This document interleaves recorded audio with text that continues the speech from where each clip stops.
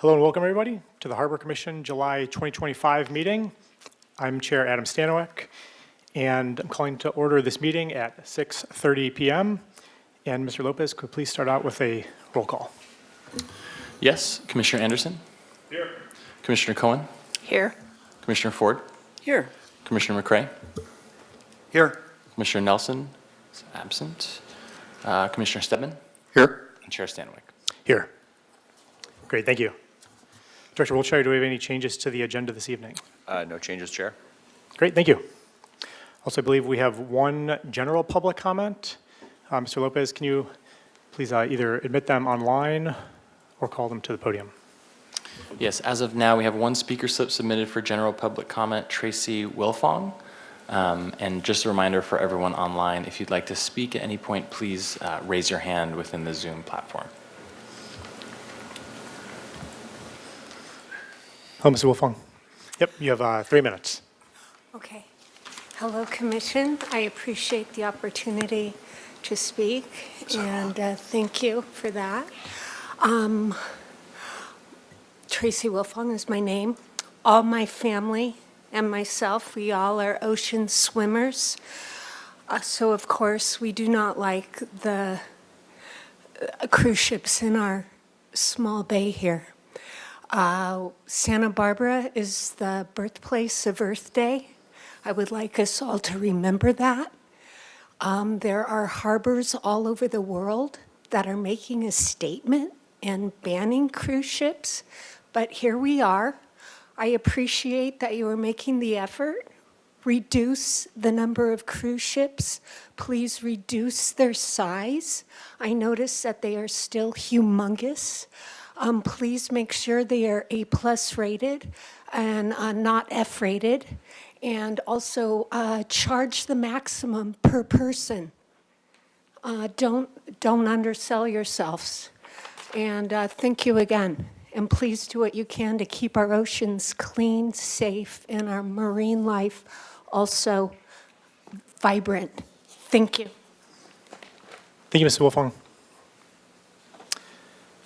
Okay, Mr. Lopez, do we have any other general public comment out there? There are no speaker slips submitted and no hands raised, Chair Stanowik. Oh, yes. Oh, were you? Oh, my apologies.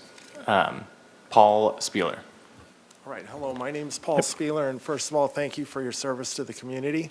It's greatly appreciated, and I am a director of the Santa Barbara Yacht Club, and so I'm just kind of here to represent our group. I've been an active boater all my life going to Channel Islands, and I just want to commend you guys on enacting the insurance policy for vessels. I think that's very good. I would also recommend that we require that there's some kind of requirement to show that vessels are seaworthy, that they can go out of the harbor and sail. I know from my experience, there's a lot of derelict vessels that aren't underway, and that would free up a lot of slips probably for active boaters. And because it took us we bought our first boat that needed a slip, and it took us about two and a half years to get that slip for that boat. So anyways, thank you very much. Thanks for the comment, Mr. Spieler. Okay, do we have any other public commenters in queue online or with speaker slips submitted? No, Chair Stanowik. Okay, great. Thanks, Mr. Lopez. Move on to work group reports. Vice Chair Ford.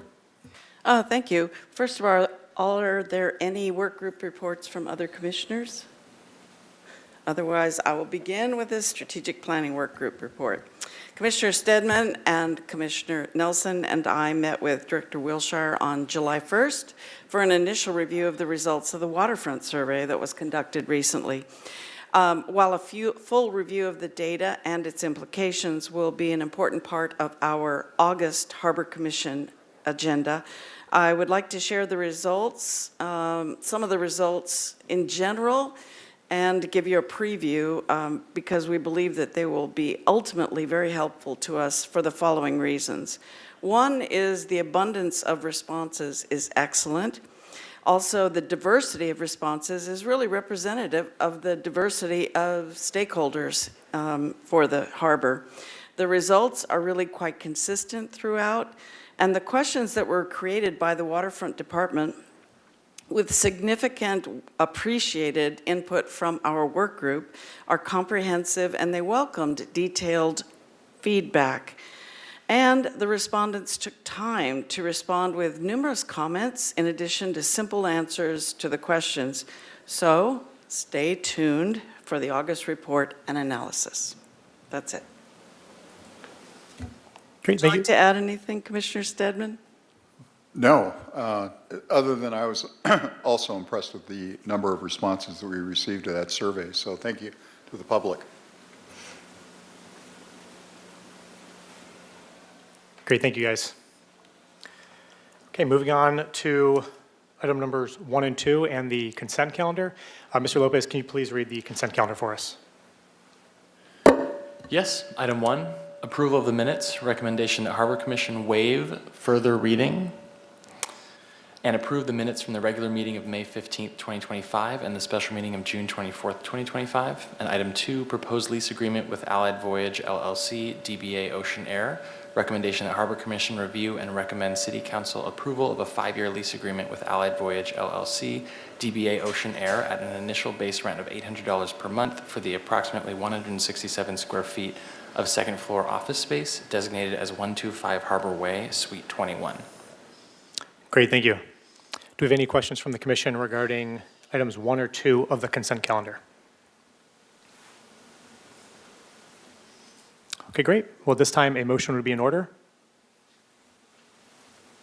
So moved. We have a motion. Do we have a second? Second. We have a motion and a second. Mr. Lopez, can you please do a vote for items number 1 and 2 of the consent calendar? Yes, this is a motion by Commissioner Cohen, seconded by Commissioner McCray, to approve items 1 and 2 of the consent calendar. Commissioner Anderson? Yes. Commissioner Cohen? Yes. Commissioner Ford? Aye. Commissioner McCray? Yes. Commissioner Nelson is absent. Commissioner Stedman? Aye. And Chair Stanwyck. Yes. And that motion passes unanimously with Commissioner Nelson absent. Great, thank you. I know that was a product of one of the special meetings, and also shout out to the RFP committee who made that happen for item number 2. So thank you, guys. Moving on to new business.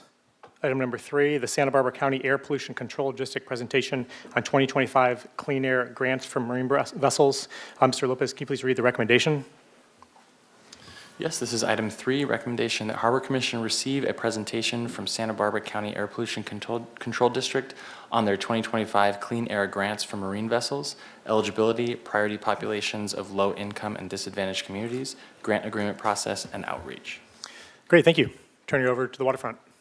Yeah, no, I'll be brief. Just wanted to introduce Mike McKay. He comes every year. He's with the Air Pollution Control District, and he shares information on their grant programs. So appreciate his time for coming to share his programs with the public. Welcome, Mr. McKay. Yeah, thank you. So this presentation is very similar to the ones I've given to you guys in years past. So with a little bit of a rinse and repeat, but we do want to just keep this fresh in everyone's mind. So you can go to the next slide. So our 25 program actually opens next Monday on July 28th. We were hoping to do last week's meeting to kind of give a little more notice, but it is what it is. It's a 40-day application window, closes on September 5th. That's when we stop receiving applications. And it's not first come, first serve. So just as long as an application for a grant is turned in within that window, we then review it and rank it for potential funding after the window closes. And we rank projects on a large variety of things. Type of project it is, total emission reductions, cost effectiveness, things of that sort. Next. So eligibility, as you can see, commercial vessels with diesel engines are the primary source of our grant funding for marine projects. We do require vessels to operate 50% of the time in the coastal waters of Santa Barbara, San Luis, and Ventura counties. The rest of that time can be in California coastal waters. And over the last 5 years, we've received 34 applications for marine projects. 25 of those 34 we made grant offers to, and 12 accepted those offers. 13 declined, and that was for a number of reasons. Typically, the offer was not enough for them to justify the new engine purchase, and that makes sense. The cost of these engines is getting really high, and it's really impactful for the owners, and we're aware of that, and we try to. That's why we come to presentations like this to, the earlier you apply, the more money you can get on the marine side. So I'll get into the commercial hovercraft regulation and the requirements that are in the pipeline for commercial vessel owners on a later slide.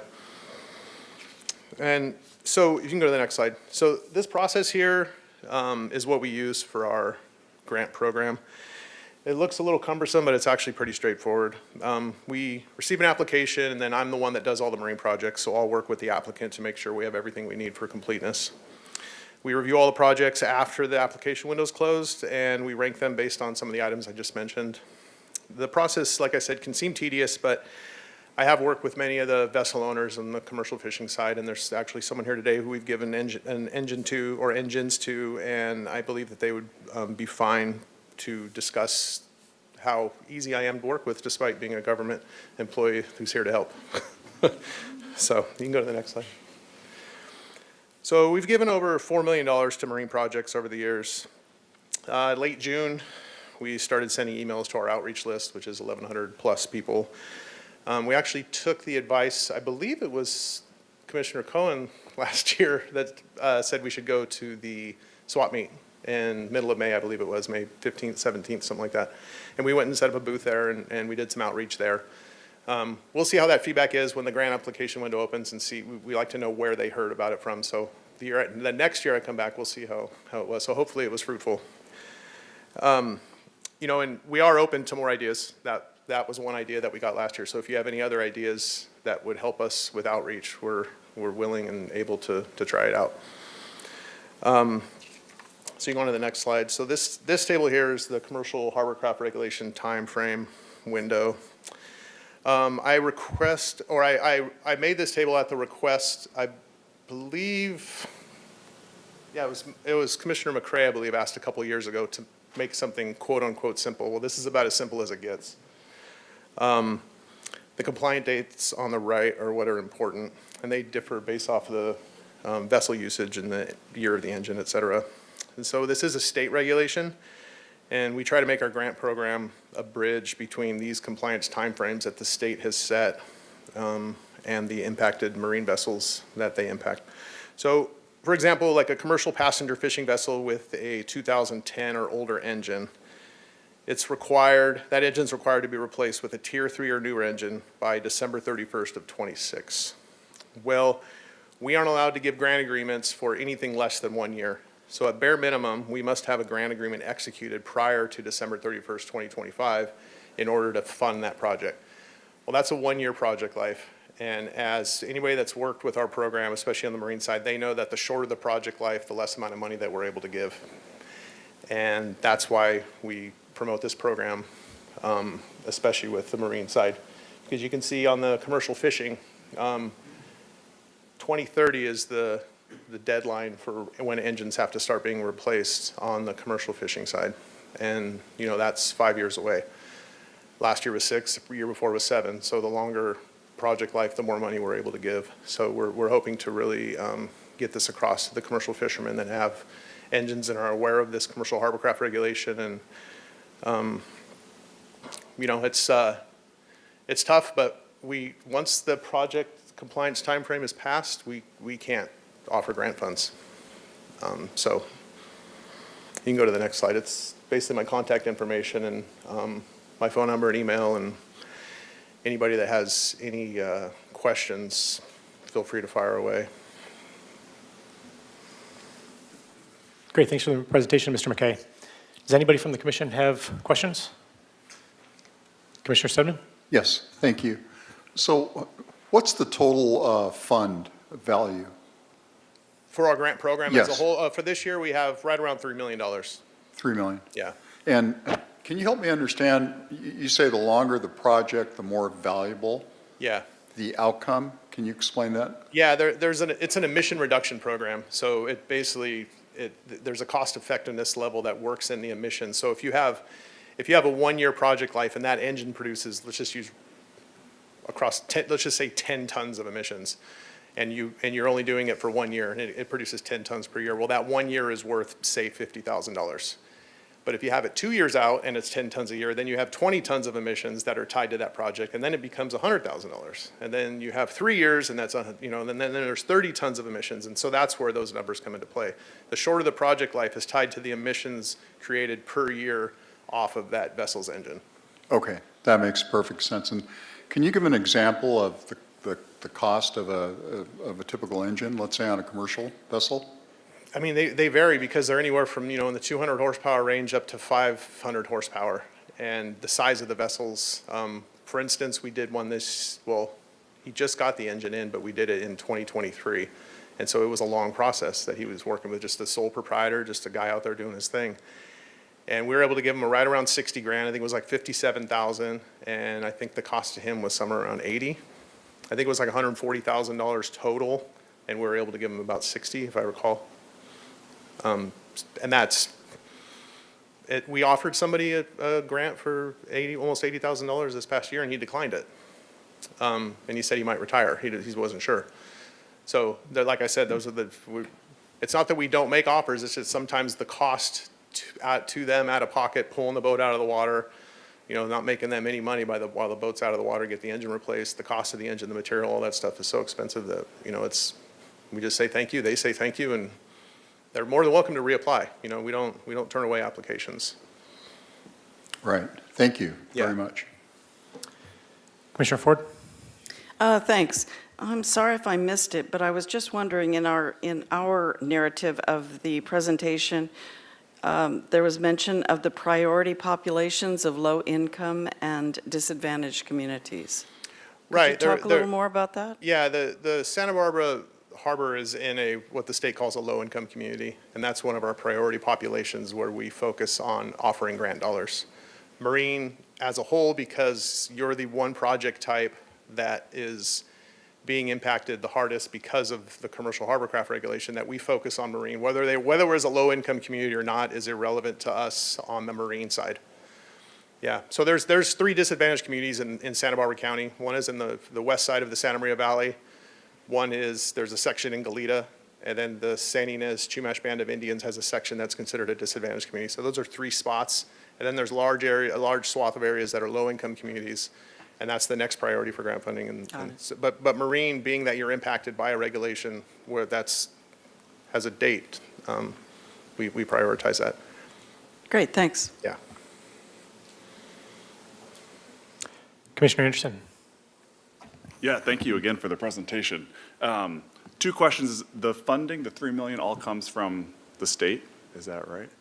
Generally, yeah, I mean, basically, yes. Yeah, there's different avenues that we get the dollars from, but they're all coming from the state in some capacity. And then how far in advance do you know, do you know what next year and 2 year, do you know what those numbers are? Does it come out each year? We don't, because every year we get something. I mean, it's give or take. There's a ballpark range, like, oh, this grant's probably going to be $700,000 to $900,000. This one's probably going to be, $500,000 to $600,000. But we don't know until we get it.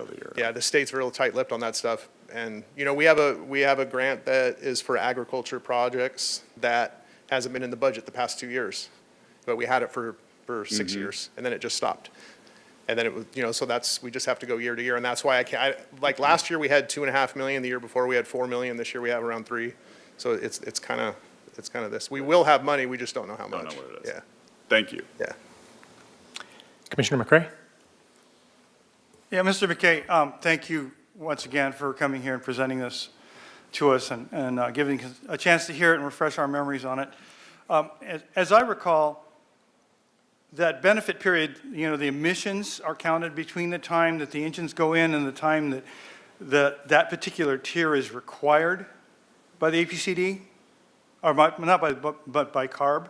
Yeah, So it's that window before it's actually required.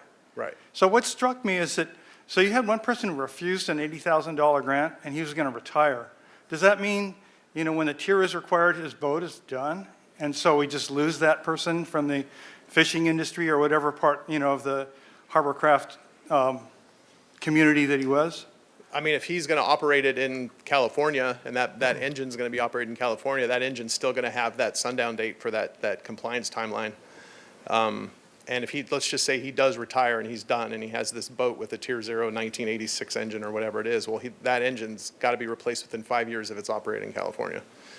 I mean, he could sell it to somebody who fishes in Alaska or in some other place.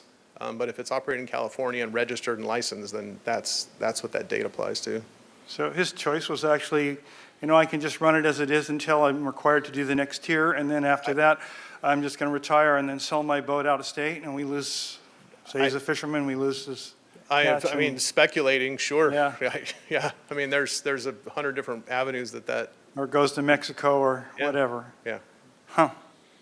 Yeah, because if he decides to retire, good for him. That sounds great. But if he wants to operate it, he can until that 2030 date.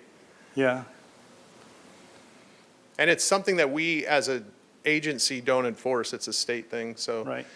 there's some districts that have MOUs with the state that go to the harbors to enforce the commercial harbor hookup regulation. Like in San Diego, I think they have an MOU with the state of California to go down to the harbor and check things. So, Great, thank you very much. yeah. Super helpful. Oh, and Mr. Lopez does have some printouts of that compliance timeframe chart, and then some flyers as well. So whether it be for you or handouts for anybody else.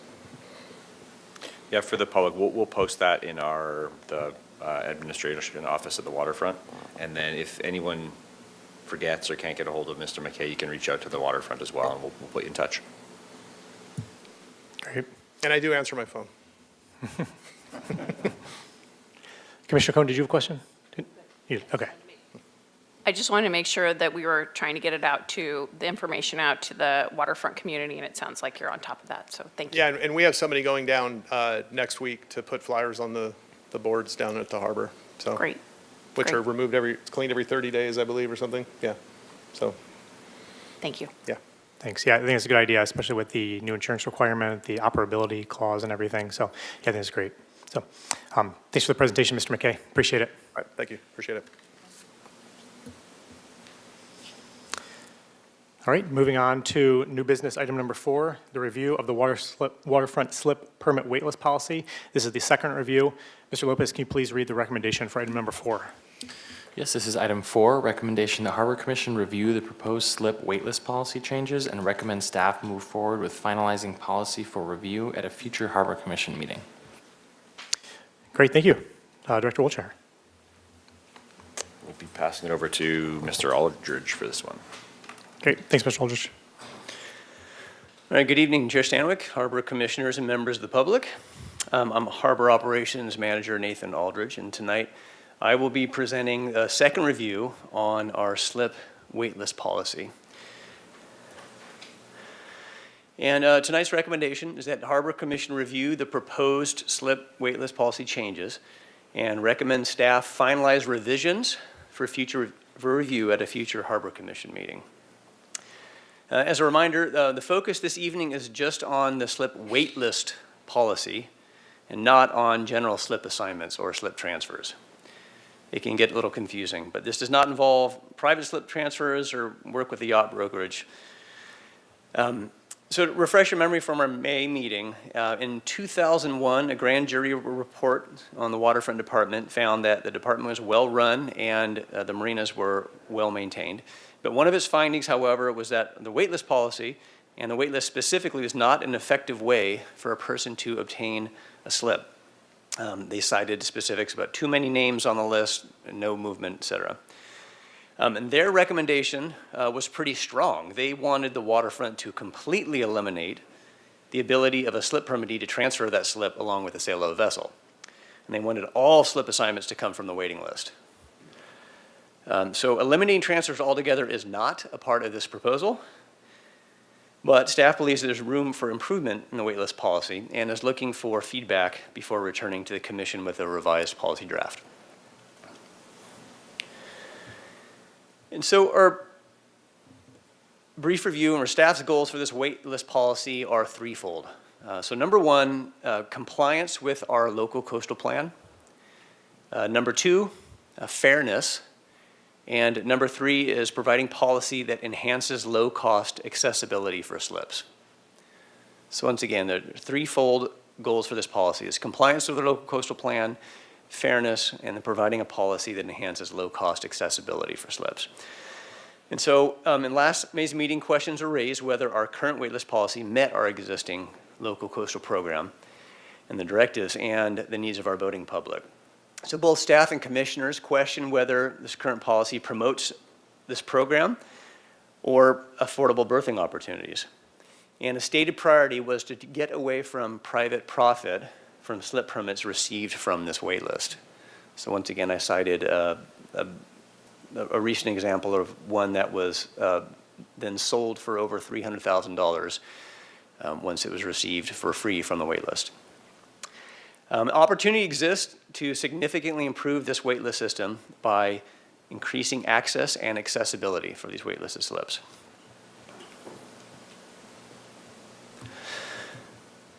So some review of the waitlist issues again. The system started decades ago, and it's gotten more and more complicated. So in May, I went into the details of the current system where we have a master waitlist, a submaster waitlist, and a lottery list. And each of these have become more and more complicated and nuanced. And if you look in our Santa Barbara Municipal Code, it stretches to over 40 paragraphs of description to kind of make sense of this. As you may not be surprised, the public is unhappy with this system and these lists, especially since the master and that submaster list are closed to new names, and closed to the public. Having waitlists that are closed to the public does not serve our goal of increasing public access to slip space in our waterfront. So once again, to be clear, tonight's proposal does not affect the general slip transfer policy. It would only affect slips that are acquired from this waitlist. A place on these lists must be maintained with a yearly fee. For years, it's been $40. It's now $50. And this waitlist fee is non-refundable per the municipal code. And paying this fee does not come with any guarantee or expectation of a slip. It's important to remember that.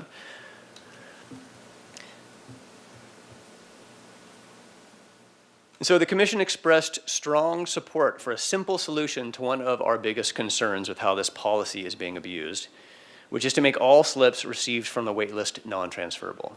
So our first proposal this evening is non-transferability. So this simple change would dramatically improve our waitlist policy.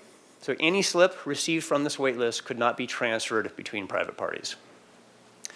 So what that means is an individual could not sell the rights to the slip permit. There's no transfer fee, no private party cost, and it would immediately lower the barrier of entry for the general public to acquire a slip permit. What this also would do, it would provide absolutely no financial benefit to remaining on a wait list solely in hopes of some future profit or payday if someone came off that list. And it would also, I believe, guarantee that those names who remained on that wait list would be ones who had a genuine interest in using that slip for voting or have an actual interest to use that slip. So as of now, there's a strong financial incentive to remain on the wait list indefinitely. So the first proposal was to make those slips non-transferable.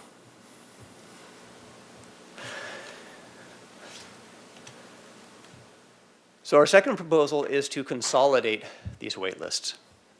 So listening to public feedback, a simple solution would be to eliminate each of these complicated lists and redesign a policy that centers on public access. So once again, the goal would be to increase the likelihood that an individual could get a slip off of this wait list. So that master, that submaster, and the lottery lists could be eliminated, and they could be replaced with one new wait list. So as a point of reference, as it stands, roughly 1 to 2 slips a year are offered to the wait list.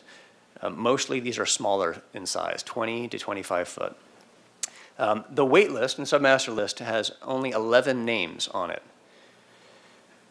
And it's important to consider that currently 5 out of the 11 names on the master and the submaster wait list already have slips in the harbor. One on the list has multiple slips in the harbor, and 10 out of the 11 waitlist names are requesting either an end-tie, a 60-foot slip, or a 50-foot slip.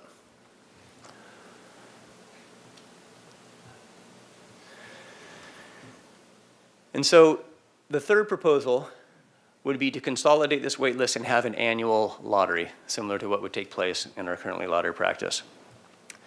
This would be the most simple and the most fair option.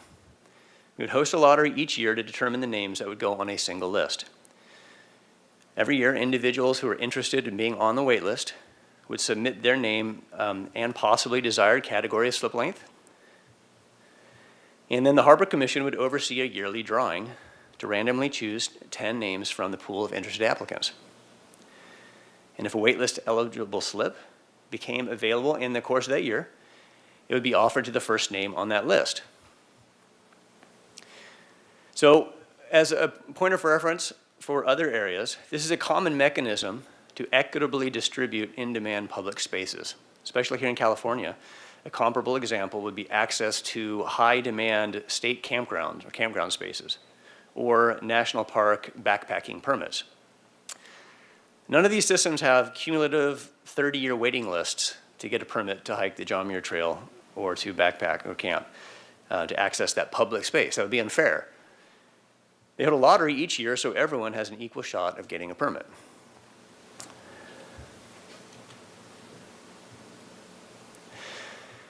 So in the course, if that slip was declined, either it could or could not result in the removal of an applicant's name from the wait list.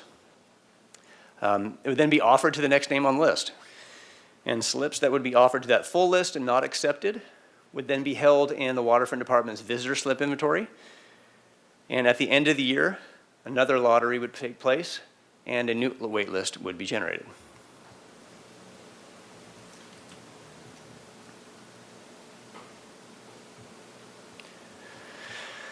So a few bumpers and barriers to this that would contain it. It would be important to make sure that current slip permittees or spouses or legally registered domestic partners would not be eligible for this lottery, similar to what we have in place already for the commercial slip fishing lottery. And this would be to prevent profiting from the sale of an existing slip just to get a free slip. So if someone acquired a slip from the wait list, they wouldn't turn around and sell their existing slip, and then we'd be in the same boat. So individuals on the current master and sub-master wait list either would or could be added to that first year's pool of names on a one-time basis. And after that first year, if those same individuals wished to apply for any future wait list, they would need to submit their names to the lottery each year like other members of the public. And commercial fishing vessels would remain subject to current commercial fishing wait list policies. So proposed changes here tonight would only affect standard slips. And this last point here is actually a change from my staff report. The commercial fishing wait list would remain in place. And the reason is, after looking this over again, although there are no current names on the commercial fishing wait list, so the list technically does not exist, if you remember the new coup de dock policy that we worked on, excuse me, it calls out for those slips to be non-transferable. And once vacated, they would go to a commercial wait list when they would be turned over. And so keeping a commercial wait list would help for that space and for possibly other designated commercial fishing slips.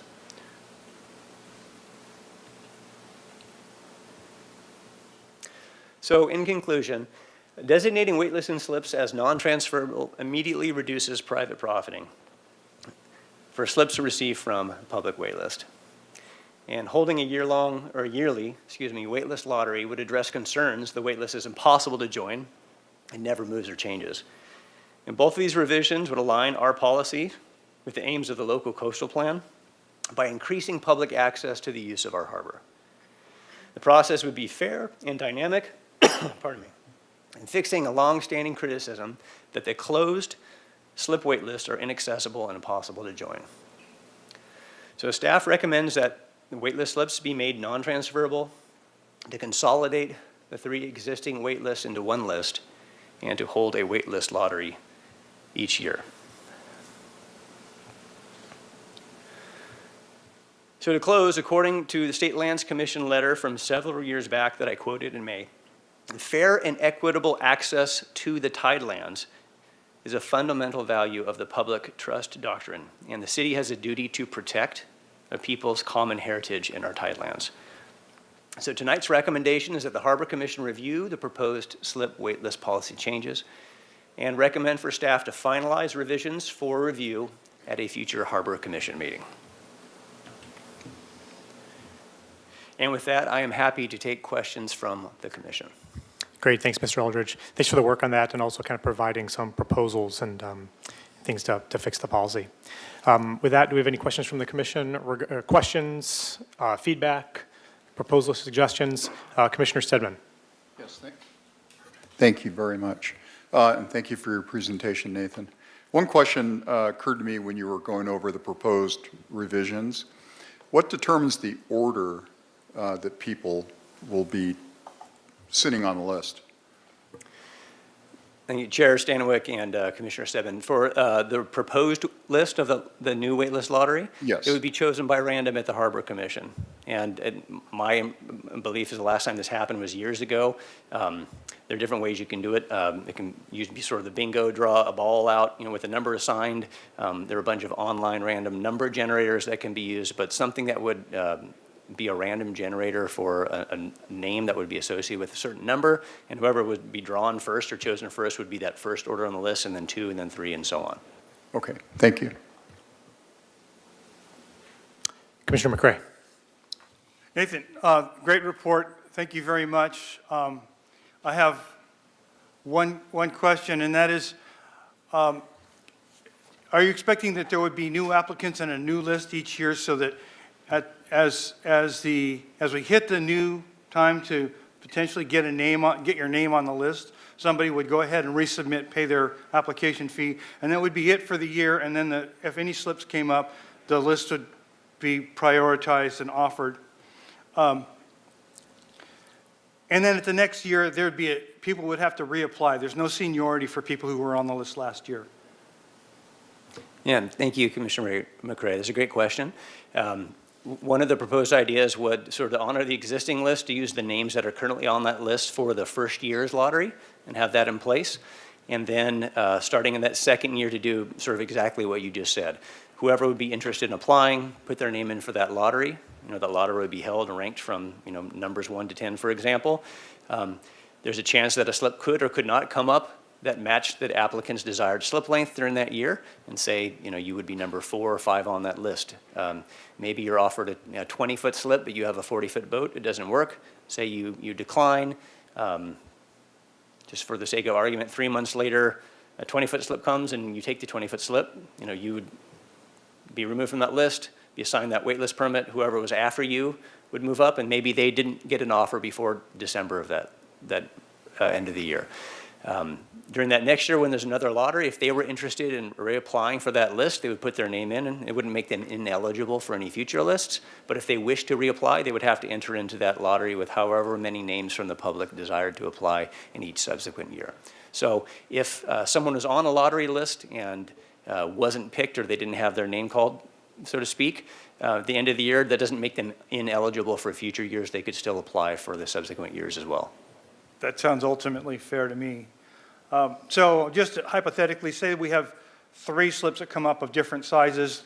The first person on the list gets the pick of all 3, doesn't pick any of them, his boat's too big. Second person on the list picks a slip, and he gets that slip. Then there are 2, and those 2 go through the rest of the list until those slips are exhausted. Is that the idea? Yes, Commissioner McCray, that's correct. That's excellent. Thank you. Vice Chair Ford. Thanks. Oh, so to clarify, there's just one list, right? There aren't multiple lists for each size of slip. Correct. And so the proposal, I think, is flexible in talking with staff and listening to the public. The way it's currently written, with the 3 separate and distinct wait lists, you have to list a desired slip length, and you're penalized by being taken off the list if a slip comes to that length that you decline.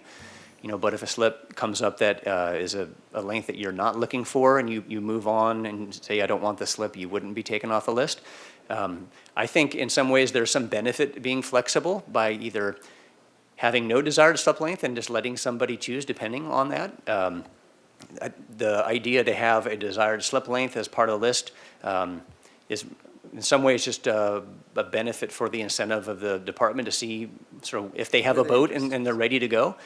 As part of our municipal code, as it currently stands in our general slip assignment policy, an individual or slip permittee has 90 days upon acceptance of a slip permit or paperwork being completed to put a vessel in that slip.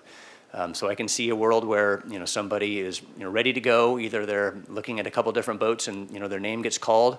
They haven't purchased the boat but ready to move and start that process. They could be ready to purchase a boat or make it happen in that time. Or it's geared towards individuals, I think, who do have a boat and they're ready to go. And ideally, that gives them a little bit of flexibility. So if they're in the market for a variety of different types of vessels, if they had an option that Commissioner McCray mentioned where maybe a 20-foot and a 30-foot slip were available, they have some flexibility on to which one they might choose if they were offered a slip. That's great, and you answered a couple of my questions with your response, so thanks. Are there any requirements then to get on the slip other than pay the application fee? To get on the list? Yeah, so Vice Chair Ford, since to understand your question right now, in the proposed wait list policy, would there be any requirements to put the name on the wait list or in the lottery list? And the answer would be no. Anybody Right. can, as long as they are not a current slip permittee. Right. Or the spouse or registered domestic partner of a current slip permittee. Perfect, thank you. Great presentation. Commissioner Cohen. Thank you. I appreciate the presentation. I know everyone's been working on this, and it is a worthy goal. I have several questions. I just want to know, first of all, did we inform the current wait list members that this was going to be an agenda item today? Commissioner Cohen, we kind of take standard practice with the way we advertise and post our meetings. I mean, it's a California law to post it specifically. So the answer is no, not specifically, but we do everything we do with any other agenda item. We try not to pick any specific group and specifically message meetings to them. We just kind of message meetings the way that we do always, which is posting them physically on Marine Gates, posting them online. Anybody who's on the Harbor Commission mailer will receive the agenda, receive staff reports and all that information. And so that's sort of deemed a sufficient advertising without like hand selecting specific groups, because we have a number of agenda items, and Sure. what's to say we shouldn't reach out to every group? I understand. I understand the complication. I just wanted to understand if they had any idea that this conversation was happening. Do you know on average how long the people that have been waiting on that list have been waiting? Yeah, Commissioner Cohen, that's another great question. So when my understanding from sort of anecdotal conversations with prior staff is that this wait list policy, there used to be hundreds of names on this wait list, and in the 1990s, there was that made the decision to sort of cap this, and it was sort of capped at a sort of arbitrary number. I'm not exactly sure how much what they ended up to filling that down. It's slowly whittled itself down over the years, but the names of those individuals that I mentioned, the 11 who remained on this list, have been on for decades. And like I said, of those 11, I think at least 5 or 6 of them are current slip permittees. So for decades, they've been paying to stay on this list. That's correct. Okay.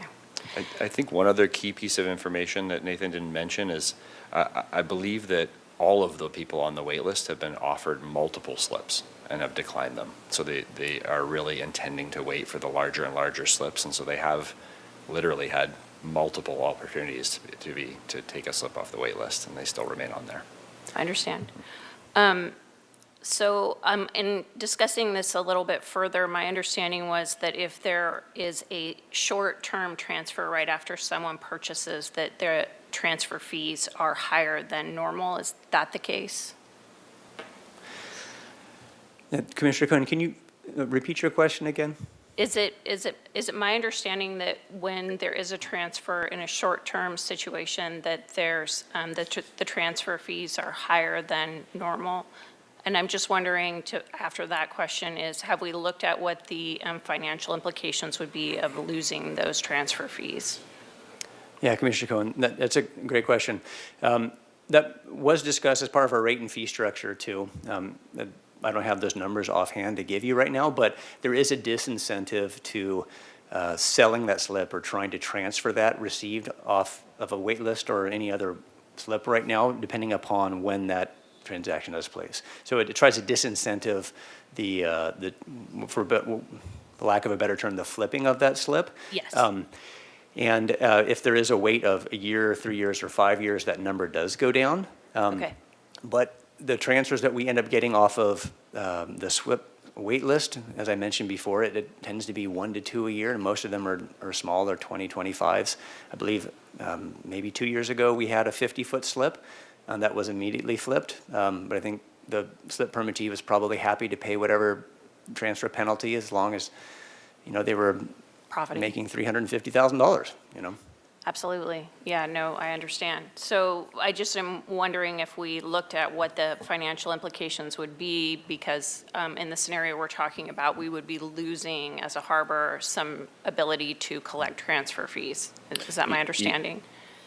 Yeah, that's correct, because it would essentially make waitlisted slip permanently waitlisted slip. So it is a financial hit to the waterfront department. Again, we're talking 1 or 2 a year. It's a pretty nominal amount of dollars, but we look at it from the point of view where this is one of those choices where it's great that we're a public harbor. We're not necessarily chasing the dollar. This is a big fix in the direction of accessibility, and I think it's a good trade-off. Down the road, we can look at other ways to make that revenue neutral, but if you looked at any given year, the transfer fees on a 20, 25, 30-foot slip, 1 or 2 of them, it's in the range of, $10,000. So a pretty nominal amount of money compared to the size of our budget. Okay. Just making sure that we looked at the financial impacts of doing something like this. I mean, I see where we're going, and I understand this. I do feel like, especially when you put those numbers in front of us of a $300,000 slip, and making it, something that we basically just lottery off to someone, I don't know that it really greatly impacts accessibility. While one person is obviously going to be the winner in that scenario, there are going to be a lot of losers. So I just didn't know if there was, a discussion of alternate methods to increase, the access, because ultimately I feel like this is a supply problem and not a policy problem. It's people wanting to have access to slips, wanting to have access to the harbor. And I don't know that you ever make boating 100% accessible. I mean, I completely understand backpacking and rafting permits. That's my world. But those are much more less expensive ventures than, buying a boat and taking care of it for a long, long time. So those are my concerns. Yeah, thanks, Commissioner Cohen. And also, too, just on that, because I know that the slip transfer revenue is a big part of the waterfront's budget. And I was wondering, is there any intent to cap these amounts of slips going forward? Or is it just so de minimis right now that there's going to be such few going forward? Yeah, Chair Sandwick, that's a great question. Also, once again, bringing back to sort of clarifying one of the first slides, this does not affect our slip transfer policy. And 99% of those slips that change hands or that we process on the month-to-month are going to be unaffected by this policy. This, to me, is just a sort of egregious violation of public space or a wait list where someone should be using it for boating that hangs on to it sort of like a lottery ticket, and then 20 years later, like I say, cashes in. So for staff, I think it's sort of low-hanging fruit in a way for us to be able to clean up something and create, to get to Commissioner Cohen's point, slowly by slowly add some other slips that, stay waitlisted slips that are non-transferable that, the department can use, and an individual can get into boating where they don't necessarily have to buy a, 40-foot boat and a slip sort of on that gray market in order to get into boating.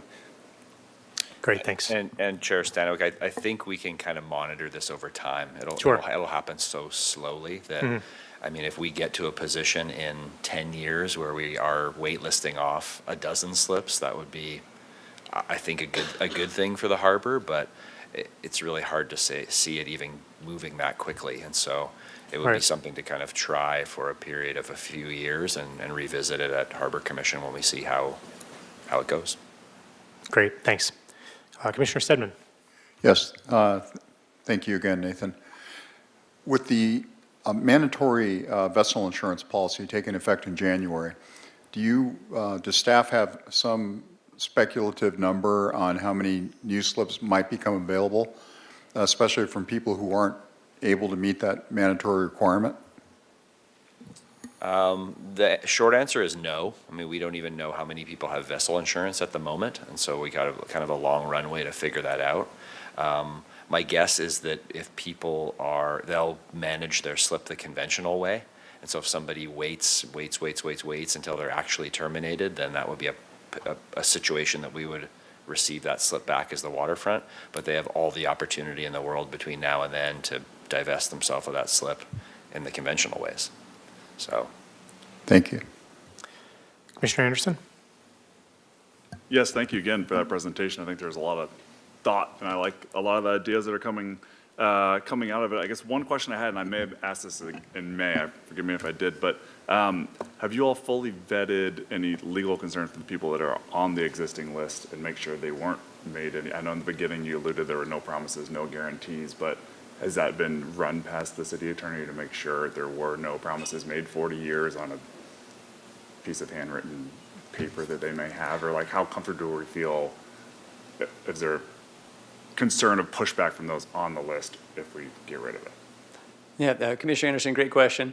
If the proposal moves forward, I can very directly answer that question to the city attorney's office.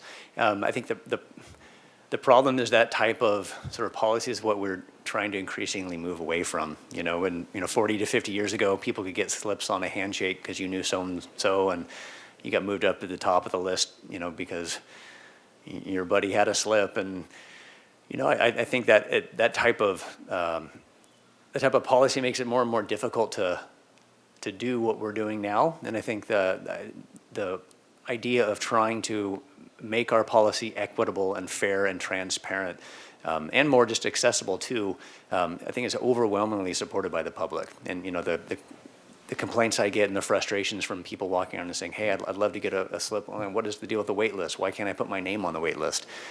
It's hard to defend, why and how. And so when I explain to them something like this proposal, I say, yeah, that makes perfect sense. I would like to finally have a chance to, start voting.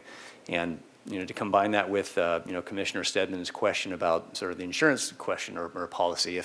If we do have boats that have been sitting in a slip for, 20 years and, they're derelict or they're not being taken care of or as well loved as they once were, and this may be a push for someone to say, hey, it's time for me to move on and either sell the boat or, give the slip to someone else who would be able to use that.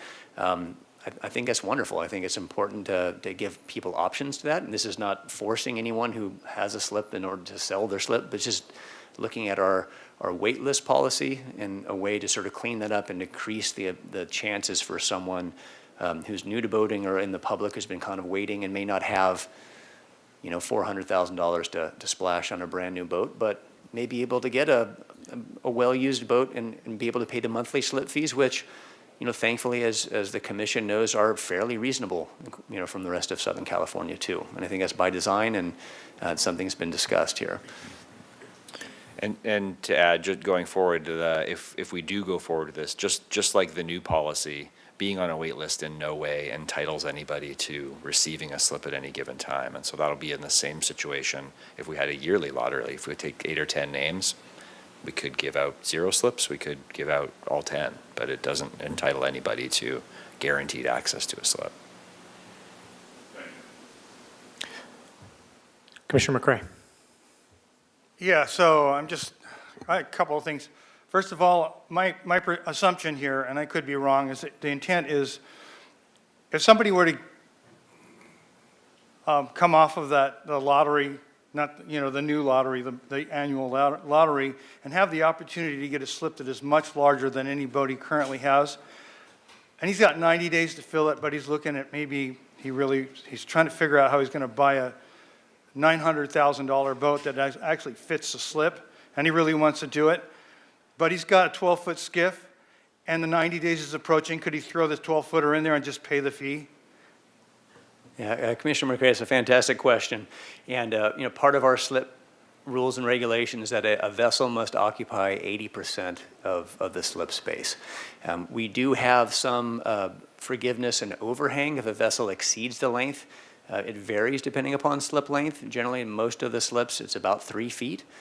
So if you have a 28-foot boat and you put it in a 30-foot slip, that's fine. If you have a 32-foot boat in a 30-foot slip, generally that's okay too. Sometimes it's a game of inches, if you talk to people who are trying to put a boat into a slip, but it needs to be an appropriately sized vessel for that slip. And in that example of, someone who would be entering in a wait list and they have a 12-foot skiff and they're hoping to get a 20-foot slip, knowing they would have no need or desire or incentive to take that 50 because at the end of the day, when they were finished with it, they couldn't sell that. It would be non-transferable, so that would just remain in the waterfront. So the incentive and the idea with this is to have an appropriately sized slip for someone who's waiting to use that to be an active boater. Thank you. I think that's important for people to know. They got to get a boat just 90% of the slip rating within those 90 days if they're going to accept that slip off the, yeah. The other thing is that, so it sounds like there's two different decision points in this. One is to move forward with this policy that's being developed. And the other has to do with the commercial fishing slips. And I'm hoping that those two are separate decision points for us ultimately, that we're not trying to decide both policies at the same time, because they are so potentially so different. Yeah, thank you again for bringing that up to clarify, Commissioner McCray. Once again, in the proposal here, the commercial slip waitlist policy would be unaffected and it would remain in place. And once again, that's due to our new CUDADOC policies. And even though that list, like I said, for all intents and purposes does not exist, there are no names on that list. Having a list that we can have and pretty much create or generate, I think would be helpful for the commercial fishermen going into the future, especially for that CUDADOC space. So commercial fishing is unaffected by this policy. Thank you for that. Vice Chair Ford. Thanks. Well, as the chair of the Strategic Planning Work Group, I'm really in favor of this, and this is more of a comment. I'm very glad to hear we're not chasing a dollar, and also I appreciate that we're cleaning up language and policy, but I just want to remind our fellow commissioners that this new suggestion, this policy suggestion is very much in line with the local coastal plan, and this is the guiding document for all of our conversations. Thank you, Vice Chair. Commissioner Cohen. Thank you. So I just wanted to I'm just wondering if we did talk to a business advisor with the city when we went over this, and legal, just to confirm. I agree with Commissioner Anderson that those 2 points, the financial impacts and the possible legal impacts of people who've been on a list for a very long time, that those have been already discussed with the city. Yeah, just to be clear with the commission, the way that we've handled these and with vessel insurance is we've brought them to you kind of in stages. And so this is really a conceptual presentation. So what our next step is essentially bringing redlined language back to you. That's typically the point when we engage the attorneys, when we're ready. If this is something that the Harbor Commission wants to move forward with, we'll move to that stage. If not, then we'll go a different direction. But it's kind of worked really well bringing it to us in kind of conceptual stages. And so if the Harbor Commission is in favor of moving forward with this, Nathan and myself will get back to work and kind of spend the next month or so ironing that out, bringing the attorneys in, and the product that we bring to you next is a literal red line document of the municipal code to review that has been proofed and read by the attorneys. So it has not been reviewed with a business manager or legal at the city. Is that my understanding? By business manager, we have an internal business manager in the waterfront, and they're certainly aware of this. The financial impacts are fairly minor, so even $30, $40 a year for a reasonable amount of time to expect 5-10 years, it's a few $100s.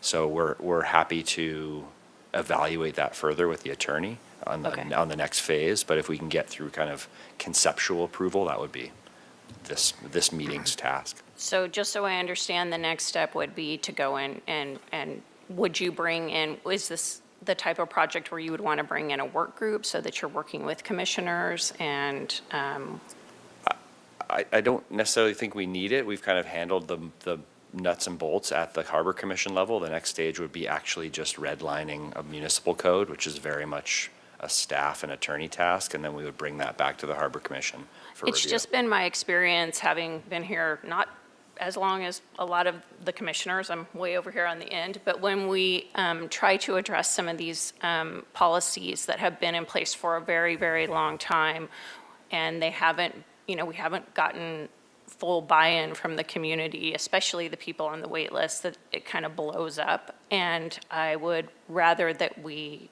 not have that happen.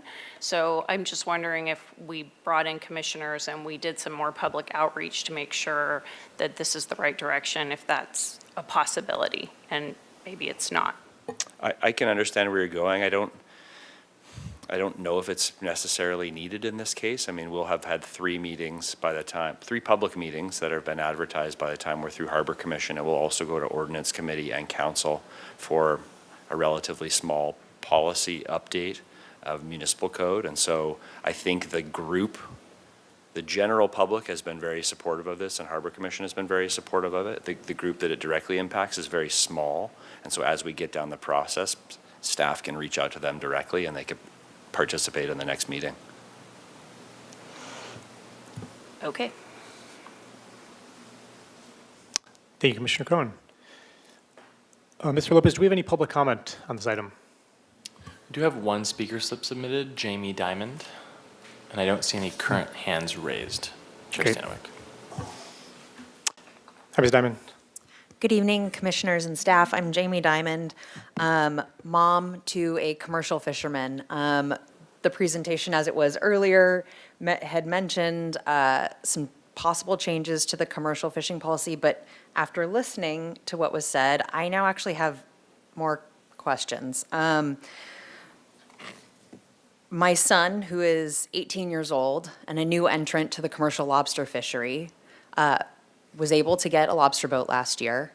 And at that point, we reached out to the waterfront, said we'd like to be on a lottery list or a wait list for a commercial slip.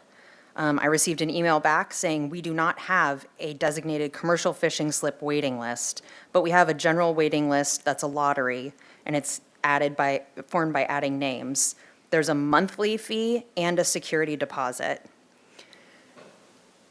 But what I'm hearing tonight is that there is a commercial list and there's nobody on it, which my son would be on it. He didn't get on the other one because in addition to having to find a slip elsewhere and pay the rent there, he would also be paying a monthly fee and the security deposit. So it diverges from what the intent of this item is, especially since the change on that last bullet from the non-transferability. I recognize that, but I just like to flag that as confusion. That was from an email that I received back from waterfront staff. And so I pulled that up after hearing what was said. In general, as somebody who advocates for accessibility to our waterfront for a variety of users, whether it's a small skiff user or a larger vessel, I really support the non-transferability of waitlist slips. I believe that somebody getting a slip from the waitlist and then being able to turn a profit on it, it doesn't sit well, especially when it comes to a public resource.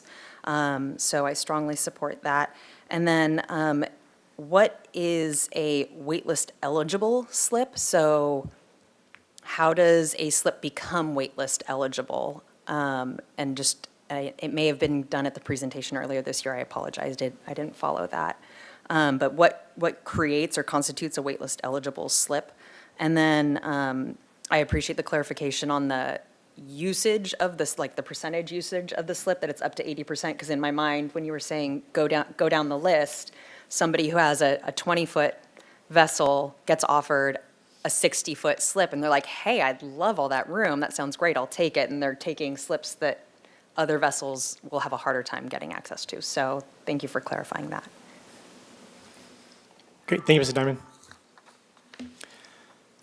Just to clarify one of the public comment question, the waitlist eligible slip, can you guys just kind of elaborate on that real quick? Yeah, Chair Stanwyck, there's really very few ways that a slip ends up on the wait list.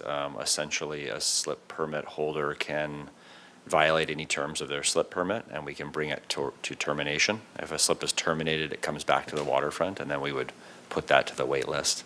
If somebody passes away and has no other slip permittee or listed on file, then those are generally the the ways that slips come back to the wait list.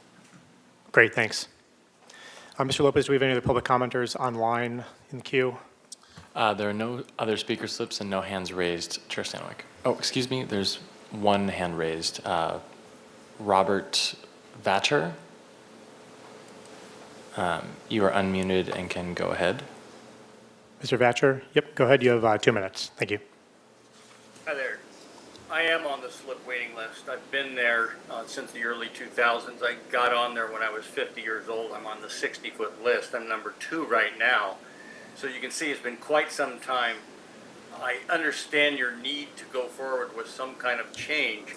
However, there's only 11 people on the master and submaster right now at an attrition rate of 2 to 4 slips per year. That list is going to be gone in short order.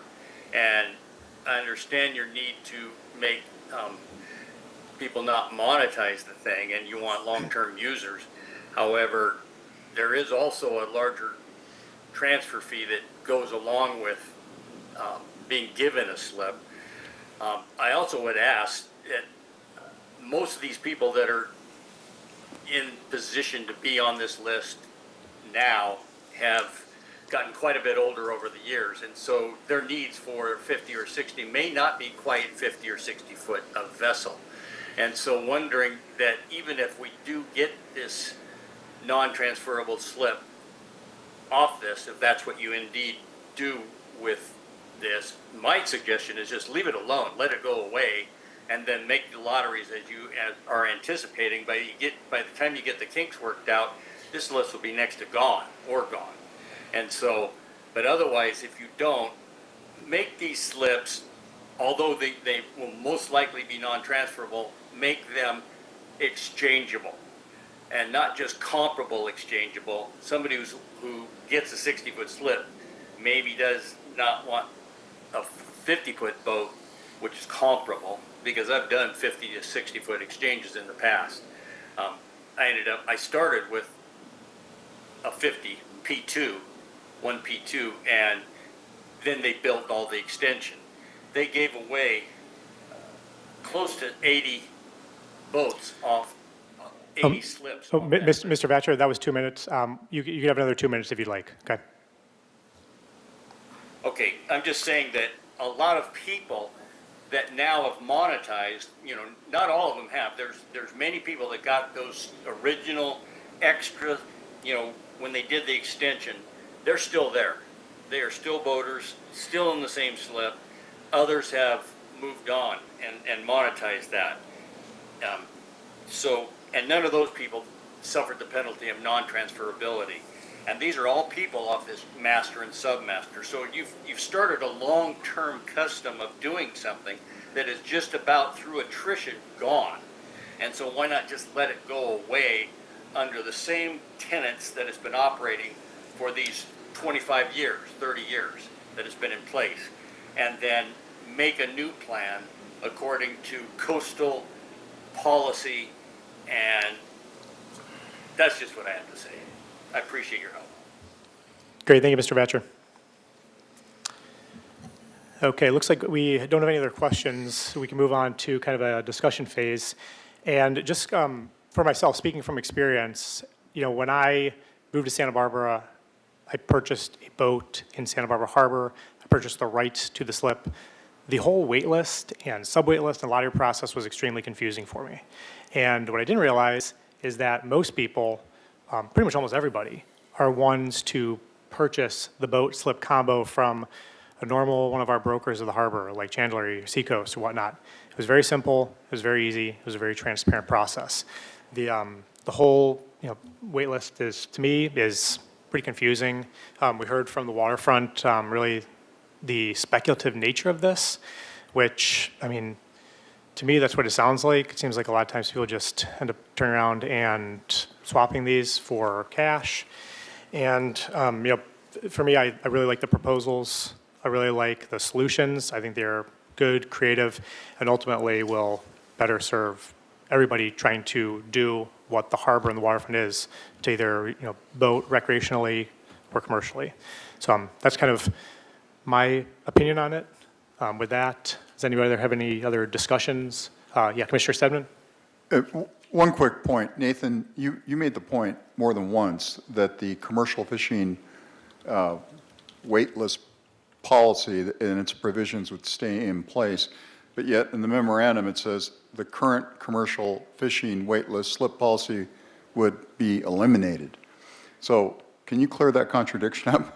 Yeah, that's correct. Thank you once again, Commissioner Stedman. I wanted to be clear, to try to clear up the confusion in the beginning of this presentation. So after that, I had submitted that staff report, I basically caught the fact that by doing that, it would hamstring our new coup d'etat policy and our desire to create those 9 new slip spaces and make those as non-transferable, and they would end up going to the commercial fishing slip wait list. And so I realized I wouldn't want to eliminate the concept of a commercial fishing wait list if we've already have some good policy we created in order to create those slips that would be waitlisted slips. And so realizing that it's too late to change the staff policy, I wanted to try to clarify that tonight. Thanks. Great, thank you. I don't see anybody else in the queue. Mr. Lopez, can you please read the recommendation for number 4? Yes, the recommendation is that Harbor Commission review the proposed slip waitlist policy changes and recommend staff move forward with finalizing policy for review at a future Harbor Commission meeting. Great, thank you. So that, if there's no questions or comments, a motion would be in order at this time. So moved. Seconded. Great, we have a motion and a second. Mr. Lopez, can you please do a vote for us? Yes, this is a motion by Commissioner McCray, seconded by Commissioner Stedman to approve the staff recommendation. Commissioner Cohen? I'm going to abstain. Commissioner Ford? Aye. Commissioner McCray? Aye. Commissioner Nelson? Is absent, excuse me. Commissioner Stedman? Aye. Commissioner Anderson? Yes. And Chair Stanwyck. Yes. And that motion passes unanimously with Commissioner Cohen abstaining and Commissioner Nelson absent. Great, thank you. Okay, let's move on to item number 5 of new business, the annual cruise ship program review. Mr. Lopez, can you please read the recommendation for item number 5 of new business? Yes, this is item 5. Recommendation that Harbor Commission receive a presentation from staff reviewing the 2024-2025 cruise ship program, including data on visiting vessels, revenues, and compliance with recently adopted cruise ship program improvements. Great, thank you. Turning it over to the waterfront. Yeah, we'll have Ms. Angela Rodriguez doing this tonight. She's kind of the czar of our cruise ship program. Great, thanks, Ms. Rodriguez. Hello and good evening, Harbor Commission and members of the public. I am Angela Rodriguez, Administrative Analyst 3 for the Waterfront Department, as well as the Cruise Ship Program Coordinator. Tonight, we'll be presenting on the cruise ship program and the efforts over the past year to implement the newly adopted cruise ship program improvements. So let's begin. I'll go ahead and skip this one since Nico just read it. Okay, as a quick refresher, here's a little history of the cruise ship program in Santa Barbara. The program started in 2002 and is managed by the Waterfront Department. Since the start of the program, the Waterfront Department has hosted over 250 cruise ship calls. The Waterfront Department schedules the cruise ship visits during non-peak business seasons, and therefore it does not schedule any cruise ship visits from Memorial Weekend through Labor Day. This is meant to avoid the summer months when the city is more impacted by non-cruise ship visitors. Additionally, cruise ship calls are scheduled anywhere between 12 to 36 months in advance. The Waterfront Department website, where the cruise ship schedule is available, is shown on the screen and gets updated before each cruise ship season.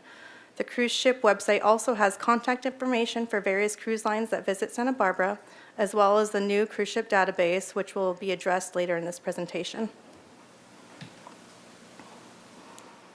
Now here's a little insight on how the cruise ship program works on the day of the cruise ship visit. The ship anchors approximately 1 mile offshore and tenders ferry passengers to Santa Barbara Landing. Santa Barbara Landing is an approved facility through the U.S. Coast Guard and creates a secure area for the passengers to disembark. Once the passengers are landside, they are greeted by volunteer ambassadors from the Chamber of Commerce who provide them with a wealth of knowledge about the city, along with information about where they can eat, shop, see some of the famous attractions that Santa Barbara has to offer. Some guests have prearranged tours, but many of the guests are happy to take a tour of the city on their own by walking or taking advantage of the shuttles provided by the Waterfront Department. In addition to the shuttles that takes guests into the city, the Waterfront Department also provides security and, for larger ships, additional restrooms. To run this program, the Waterfront Department charges $15 per passenger. The Waterfront Department receives these funds per passenger regardless if the passenger gets off the ship or not. Here's a quick and condensed recap of the history of the cruise ship subcommittee, which is what brings us here tonight. The process started after COVID in 2022, when the community began returning to tourism and Santa Barbara was due to begin receiving cruise ship visits. Before the first post-COVID cruise ship visit, the Waterfront Department presented a cruise ship program review to the Harbor Commission and City Council. After the cruise ship visits returned, there was increased public interest regarding the impacts of cruise ships to Santa Barbara. This was due to the increased number of visits scheduled in 2022, which was 30 cruise ships. The increased public interest prompted Harbor Commission to form the Cruise Ship Subcommittee on April 21st, 2022. As a result, the Cruise Ship Subcommittee embarked on a 2-year process to discuss environmental, social, and economic impacts of the cruise ship program in the Santa Barbara. The meetings were well-attended public meetings with presentations from the Air Pollution Control District, Cruise Line International Association, U.S. Coast Guard, Santa Barbara Channel Keeper, Channel Islands National Marine Sanctuary, Visit Santa Barbara, and the Chamber of Commerce. At the end of the 2-year process, Harbor Commission and City Council heard presentations from the Waterfront Department and voted to adopt the following 20 cruise ship program improvements.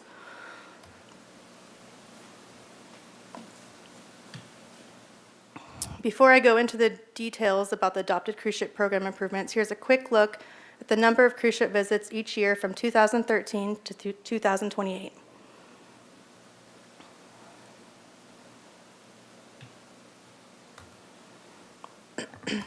Now, here we are today with the status update on the 20 cruise ship program improvements adopted by Harbor Commission and City Council.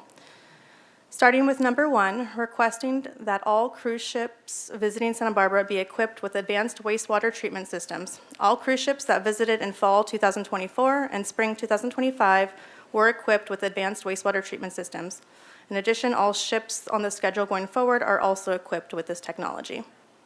Recommendation number 2 was to continue the local requirement of no discharges of any kind within 12 nautical miles of Santa Barbara.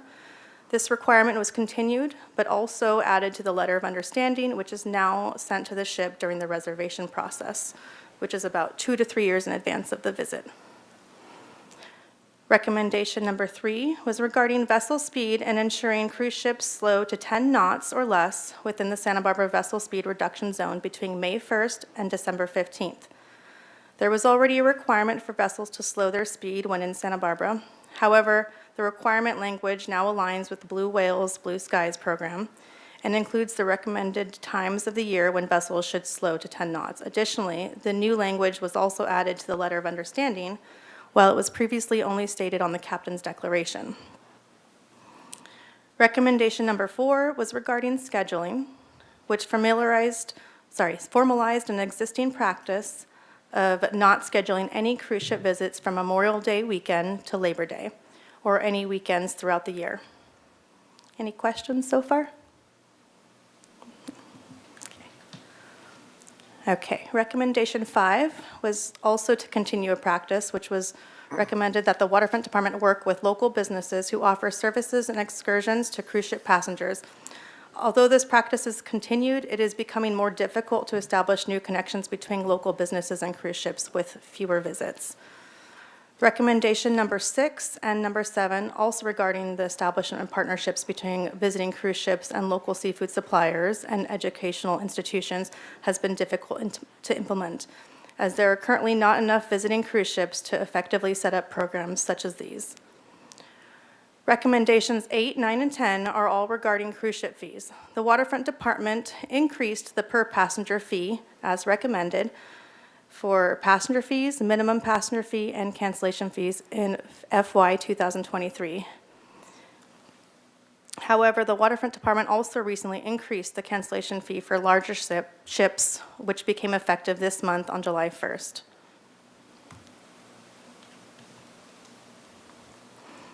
Moving on to recommendation number 11 regarding the approval process. It is existing practice that is being continued. The letter of understanding is also now sent to the ship during the approval process 2 to 3 years in advance of the visit. Recommendation 12 was to establish a publicly available database regarding cruise ship statistics and technologies. The cruise ship database is now available on the cruise ship program website for public review. It is the intent of the Waterfront Department to continue to update and add to this database each cruise ship season and as additional information becomes available. I will bring up the database for review at the end of this presentation as well. Recommendation number 13 was to ensure that there would be periodic reviews to the cruise ship program, which brings me here in front of you all tonight. Recommendation 14 was to evaluate the need for a licensed ship pilot to assist visiting cruise ships. This recommendation was not implemented as staff worked with the U.S. Coast Guard to evaluate the need for a licensed pilot aboard ships and determined it was not necessary in the Santa Barbara Channel. Recommendation 15 was to request ships visiting Santa Barbara to consider at anchor emissions, control systems when such technologies become commercially feasible. This recommendation is difficult to implement as it is not a measurable metric since ships currently use various methods to reduce air emissions, and the recommended technology is not yet commercially feasible for all ships. Moving on to recommendation 16, which was to establish a limit of 20 cruise ship visits per year. This recommendation has been implemented as there were 13 cruise ship visits in 2024 and 11 scheduled for all of 2025. Additionally, there are less than 20 cruise ship visits scheduled in 2026, 2027, and 2028. Recommendation number 17 was to prioritize cruise ships without scrubber technology or with closed-loop scrubber technology. This has not been implemented as there has not yet been a need to prioritize ships while under the 20 cruise ship per year limit. However, this would be a difficult to prioritize as it would be the Waterfront Department preference to defer to the regulatory agencies that govern when various technologies that can and can't be used during anchoring. Recommendation 18 is very similar to that and has to do with prioritizing cruise ships with plug-in or shore power connectivity. This one is also hard to prioritize, but there hasn't been an incident to have to prioritize yet. Recommendation number 19 was to prioritize cruise ships with exemplary environmental compliance records. The Waterfront Department has not implemented this recommendation while still being under the cap, as there has not been a need to prioritize ships yet. However, this recommendation will likely require more evaluation. Recommendation number 20, the last one, was to maintain the cruise ship work group. However, it has been dissolved by Harbor Commission to handle these discussions at the Harbor Commission level.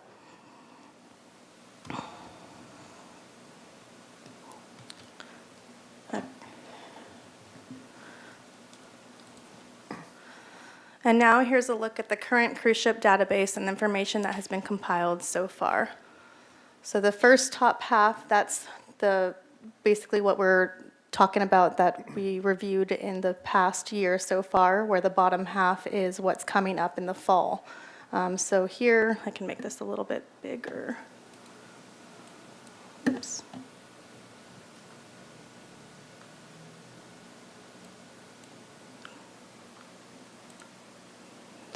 Nico's, sorry. I'm trying to find the Zoom here, it's blocked.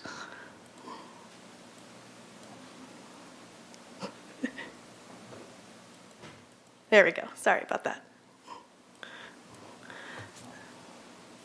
Okay, hopefully people can see that a little bit better. So on this spreadsheet here, it basically goes over some of the recommendations that we were supposed to be tracking, which includes the vessel information regarding shore power connectivity, the scrubber types, as well as we were asked to also look into the small ships versus the larger ships and the economical impact. So I put the revenue to the Waterfront Department over on the last column there. The bottom one shows all the estimates, but those are not the exact numbers of passengers that we may or may not receive.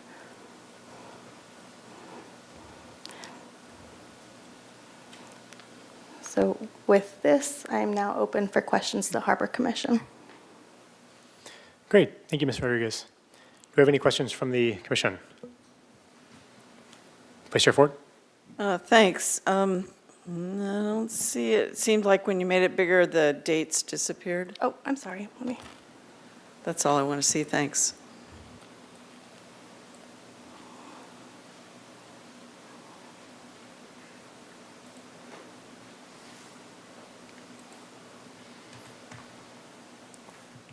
Any other That gets questions you in there. from the commission? Regarding the, Commissioner Stedman? Is there a fall schedule? This is the I fall mean, not one. the fall, spring? We do have one, but that one's not confirmed with all the cruise ships just yet. So sometimes they do cancel, where this one's a little bit more confirmed since it's coming up. Got it. Thanks. Commissioner Anderson? Yeah, let's see here. Thank you for putting this together. This is what I was looking for on the website. Is this available online, or it is? Yes, this is on the cruise ship visit website. It's under Is the, it where all the visits are listed? yeah. Okay, okay, that's very helpful. I haven't seen that yet. It's nice to see that. I guess my question is, so the revenues are down a little bit from what they were prior to the policy, right? Do we think that is because, do you think that has anything to do with our policy, or just in general, there's less interest right now in visiting? Have we lost any cruise lines, or any cruise lines that are not coming that used to? It's a great question. We reached out to the cruise lines about a month ago to kind of touch base on that, to get an idea about demand and trying to figure out years to come. In pretty clear terms, they let us know that we were kind of, the process definitely changed the way that they were doing business with us. And so that they were kind of less, I mean, they have to book these and schedule them so far in advance. And so they kind of didn't necessarily feel that sense of reliability. So they indicated that our cruise ship numbers were down because of our policy, not because of like industry demand. Thank you. I think that's it from me right now. Commissioner McCray? Yeah, so I'm looking at this list. Looks like there were actually 6 different parent companies that were using the harbor, and now we're down to just 1. This is a big change. We have 1 company that's willing to work with us at this point.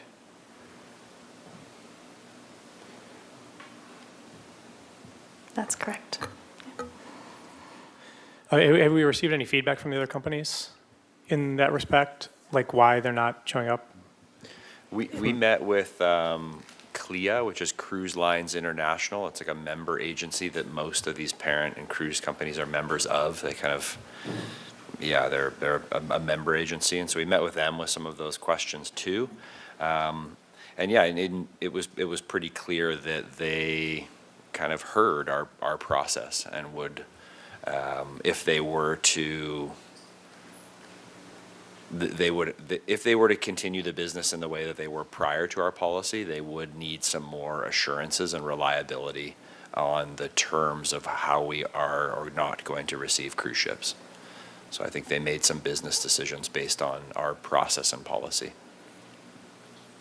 Great. Thanks for the clarity on that. Mr. Lopez, do we have any public comment on this, either online or speaker slip submitted? We do. We have 2 speaker slips submitted and 3 hands raised. So we can start with the speaker slips. Sure. Yep, start with the speaker slips. Okay. So first up is Nate Irwin. Great, thanks. Mr. Irwin, we have 2 minutes. Okay, is there any chance that I could have 2 minutes and 30 seconds? I'm excited to see this database. Is that a possibility? Sure, yes. Thank you so much. Hello, Commissioners, Chair. My name is Nate Irwin. I'm here on behalf of Santa Barbara Channel Keeper. I want to begin by thanking the Waterfront Department staff, the Harbor Commission, the City Council, and most importantly, the community for all of the time, energy, and dedication that has gone into strengthening our cruise ship program. Our community has consistently shown a strong commitment to protecting our coastline, and the channel. That's why the changes adopted by the City Council last year received such widespread public support. The motion outlined a clear path forward, limiting cruise ship visits, enhancing environmental protections, and prioritizing ships that demonstrate the strongest commitments to protective technologies and best practices. We fully support the waterfront staff's ongoing efforts to implement these changes, and it's so exciting to see this foundation being built with this publicly accessible database. I mean, that is really important. And there are some concerns that we have. Some of the directives, such as prioritizing ships with strong environmental compliance records, investigating the use of scrubbers and what the environmental impacts of that are, smaller vessels, cleaner fuels. It seems as though they have not been fully analyzed or adopted, either due to the current number of ships, which we heard, or other reasons. And these environmental standards should apply to all cruise ships, not only when the cap is reaching 20. There has been a strong and consistent agreement among the community, City Council, this commission, that every ship should be evaluated against clear environmental criteria, regardless of when it's being booked. Evaluating and tracking compliance records and onboard technologies is essential to maintaining a transparent and effective program. While we recognize that implementation may be complex, it's both necessary and achievable. And we're concerned by the lack of movement in this area, but this is a really great first step moving towards that direction. And I just want to finish by saying that recommendations 1 and 3 on slide number 7, it still says requests, and what the motion was from council was require. And that was also in the staff report as require. So it'd be great if we could change that. And we're here to support staff in doing this, and we remain committed to doing so. And thank you for your time and the continuing work that you all have done to make this program great. So thank you so much. Great, yeah, thank you for the public comment. Mr. Lopez, do we have another speaker slip? Yes, we have Jamie Diamond.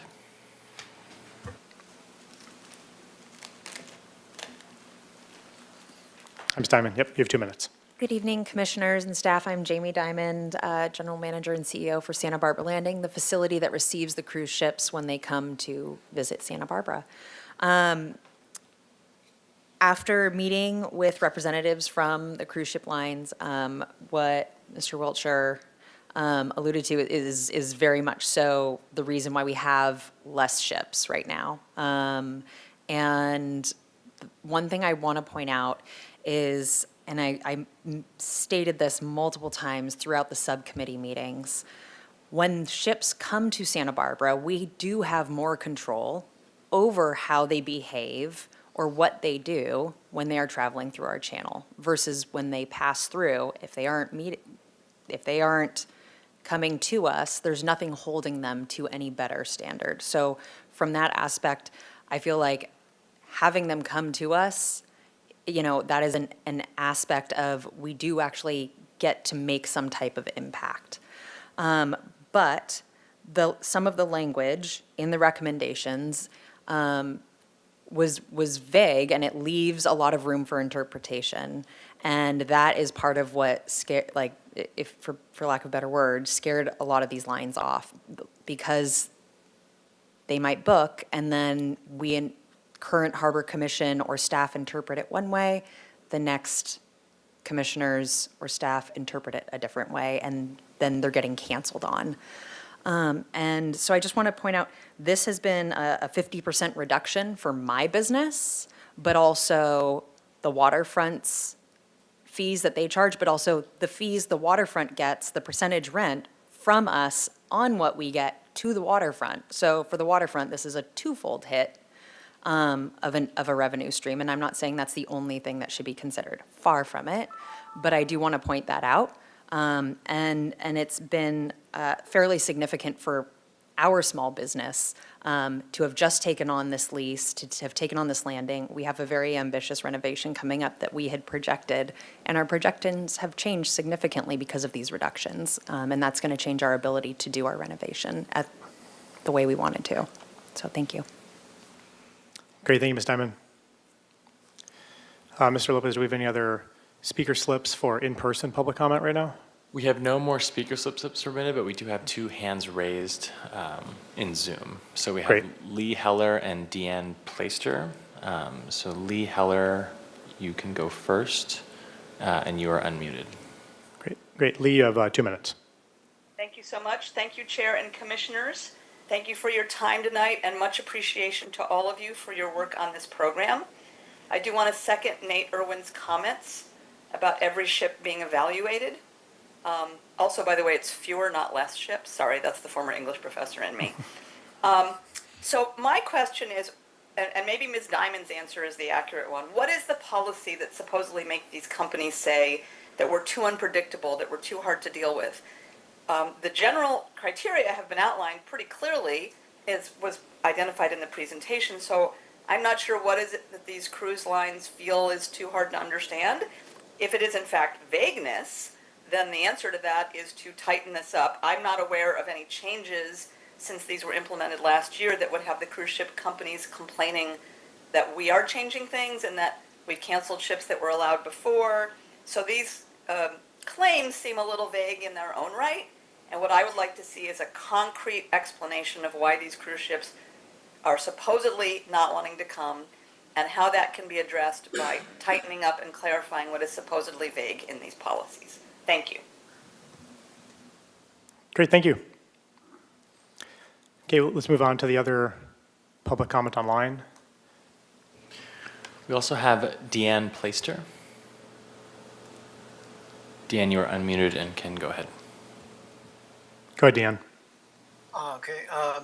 Commissioners, my name is Dean Plaister. I'm a member of the executive committee of Santa Barbara chapter of Surf Rider Foundation.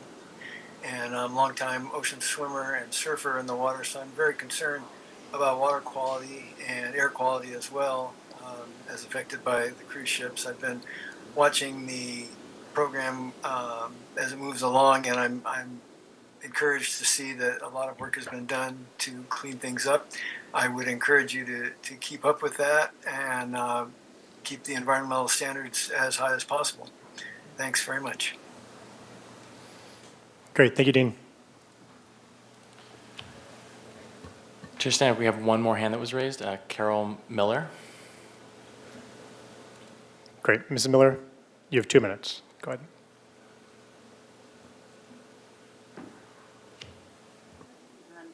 For voting to implement the rules that you did. I'm a native Santa Barbaran, and I have to say, when the cruise ship thing started, I just felt like it was a naval invasion every time I saw one of those parked out off of our coast.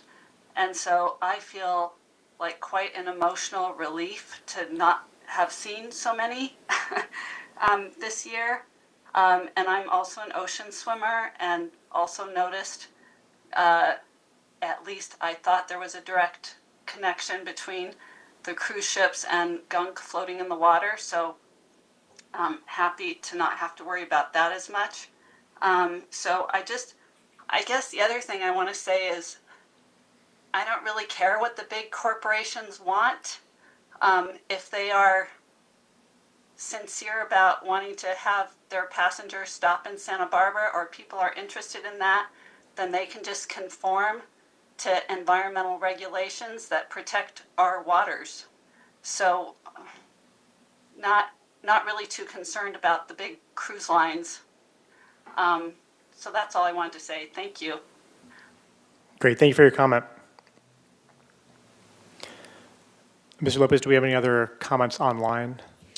There are no speaker slips submitted and or further hands raised. Chair Stanwyck. Great, thank you. Any other questions or comments from the commission? We have Commissioner Stedman. Yes, thank you, Chair. I just wanted to say thank you to my fellow commissioners for enduring the lengthy period of the cruise ship official subcommittee. So thank you, Chair Anderson and Commissioner Cohen, and thank you for everybody in attendance tonight. I have a question for staff.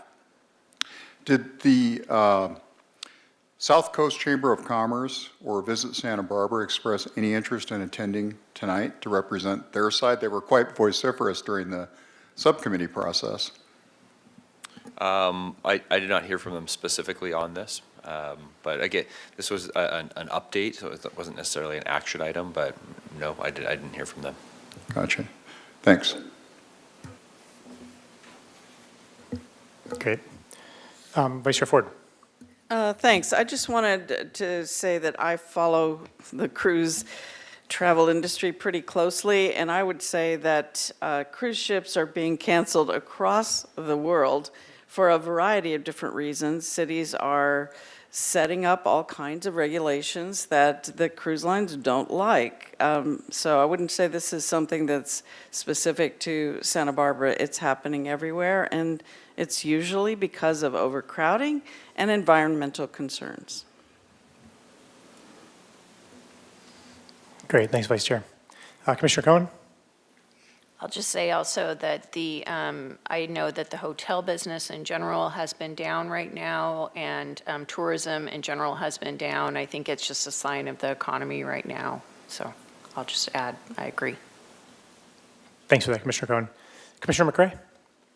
Yes, I just want to point out how fortunate that we all as Santa Barbans are to live in this beautiful town with very, very minimal industrial impacts, and yet still we enjoy the fruits of that industry that happens in other places and comes to us either through wires over the mountaintops or via trucks that come here. And I'm really pleased that we're willing to share what we have here with the broader community that helps make it all possible. I think at this point, we should think very carefully about jockeying with any of the kinds of regulations or wording that we have here. My sense is that we really need to rebuild that trust, that we will be consistent and things won't be changing on a dime. So people can count on us for what we promise. Thank you. Thanks, Commissioner McRae. Yeah, and I just wanted to just give a shout out to the public for all the input in this, the waterfront, and the cruise ship subcommittee that worked through this. I think that overall, over the last 2-3 years, it's been a really good compromise.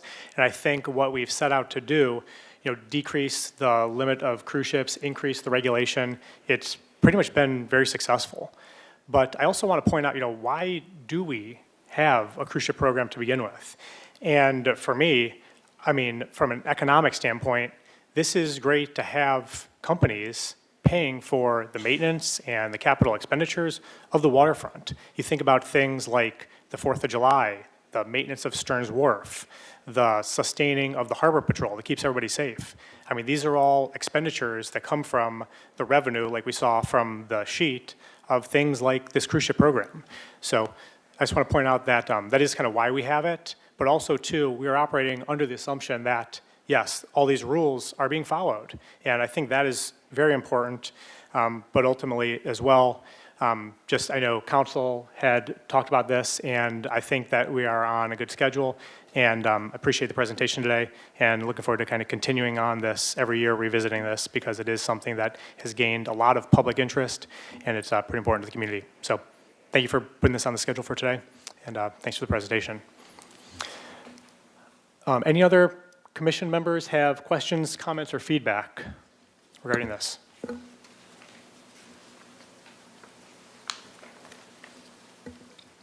Okay, thank you, Mrs. Rodriguez. Appreciate it. We can move on to the department update. Item number 6, the director's report. Director Wilshire. Chair Stanowicz, Harbor Commission, members of the public, Mike Wilshire, Waterfront Director.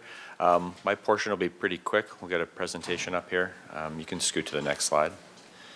I wanted to provide an update on our dredging program, dredging needs, and the state of federal funding for dredging right now. It's no surprise that all federal funding has been under scrutiny nationwide. We're not immune from that. What's shown on the screen right now is what we call the federal channel. So for decades, the federal government has provided funding to the Army Corps of Engineers to maintain and dredge the depth of that federal channel. It's a very defined area, and so any dredging outside of those kind of colored boxes is the responsibility of the Waterfront Department. But that federal channel itself, all of those colored boxes, has historically been the responsibility of the Army Corps of Engineers to permit, maintain, and ensure that we have sufficient depths for maritime traffic. The cost of that, and so the funding that we would typically receive from the federal government is in the range of $3 to $4 million. Our most recent year was $3.6 million, and so that's for 1 year of dredging. Dredging is very expensive, very, very expensive to move sand. The Army Corps is contracts with a dredge operator to move 240,000 cubic yards of sediment per year. That amount has sort of been determined empirically and scientifically over time. Sand and sediment naturally move down coast. When the harbor was built in the 20s, it provided a large barrier to that natural sediment movement. So us dredging the harbor, and not only for the harbor entrance, but for mimicking that natural process and nourishing down coast beaches, is essentially a mandatory annual process. Next slide. So with respect to funding and federal funding concerns, again, historically for decades, we have consistently received funding as a part of the Presidential Army Corps Civil Works budget. That budget is upwards of $6 billion, and it's for projects just like this nationwide. As of late May, we were notified that our FY26 funding for Santa Barbara was removed. This came as a huge shock. Like I said, this has been 20, 30 years running that we have consistently received funding. There's a lot of reasoning for why we received that funding. The Coast Guard cutter is in place. We have the Santa Barbara Marine Safety Detachment, Coast Guard presence. We do have a large commercial fishing industry. Cruise ships play into that as a federal economic influencer of a port. So there's a long list of economic and safety reasons for there to be federal support of dredging the harbor. What that means that funding has been removed is that we've spent the last 2 months lobbying quite aggressively with Congress, Senate, our city council, county supervisors, to try and get that funding reinstated, try to plead our case for our need with the federal government. One thing to note is that we do have one funded dredge cycle left as part of our FY25 funding. The Army Corps has been very flexible and very good to work with. We are essentially kind of holding that one dredge cycle to use it strategically. So instead of just our natural path of saying, hey, let's dredge in the winter and dredge in the spring, we want to make sure that if this funding isn't going to be available in a future year, to use that when we strategically need it most. So the Army Corps is on board with that, and we'll continue to evaluate it as fall approaches. At a very simple level, when there's large swell and big waves, a lot of sediment moves. When there's small waves, very little sediment moves. So some years we get lucky and not a lot of sediment fills into the harbor. It would be a shame to expend that dredge funding and use it during a time when we didn't really need it. So it's kind of dire circumstances with our 26 funding being removed, but I look at this as like a 6-month to 12-month problem, not a tomorrow problem. And so we have some time to lobby and look at other avenues for getting funding for dredging. Next slide. Some of the impacts of not dredging. So obviously we know from our point of view, the waterfront, the harbor, if a harbor mouth is closed, that it essentially negates the entire use of the harbor. But some other things to consider are safety, first and foremost. So we are a Coast Guard presence. They have a detachment here as well as their cutter. Harbor patrol. So we're considered a safe harbor for transiting mariners. If you look at the coast of California, it's not the East Coast. Harbors and safe harbor areas are far apart from each other. You know, you look at, there's nothing to the north of us south of Point Conception. And so you look at if our harbor is actually closed, that we have harbor patrol can no longer perform their job in the ocean. Coast Guard cutter is limited. From an economic point of view, we do have a roughly $30 million commercial fishing industry that would be impacted. Our waterfront tenants alone, who are generally blue economy, ocean dependent related, do roughly $50 million a year in business. It's hard to put an exact number on the value of the recreational slips and ability to use those slips. as well as things like cruise ships and beaches, and just kind of the broader impacts of the region's blue economy and how tied it is to our harbor. And so you look at the cost of $3.5 million a year, it sounds like a lot of money, but you look at the overall impact of what the harbor has, and you kind of realize how important that dredging is. And I really don't see a scenario where we are not going to dredge the harbor. It is just kind of a has to happen type thing. We are just in a predicament right now with that federal funding going away. The other major impact, not to be downplayed, is kind of the coastal and environmental impacts. So dredging really does mimic that natural flow of sediment down coast. Even within a year or two, if we were not to dredge or even dredge less quantities, East Beach, Summerland, Carpinteria, all those beaches would slowly erode. There's potential for property damage during bigger storms. Tourism impacts. I mean, you look at volleyball courts at East Beach, it's hard to place an exact value on the value of actually having beaches and sand. And so when that sand goes away, that's a big problem. Next slide. And it's my last slide, but just to kind of talk about options going forward and what we're working on behind the scenes. Again, I mentioned that we are going to plan to be strategic with our remaining funding with the Army Corps. So we should be able to make it through this year with FY25 funds and potentially some leftover funds from previous cycles, but we're going to really try and use that as strategically as we can.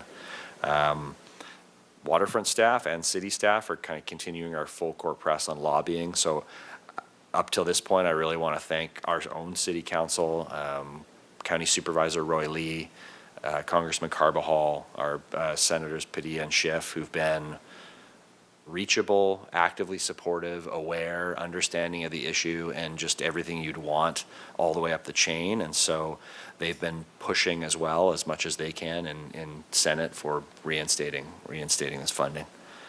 And continue looking for alternatives, you know. I mean, it's pretty untenable to think that we could fund this on our own as the waterfront department, but working with the city, the general fund, the county, all other folks that this benefits. And so just kind of really going day by day, knowing that the best avenue is trying as hard as we can to get the federal funding reinstated.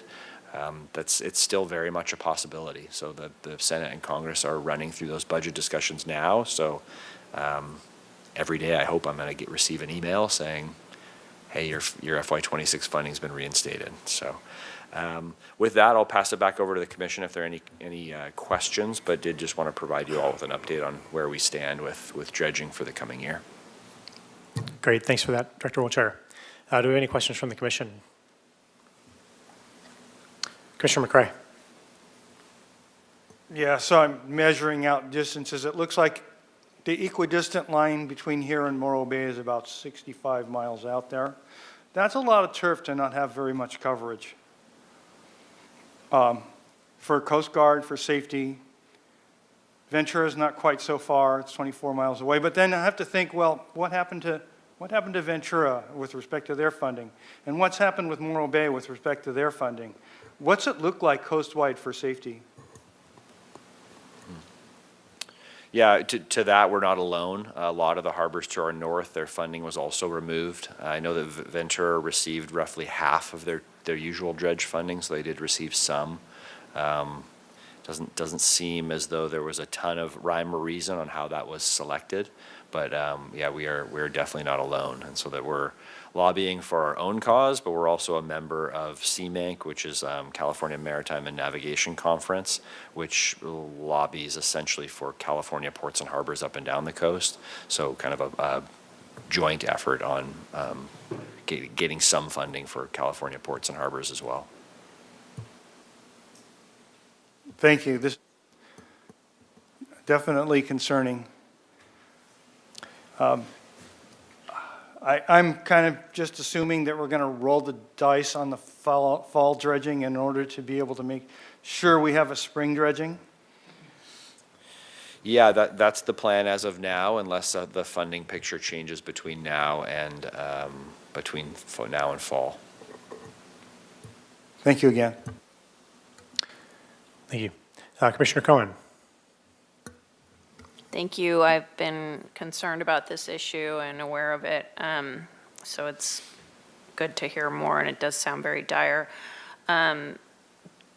Given where we are right now, is there a plan B? Because I am not sure that,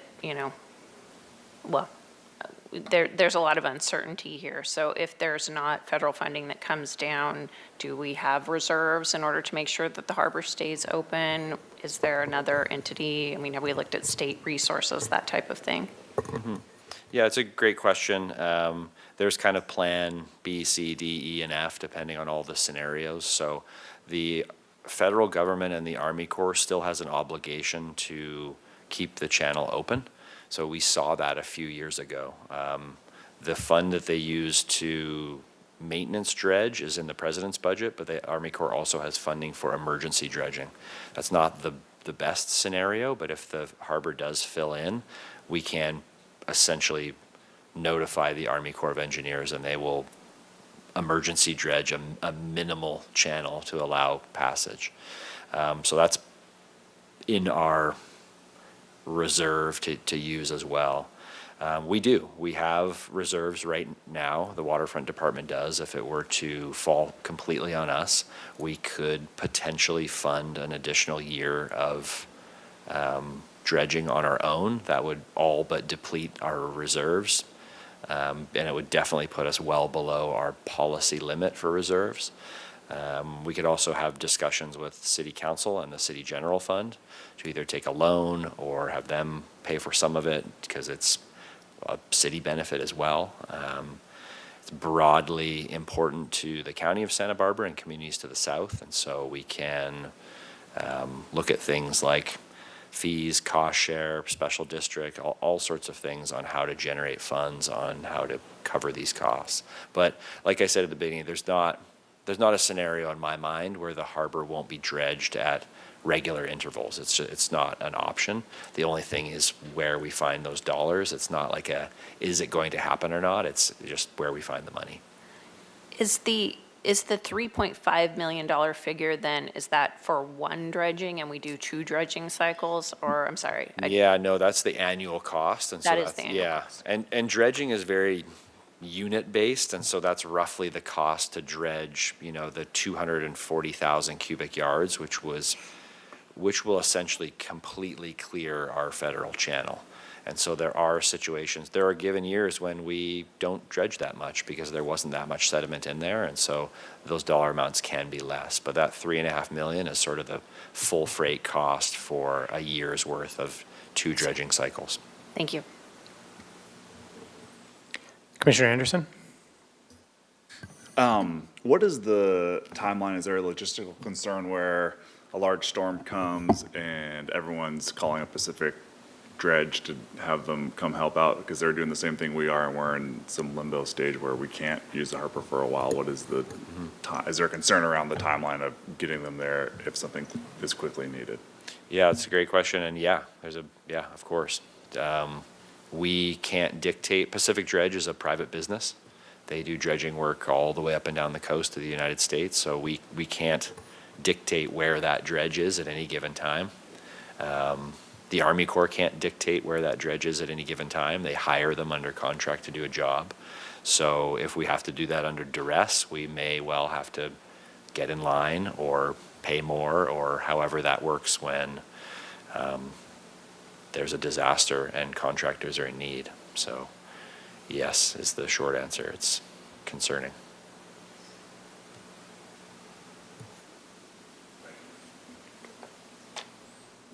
Great. Any other questions from the commission?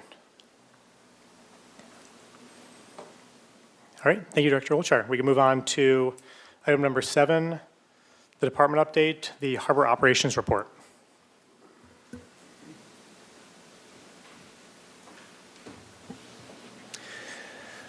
All right, good evening once again, Chair Stanwyck, Harbor Commissioners and members of the public. I'm Harbor Operations Manager Nathan Aldridge. And to close our meeting, I'd like to briefly present this evening's Harbor Operations Report on our recent 4th of July. This year's 4th of July celebration saw, thankfully, clear and beautiful skies. giving everyone a great show all along the waterfront. Thousands of people came together and enjoyed a wide range of fun along the beaches, from music to food, culminating in a spectacular 20-minute fireworks display from Garden State Fireworks. And Enhanced Fire Experience music was simulcast via local radio, synchronized to the show. And highlighting Waterfront's commitment to safe boating, Harbor Patrol had a strong presence out on the water and in the marinas all weekend long. So over a holiday weekend, officers initiated 62 marine law enforcement contacts and terminated the voyage of 5 vessels due to either hazardous operation or various equipment violations. These preventative contacts go a long way towards preventing potential rescue calls at a later time. And with a strong presence out on the water, officers also effected 1 water rescue and responded to several medical emergencies around the water in the marinas. And so I'd like to give a big thank you to not only the Harbor Patrol officers and operations staff, but also to everyone on hardworking facilities and parking teams as well, whose hard work all weekend helped the event go smoothly. And as you know, it takes a village to pull an event off like that. And that wraps up tonight's operations report. I'm happy to answer any questions. Great. Thank you, Mr. Aldridge. Do we have any questions from the commission?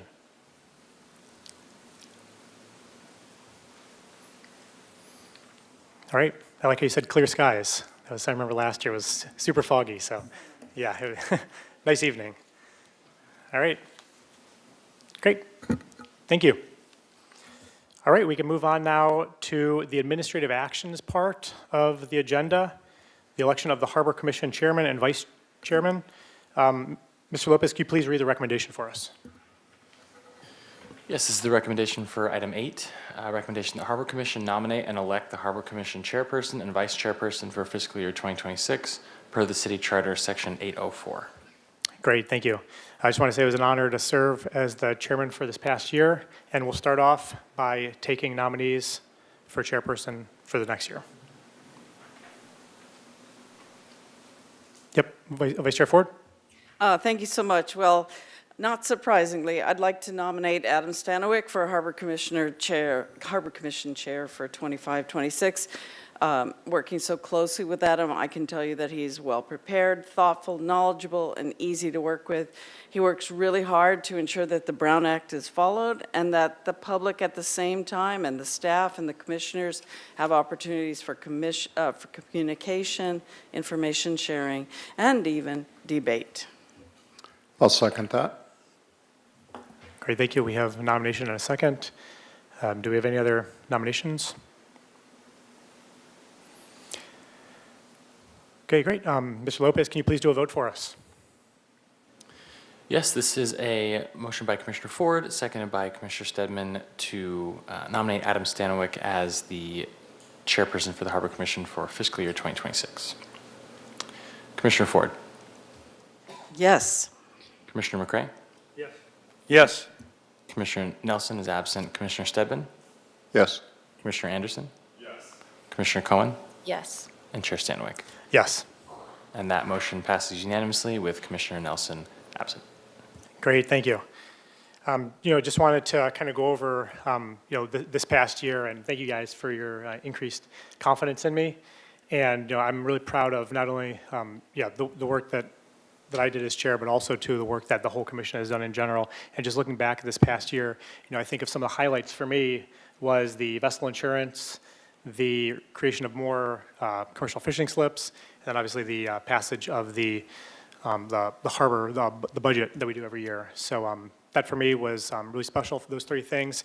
Also, too, I just wanted to say that for going forward, we have the strategic planning work group, and I wanted to commend Vice Chair Ford on her work with that.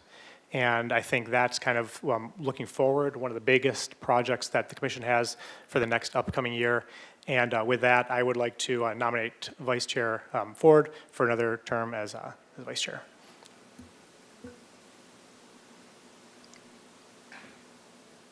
I'll second that. We have a motion and a second for Commissioner Ford as Vice Chair. Do we have any other nominations?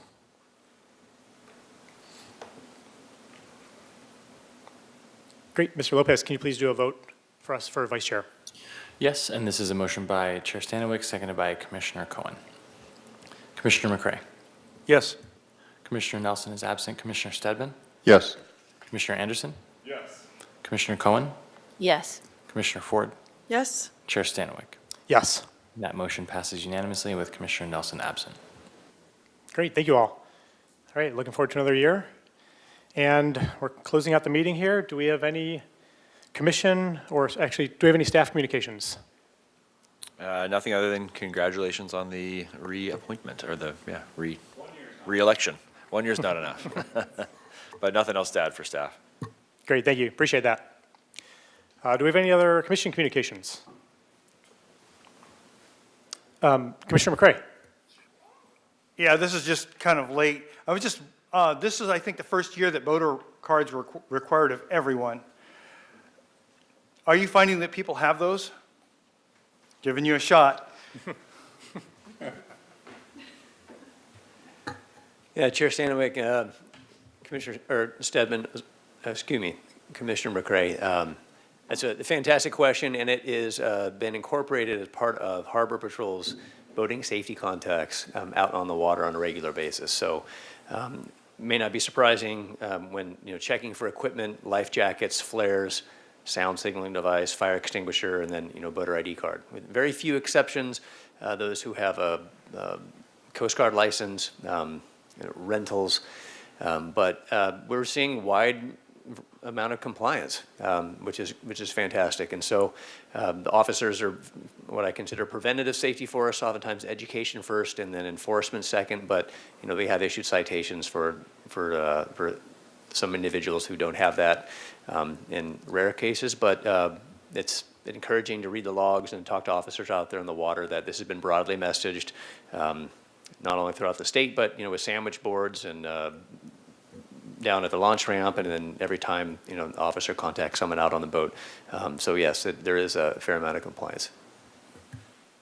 Thank you for that. It's really good to hear that.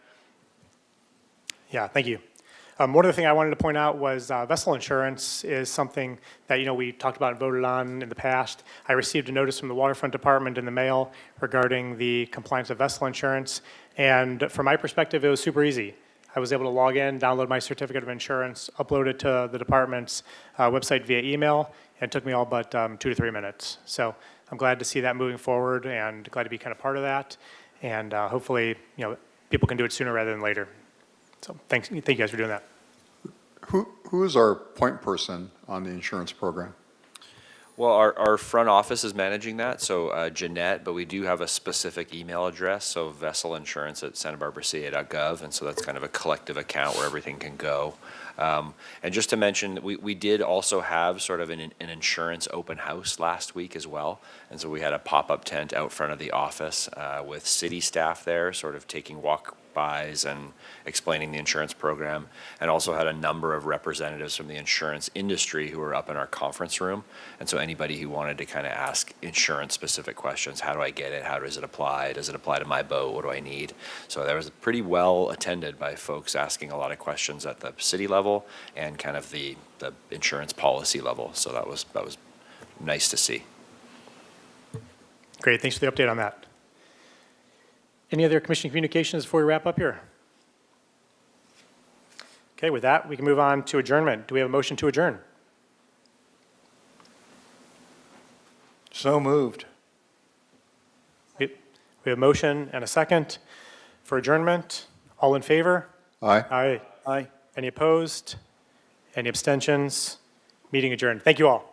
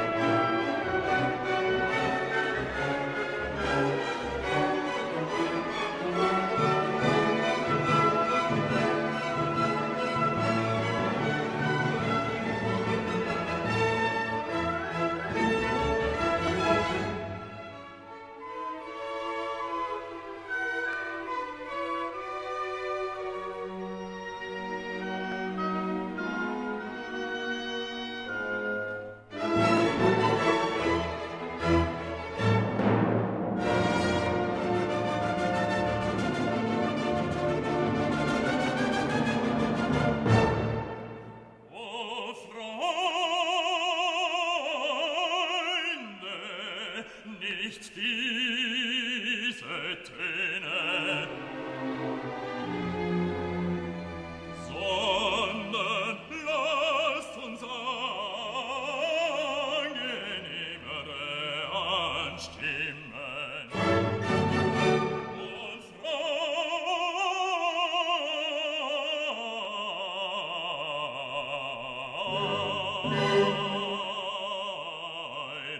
freudenvollere.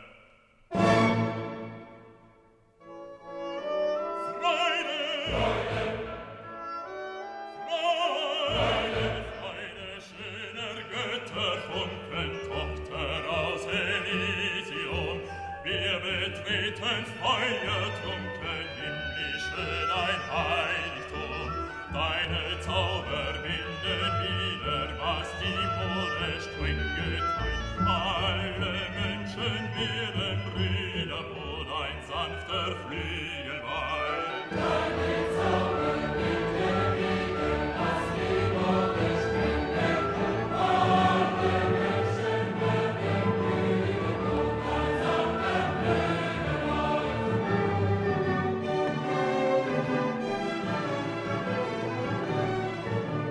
Wie der große Wurf gelungen, eines Freundes Freund zu sein, der ein holdes Weib errungen, mich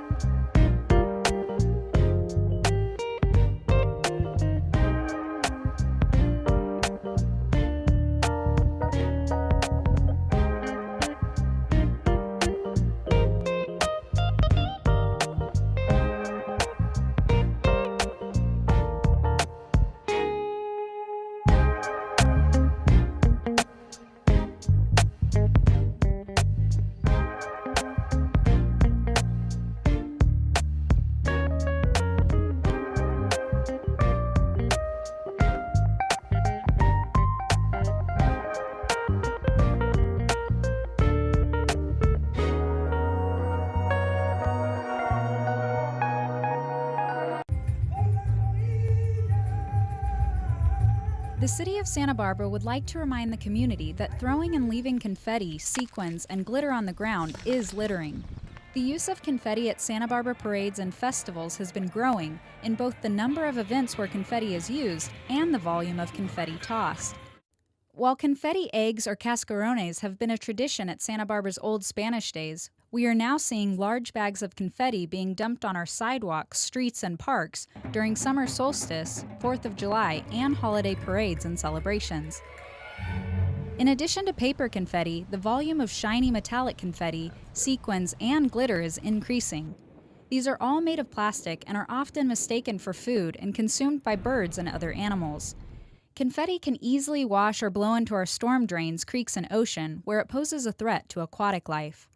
Not only does it pollute our streets and parks, it's difficult and expensive to clean up. While you're celebrating in Santa Barbara, we encourage you to choose paper confetti and use it sparingly. Have fun this summer, but remember the environment. Help keep Santa Barbara clean and beautiful. Opening Historic Landmarks Commission meeting will start with a roll call. Thank you, Chair Grumbine. I'll begin with Chair Grumbine. Present. Vice Chair Uli. Present. Commissioner Butler. Here. Commissioner Dorden. Here. Commissioner Ensberg. Present. Commissioner Lenvik. Here.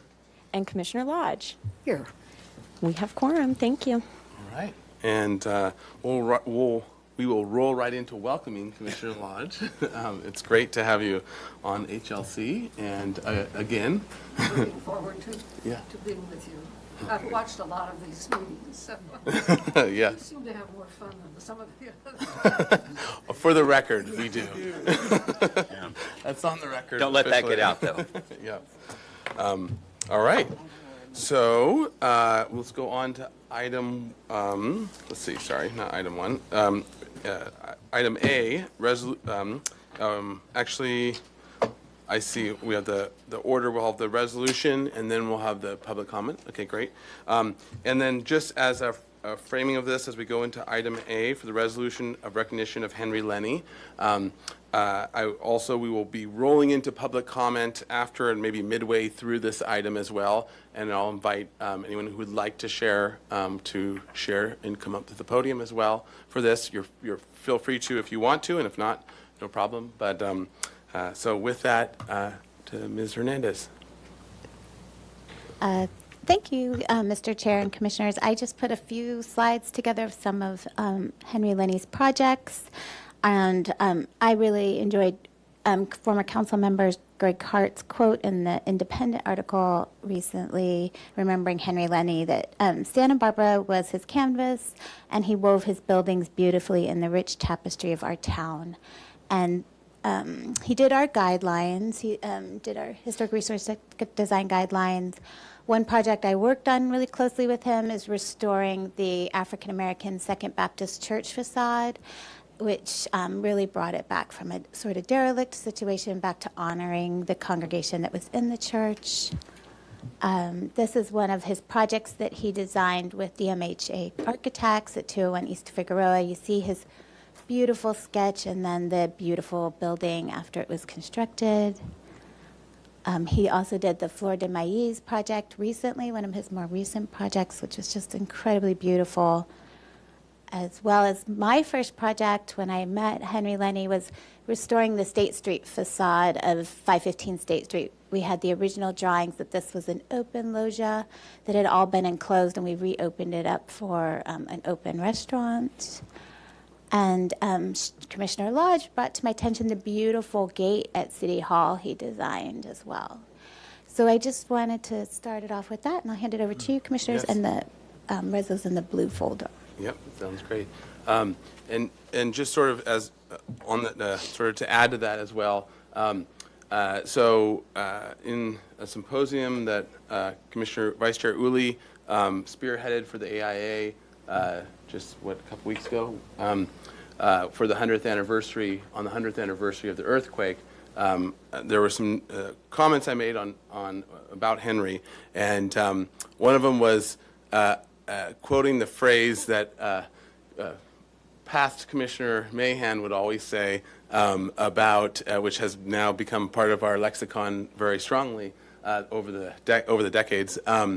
And that is a both critique and praise of projects, and we would describe it, which our counsel for the city, the lawyers, didn't like our way of describing this at all because it was not objective, but in some ways it really was, which was whether a project lacked poetry or not. And poetry was very clear to those that see it. So, but it isn't the type of phrase or description that people like to hear as a critique. Now with Henry, I don't think there was ever any even leanings or questions towards his poetic nature in design. And he was one of the most, if not the most talented architect that we'd regularly see come before us. It was always a pleasure to review his drawings and review his designs and with his team. And so he's really one of the great architects, I think, of this last, spanning from 100 years ago till now, overlapping with other great architects that have made Santa Barbara what it is. And he's really contributed to that legacy in an incredible way. And we are very, very grateful for all that he has done. And what everyone will be able to enjoy for another 100 years because of him. So he's a very, very special architect and a figure within our city's history. So, Anyways, so that was a comment. I open it up to the other commissioners if anyone who would like to add comments to that, and then we have a resolution of recognition, and then we can open up to anyone else who wants to make some mention or tell a great Henry story. So we're open for everything. So any of my fellow commissioners like to chime in on anything before I read? Okay, I will. Thank you, Chair. I brought today a painting of Henry's. Actually, you want to pass it forward in City TV? If you can. So this is a beautiful painting that I was lucky to purchase from him and have at my home. And I think it really, of course, exemplifies what a beautiful soul he was and what a great artist he was. And I think we all shed a tear for losing him. He was such an amazing person, and he was so brilliant, and he really understood collaboration, and he appreciated that collaboration with other architects, any other architects or anyone else, that he would listen to them. And would, certainly, as you said, when he came here, he always was just a bright light and so inspiring, and just took it all in and then came back with something brilliant. So I miss him very, very much, and sad that I didn't get to have my last coffee with him before he passed. Thank you. Thank you, Commissioner Ensberg. Anyone else want to? Pardon my interjection, Mr. Chair. Commissioner Drury was not able to be here today. He wasn't feeling well, but he did want to pay his respects to Mr. Lenny, and so I thought I would pass those on his behalf. Thank you. Thank you very much. All right. All right, so without further ado, I'll read our resolution of recognition for Henry Lenny, architect, 1947 to 2025. Whereas Henry Lenny dedicated his life and career to enriching the city of Santa Barbara through his work as both an architect and an artist.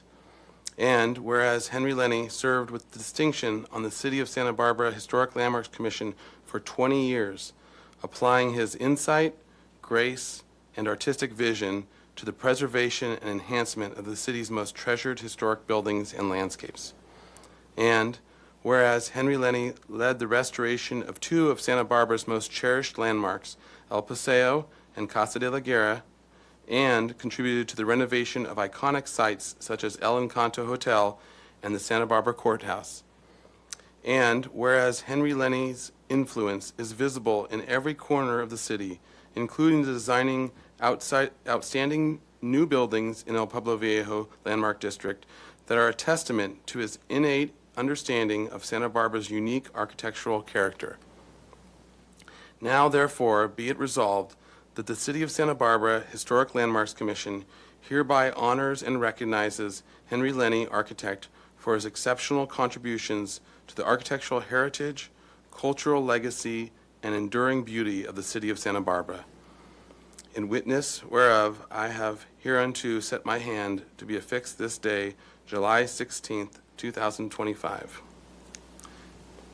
Anthony Grumbine, Chairperson of Historic Landmarks Commission. We should all sign. Mr. Oh, his family's here to receive And it. if his family would come forward as well.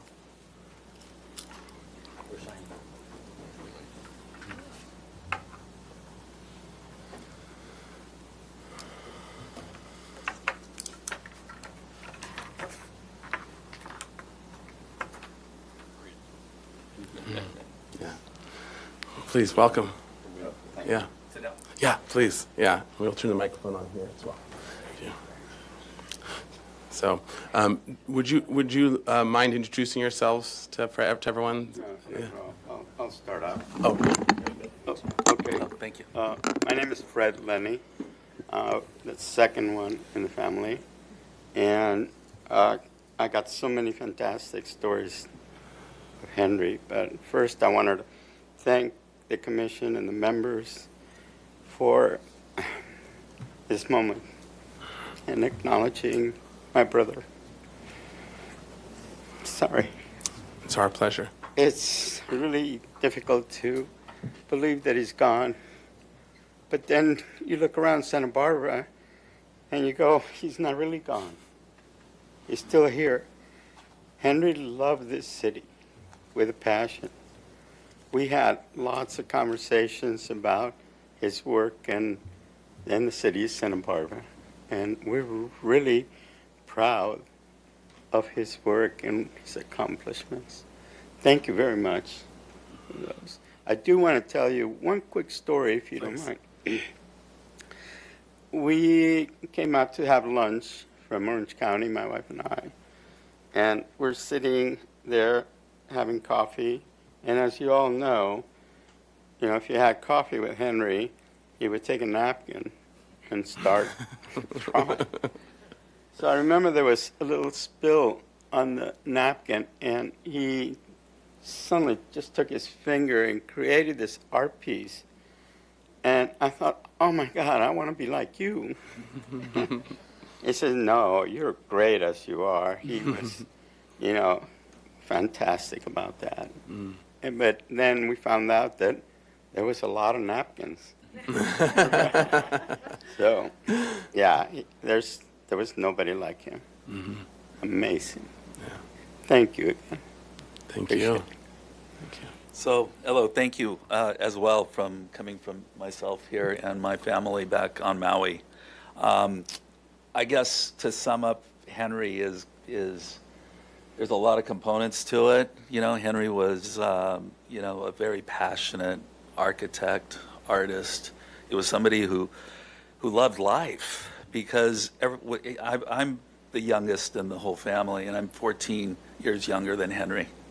And he was like a father, just as my brother Fred was, and took over because my father died when I wasn't even 2.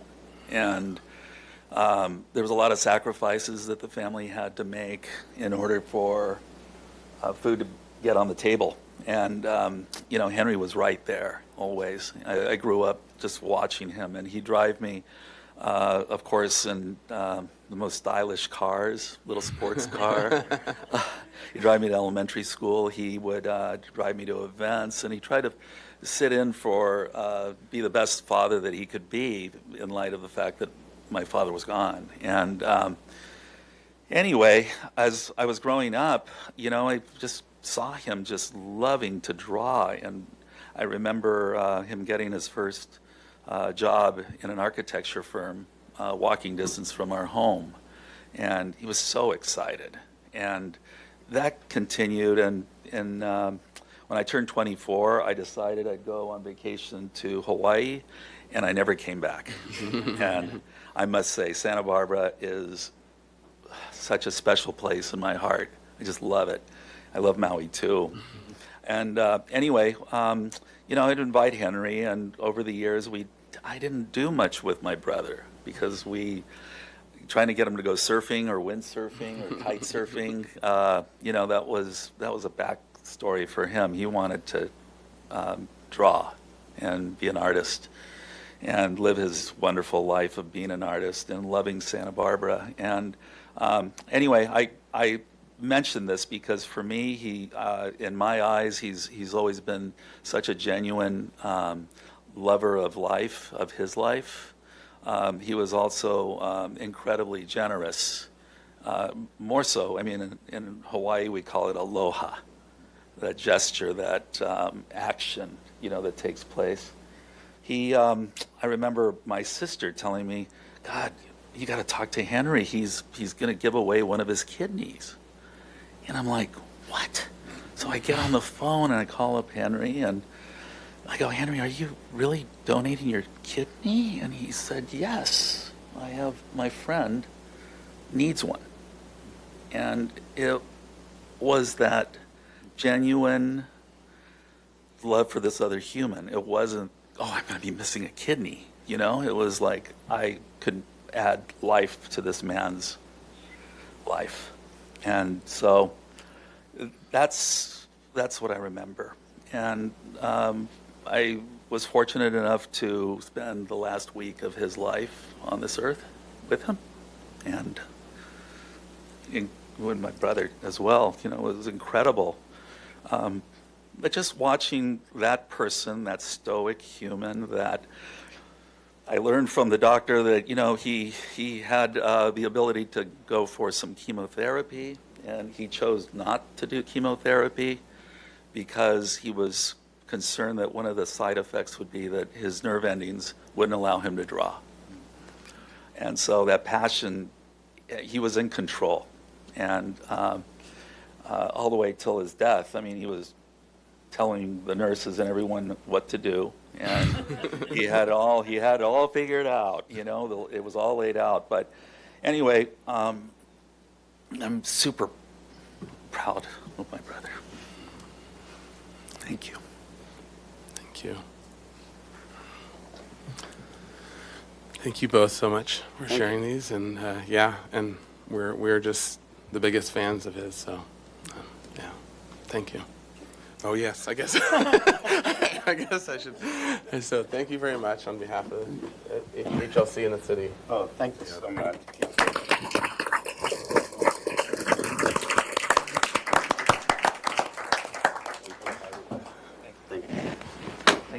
Thank you, everybody.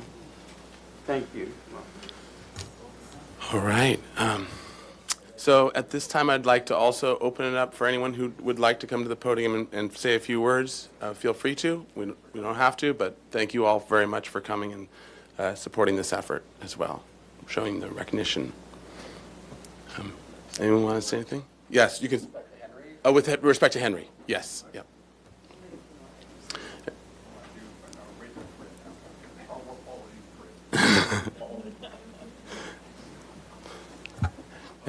And knowing you, Fred, you do have a 2-minute time limit. 2-minute warning. I just wanted to, on behalf of myself and my wife, Jane, I told her I was coming down because we can't make tomorrow's event. And she said it's a sad, sad day. We came to Santa Barbara 48 years ago, and shortly thereafter, I ran into this guy called Henry Lenny at an AIA meeting. And he and I were kind of in the same loop at that point, and so we proceeded to cause a lot of trouble as we went through. And I remember going to a convention with him for the AIA in Arizona. We had a great time. But I just wanted to share with you, I have a 5-foot-long drawing similar to these that are on the wall that Henry did back in 1994 when we were in the middle of a deep recession, and Roger Phillips, who always wanted to do a beautiful magic theater design, and ultimately he got to do it at the Granada. But early on, we were trying to convince the Arlington folks that owned the Arlington Theater to do a project, and so called Henry and I said, Henry, we're going to do this thing. We don't have anything else to do. We're not going to charge anybody. It was just we want to do a thing. And he did this beautiful drawing of condominiums 2- and 3-story condominiums on Sola Street on the upper side of the Arlington Theater. We then took that drawing, carved it out, and pasted it on a watercolor sketch I did of the site of the Arlington, and then Roger did all these other things. We did all kinds of drawings, et cetera, and presented it to a committee of Hal Conklin and others that ultimately that formed the Performing Arts Association that ultimately got the Granada. So, but the reason for telling that story is we all have pieces and artwork from Henry. I have artwork of Henry's, Cass does, we all do. But I have this drawing, and I'm going to put it into the archives at the Glid Hill Library when I'm ready to go, working with my kids and whatever, to donate all of that so that that drawing for something that didn't happen, but Henry always volunteered, just as he did in 1999 when we both volunteered sketches for De La Guerra Plaza that's in the book. So he was always standing up and saying, I love this city, but more than ever, and it wasn't just coffee, maybe a little wine on a napkin, Henry loved elegance, he loved beauty, and above all, he loved this city. And I hope a biographer will come along and tell us the story of his life. Thank you. Thank you.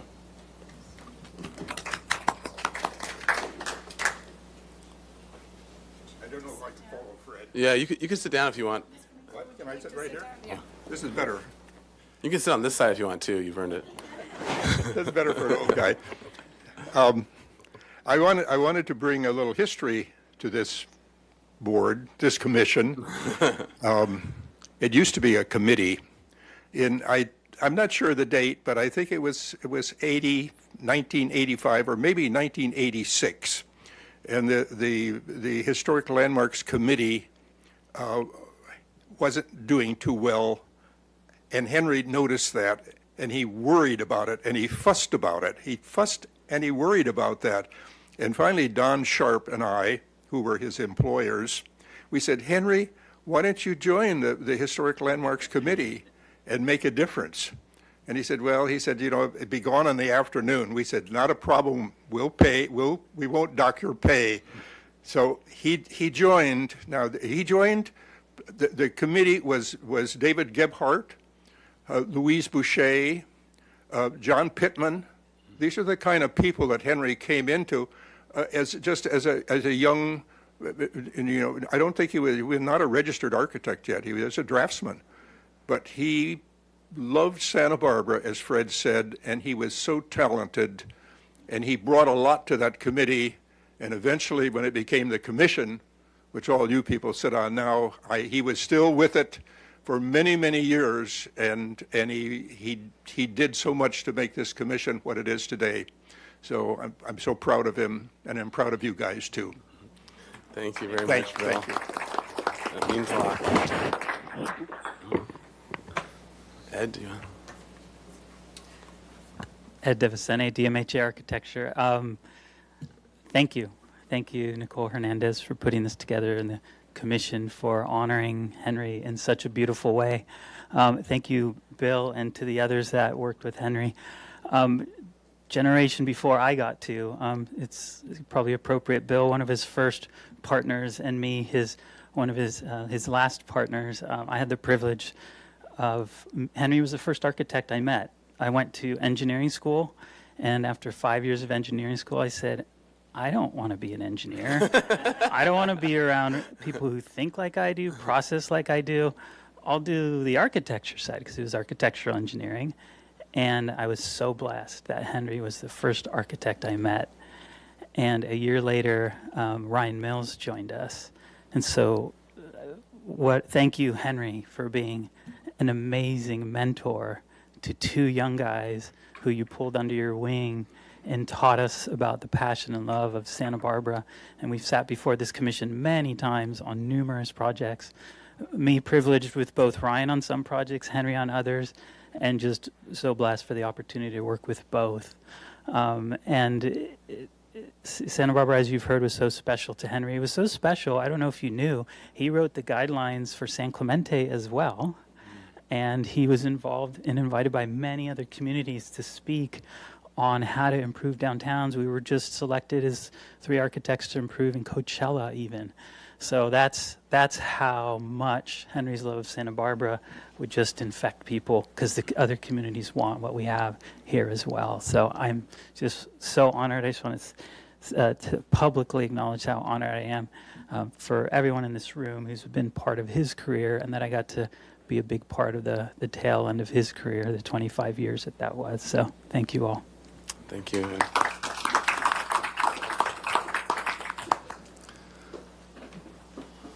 right. Anyone else like to come up and say a few words? All right. Wait, is this your Santa Claus look? In honor of Henry. No, I just want, I loved Henry. I mean, he was one of the first architects I met when I came to town in '80 as well. But I want us all to just close our eyes for a minute, because, we've looked at that wonderful picture of his and his grin, but close your eyes for a minute, because he had the most infectious laugh. And just imagine Henry and that grin and his laugh for a moment. Thank you.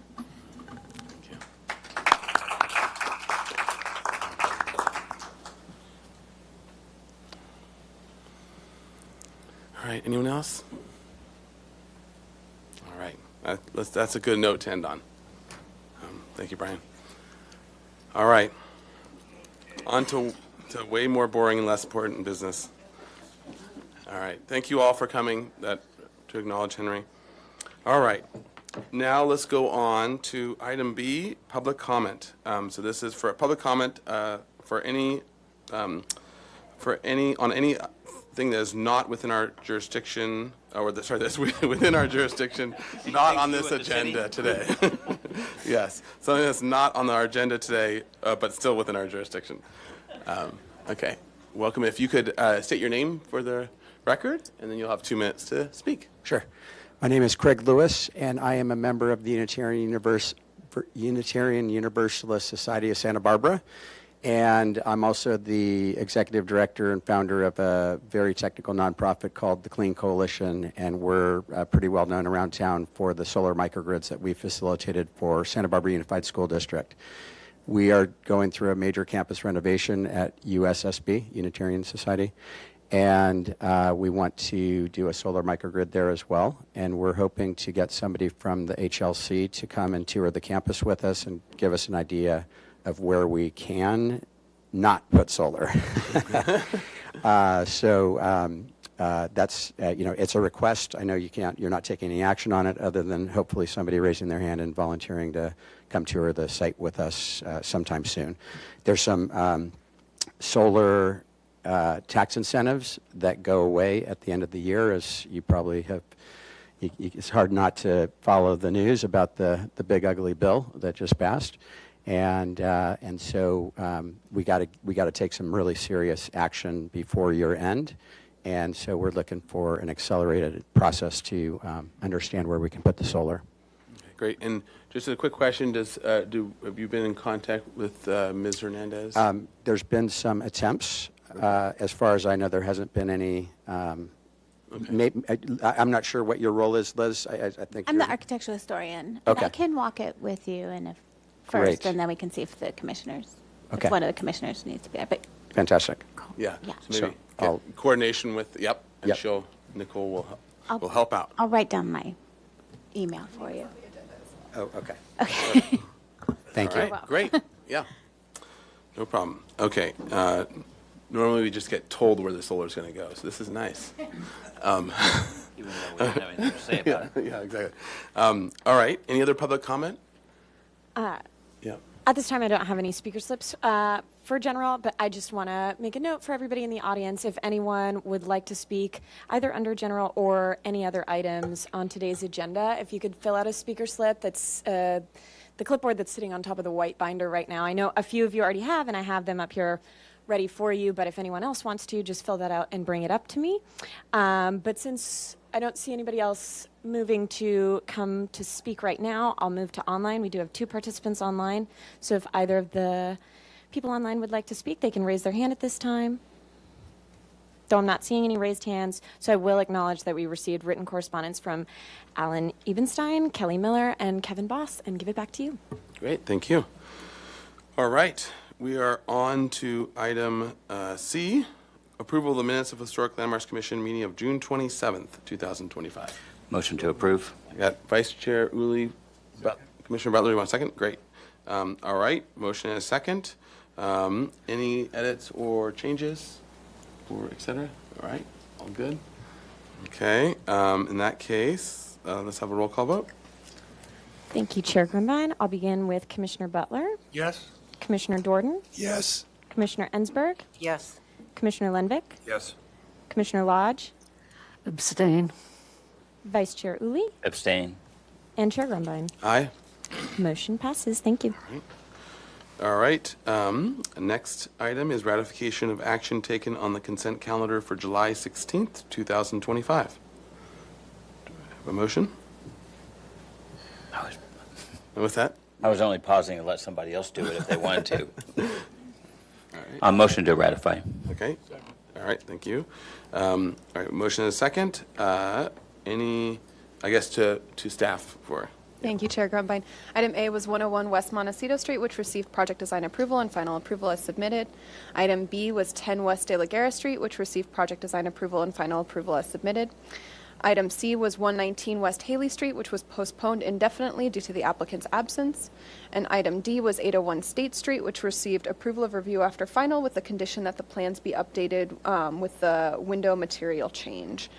There was a change in window material on the first floor that wasn't accounted for in the review after final plans, but was submitted to Building and Safety. So that is all for the consent actions, and I can turn it back over to Vice Chair Uli if he has any comments. No comments. All right, any questions from the commission? Yeah, I had, yes, Chair, thank you. I have a question about the number 2, the 10 West De La Guerra Street. That was a sign and an awning, right? And I just wanted to... Pardon my interruption, just to clarify, it was not the sign. The awning. signage is under a separate permit to the sign committee, so it was just the canvas awning. Yes. And the only reason it was before the commission, because that's, such a tiny little thing to bring before the commission, but it's just not in our pre-approved awning colors, so. Yes, and that was the thing I wanted to comment on, that I feel that the black, even though it's one of my favorite colors, I think that I find that the black can be it looks really nice when it's brand new and it's just fresh and up there, but the black does collect and show dust, and it really can suffer over time. So I wanted to bring that up. I don't know if that was something that was talked about. And I also find that I think a color, some kind of any color would really be helpful and enhance that area. I think the black just kind of recedes away and doesn't really bring, although I understand because I saw the signage and, kind of where they're going with it. And I know the commission probably will roll their eyes, but even if it were a black and white striped awning, it probably would be more you're kind right. of, it might be more in keeping with what they were wanting to do, but I just feel that the black really doesn't do that much to enhance it, and I think that, and also for the maintenance issue about it. So I just wanted to make that comment. Okay, great, thank you. And just to confirm, so we're all understanding, it did receive approval and final approval as a black awning? It did. Okay. Okay, and thank you for that note, Commissioner Ensberg, and that future, with the all black awnings are always potentially a disagreeable item, which is why it's not on our pre-approved, so it's got to get approved every time. All right, and let's see. Next is, any other edits or not, questions about the items? All good? Okay, all right, let's have a roll call vote. Yeah, okay, roll call vote. Thank you, Chair Grumbine. I'll begin with Commissioner Dorden. Yes. Commissioner Ensberg. Yes. Commissioner Lenvik. Yes. Commissioner Lodge. Yes. Commissioner Butler. Yes. Vice Chair Uli. Yes. And Chair Grumbine. Aye. Motion passes. Thank you. Okay. I was just having flashbacks of going before City Council about being when we were a number of years ago, we were appealed for the dreaded black awning appeal. So, anyways, flashbacks. Okay, so item E, announcements, requests by applicants for continuances, withdrawals, future agenda items, and appeals. All right, do you have any? Staff has just one brief announcement that you kind of stole from me at the beginning of the meeting, but I want to introduce Commissioner Lodge, who is our newest HLC commissioner. Commissioner Lodge has just an incredible legacy with the city, is a former mayor, former planning commissioner, and just decided to slow down with HLC. So We don't like calling it slow down. We like calling it improve. Well, we are incredibly lucky and happy to have her here, and that is the only announcement from me. Do we have no other announcements from staff at this time? Oh, Commissioner Ensberg? Yes, I have the beautiful and very enjoyable and informative book by our Commissioner Lodge, and which I bring, as you know, every time to put here to remind us all of Santa Barbara, an uncommon American town. Thank you for writing this and for being here with us. We're incredibly honored to have you.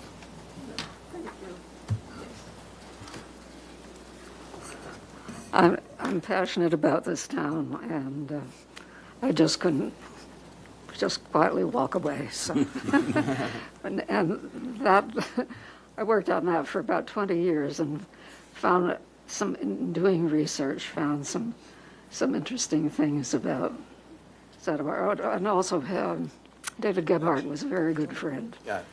And actually, City TV, can you just come down here so everyone can see? There we go, smart idea. Okay, so here's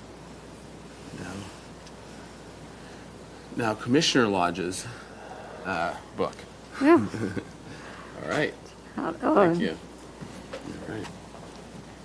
And the point of it, well, there were two things. When I started the book, I, like everybody else, thought that Pearl Chase was responsible for Santa Barbara's iconic architecture.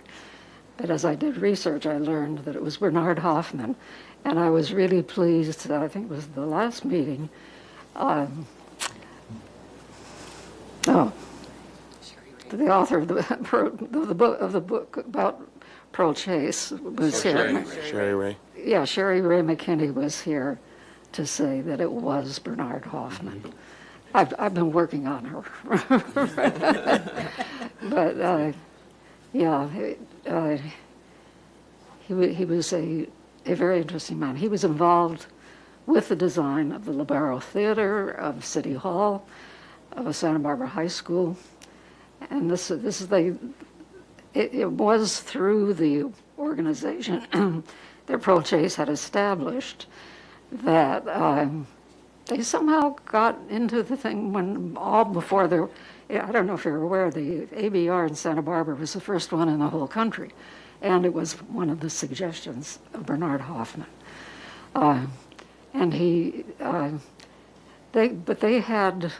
somehow got developers to come to them for approval. Anyway, so it's had an enormous influence on what Santa Barbara looks like. Yeah, that's great. Thank you, Commissioner Lodge. All right. So, any other announcements, etc.? All right. Let's roll into item F, subcommittee reports. List of subcommittees, and Commissioner Lodge will have to work on seeing what subcommittees you can be joining. So we'll have that talk as we go forward. So any subcommittees reporting? Nothing from designations. All right. Yes, Chair Grumbine, do you want me to? Yes, please. Okay. The State Street interim. Yes. Yes. So the State Street Interim Working Group, as you know, we reported last time, we've been working on the West Figueroa Paseo, and we had a meeting yesterday well, I guess our last meeting was about a week ago, meeting number 2, with our bigger group, which includes the mayor, the city administrator, Tess Harris, Sarah Clark, Kristen Snedden, our liaison to HLC, Anthony, Chair Anthony, and Charles McClure, myself, and a gentleman whose name is Adam, and I wrote his last name down, but I don't have it here. Anyway, he is helping with the transformer side of things. So we had a meeting about 2 weeks ago, I think, and had a very productive meeting talking about what the interim kind of things could be to move that Paseo along that you all remember that we reviewed quite a while ago. And then we volunteered, the 3 of us volunteered to do a little charrette and just to try to put it down on paper what we would propose moving forward as a phase 1. And we did that yesterday, and we have another meeting coming up next Monday, which we will then review with a larger group and hopefully help to move it forward. So we're feeling very optimistic that we came up with some very simple solutions that are very cost-effective, we think, and so we'll have more. We'll And be as coming one back. additional note to there, it's also has gone, unfortunately, Bob Cunningham from Arcadia wasn't able to make the meeting last minute, and so, but it is in his, it's been sent to him as well, and he's going to be giving additional feedback on that, and it'll eventually go into Arcadia's court and to come to here through the city, normal channels, so. Right. Yeah. Yes. Yes. Commissioner Lundick? I have a question. Yes. You're working towards reopening that paseo as a paseo? Is that what your goal is? Correct. Yep. Yep. So, and I we'll. got a lot of ideas. I should have been there. Yeah. You got to join that subcommittee. There you are. You're past the point where you need my ideas. Hopefully you'll like the. Yeah, what well, we're moving it'll come to It'll us, come. but the goal is You'll to have keep, input. The goal is to keep it from being in no man's land, just sort of sitting out there with construction fencing, and to get it to come back to us. Plenty of opportunity to get your ideas still. We'll be welcoming your ideas at that point. Next Monday, huh? Next Monday is our next, it'll be number 3 with the bigger group, and then we'll share with them the little charrette thing we did, and then get their feedback on that, and then hopefully the goal is that Bob Cunningham can then take it, because he's got it all in his computer, that he can have input and then get it revised, drafted, so that we can get cost and then approval and move forward with it and get it done. Cost and back here for approval. Yeah. So. Right. So, and then the other thing is the 1200 block, which I don't have any more input about.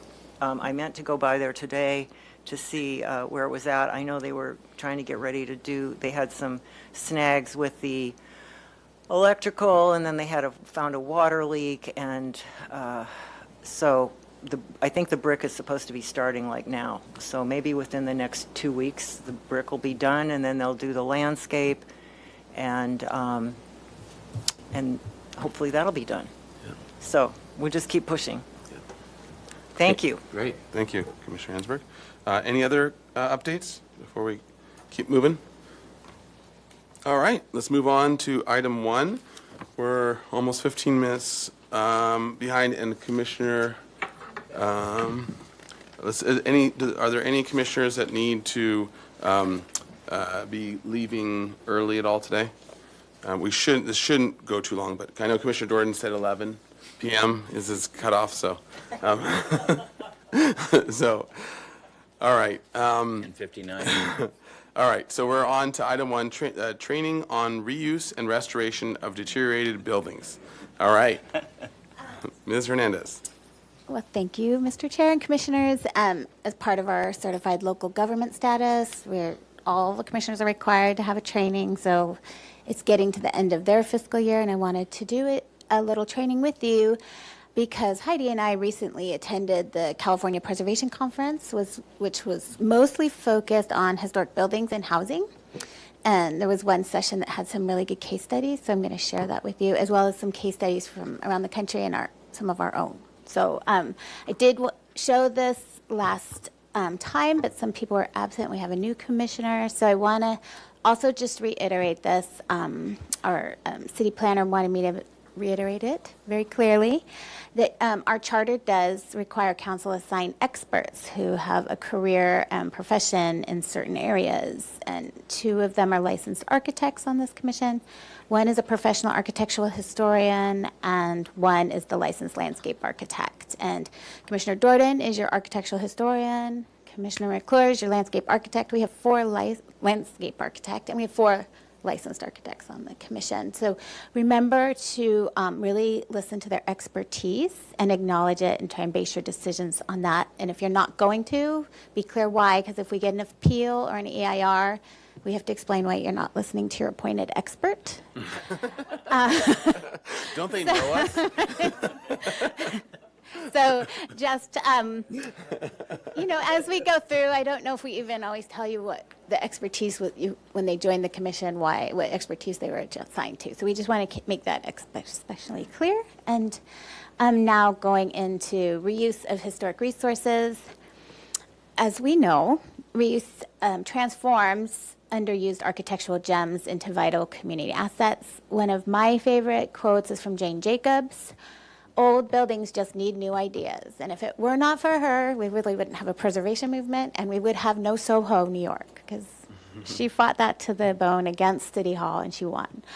And we need to make sure that we are the people that have the vision for the buildings to survive long enough for the right idea. And as we know, sometimes that's the ideas of the owner. And that's why we're here, and that's why we're appointed, because we have to be the vision that the building can have a new idea. So Sacramento featured these 3 single-family homes were all in a row, and they were slated for demolition. And you can see the beautiful features they had that the Historic Preservation Program in Sacramento would not let go. The capitals, the dentals, the columns, the porches. We have a lot of buildings in this style as well. And they took 3 single-family homes, did not allow the demolition, and turned them into 12 units. And they needed a lot of restoration, but they were saved by a demolition. They had to redo the foundations and did a lot of restoration work, but we gained a lot more units than not the huge capacity that we sometimes think we can if we tore them down, but we still get the historic homes, quality housing, as well as more units. They now serve the future generations of Midtown residents, and what their city preservation director said, it's a great example of fulfilling the city's plans for the missing middle housing. It's not expensive housing, it's not extravagant housing, but it's more housing. And then that same session went into talking about the rehabilitation of this building, which was done by a private developer. This used to be an old hardware warehouse that was turned vacant and filled with massive floor-to-ceiling debris. And the vision the developer had was here's the historic photograph of the warehouse. He emptied it all out and had the vision of making 132 apartments into this building, similar to like lofts that you see in New York City, and creating a real community space. He acknowledged that this whole project is penciling out at less than any cost of new construction, as well as the previous project, which is great to hear because we often hear that restoring is more expensive, and none of these projects were more expensive than new construction. This one is complete and was really inspiring because it was a hotel, went derelict for many years next to, it's right near the state capitol. And it was taken on by a homeless housing company called Mercy Housing, and they made it into 134 apartments for the homeless. And they not only did the whole rehabilitation, but they do all the therapy and taking care of the tenants throughout that live there now. And here's the beautiful interior lobby. Still has the white hexagon mosaic tile floors, and each unit has like a kitchenette and a bathroom, and really making it a really nice home for the homeless. Again, they said this penciled out. They said it was one of the hardest projects they ever did, but it was not as much as new construction, which I thought, I'm always happy to hear that. These 3 were all in Sacramento. The share was in Sacramento, so they kind of did Mo's their showcases. So then I'm going to just show some examples of when I worked in New Orleans, because New Orleans has blight like we don't have. And I saw a lot of buildings come back from pretty dire means that we don't really see the before and afters here. So I'm just going to show you some of those as what, when we see deteriorated buildings, we got to sometimes see the vision of what they can be. When I first moved to New Orleans, my director handed me this project, which obviously totally destroyed building by a fire, although it wasn't totally destroyed. The whole shell was there. It's a gateway to the French Quarter and a building from the mid-1800s, so very important to the city. And this is how the building looked after we completed the restoration back to all the original elements. And all the top 2 floors are housing and with commercial on the bottom. And it was the goal, this was the Canal Street that leads into the French Quarter. And all the upper floors had been pretty much created vacant since the 50s, closed by fire department for not habitable spaces. And our goal was to bring all the density back in apartments back into the street. Yeah. Was that, is that affordable? Was it market rate? Market rate. Market rate, But that was in 2008. So market rate in New Orleans is pretty low. And again, there's the before and after to show you that what can be done with the vision. And luckily, we have tons and tons of pictures of what the buildings used to look like on Canal Street. And this was pretty much what they looked like when I was working there. And the building with the arrow on it is what I'm going to showcase next. A lot of buildings in the 50s were completely covered with curtain walls of cement because they were vacant, and some kind of put advertisements in front of them as like billboards. Obviously, they weren't valuing the building underneath. We knew what was underneath, and we had found when we took off the curtain wall of this building, all the original arched openings were under there, and we had drawings of what the dental moldings and the pilasters looked like, and we recreated it. The city luckily had a facade improvement program that financially helped property owners put the facades back. And what was exciting is the building next door caught the preservation domino effect, and you see the curtain wall next door, the restored building here, and here comes the curtain wall down on the building next door, all going back to their 1850s beautiful ornament and grandeur, and really bringing, it just turned it in from a derelict place that's really not pleasant to be to a place that really drew people in, and new businesses, new hotels, new all kinds of lively activity. Here's another one. This was covered in a checkerboard mosaic curtain wall, and we took it down and we found the original photos of the windows and restored all those back. And here's the after photo of what it was like when the curtain wall came down. Again, making it a much more pleasant space for the public. Their warehouse district is really famous for taking completely derelict warehouses from back when, cotton, tobacco, sugar were all housed in these, and now it's a whole entire neighborhood of lofts. It's now one of New Orleans' most safe and busiest neighborhoods. And it's all housing with commercial underneath, and making it totally transformed. So, I think a lot of people would have demolished them at one point, but sometimes, buildings just need new ideas. And this was a building, this was the condition. I had it when I had to do the landmark designation. It was the energy building where not only all the offices for energy were in there, but you had to go there and pay your bills, and it was completely derelict and boarded up for 30 years when we landmarked it in this condition for 2 reasons: knowing how much the price of the land was and knowing how vulnerable it was to demolition.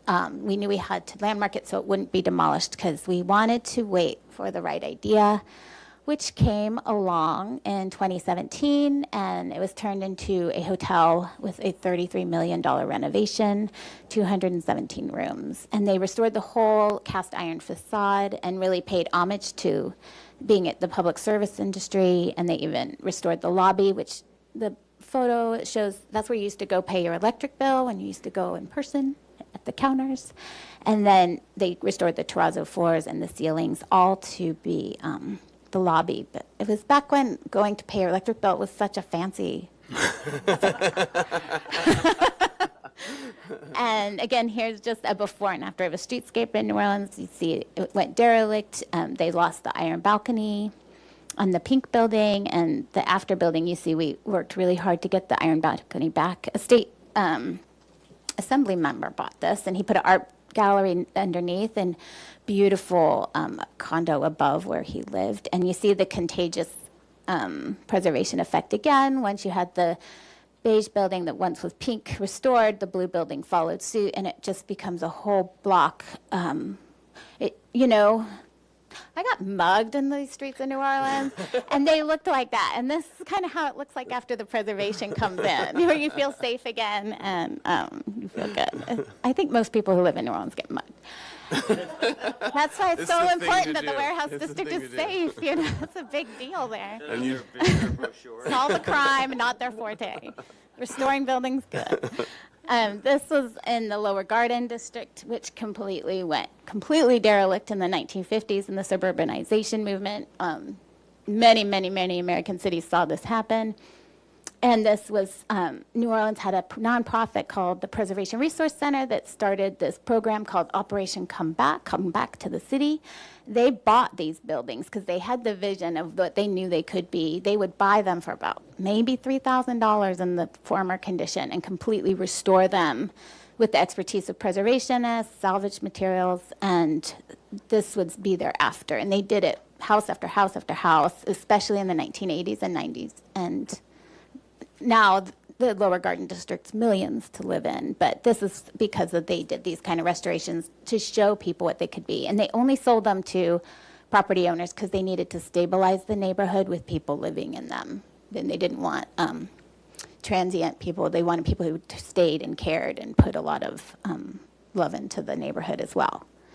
And their current program, I think, is pretty interesting. Now they're doing maintenance. They have a whole maintenance fund to help people who are rental or don't have the funds to restore some of the lower income historic housing in the city. And here's one of Santa Barbara's beautiful historic old car dealerships that I think is, these are iconic photos that has been rehabbed into our beautiful brewery restaurant now that is a great example of adaptive reuse of a historic streamlined modern building. And I always think this is a great example of a house that was completely saved from the demolition. That was the idea when it came in, and we had the idea it should be part of the housing project, and the house was restored, and the building next door, which you see here, was where more of the dense housing was done, and they're all one project together. So we got the old and the new working together, and the new really taking the keys from the old with the elongated columns and beveled columns and railing and elongated windows, carrying rhythms between the two so they can work side by side. And as a final note, the Carrillo Gym is fully restored. We just are signing off on all the finals right now, so I just wanted to show you the beautiful before and afters. They found this was the original colors, so they went back to the original color. But here's the before the restoration and after, and they even, Parks and Rec even had to mold the beautiful Corinthian caps you see in between the two windows and remold them. And they bought the mold in case they ever deteriorate to that condition again, but they are all restored and new. There's new terracotta caps on the top of the coping, and every detail has been done, and there will be basketball played again for the first time in 30 years on the top of that Julia Morgan building, just as she wanted it. And here is just a more close-up of the beautiful new Corinthian columns that she designed. So just kudos to you, Historic Landmarks Commission.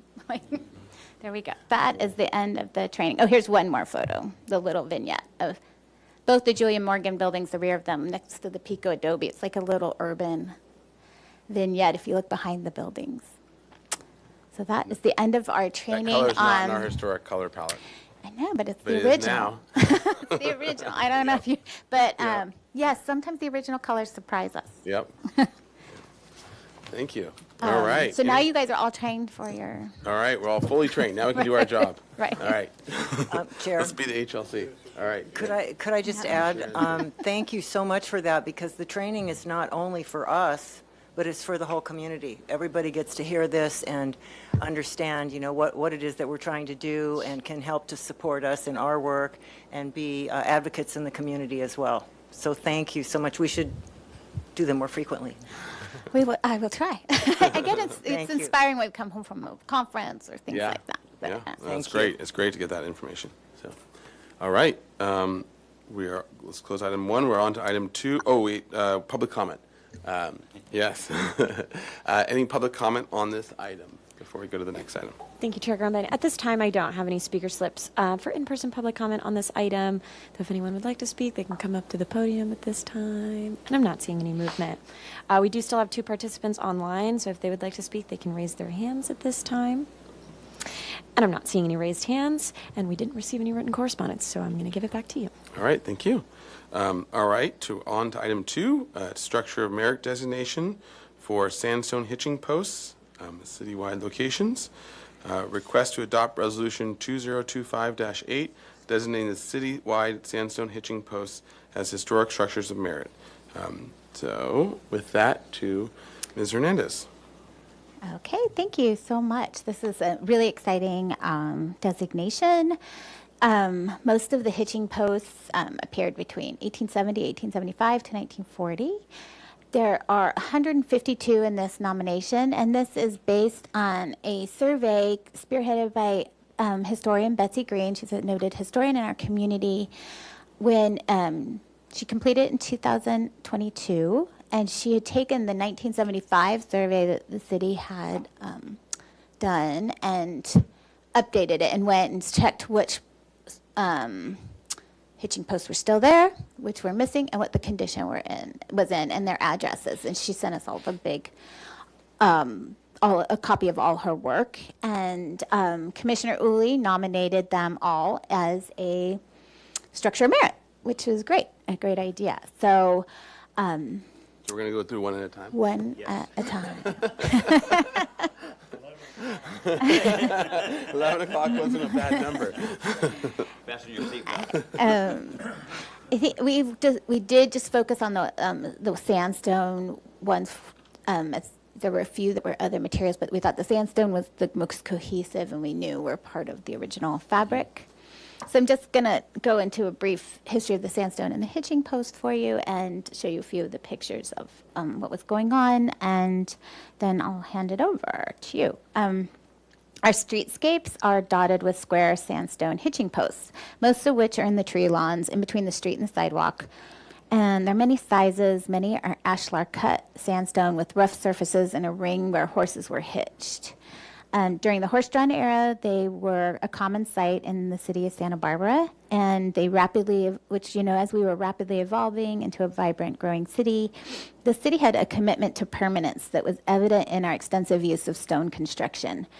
We saw an extraordinary surge in the stone construction, driven by an abundant supply of the sandstone, as well as a growing community of skilled artisans and significant private investment. As a result, we have both public and private spaces like bridges, walls, gardens, churches, buildings, and hitching posts, all constructed from stone that really makes Santa Barbara unique. Mission Canyon still harbors an unending amount of huge sandstone boulders that were the major source and raw materials for local construction projects, although not for those prices anymore.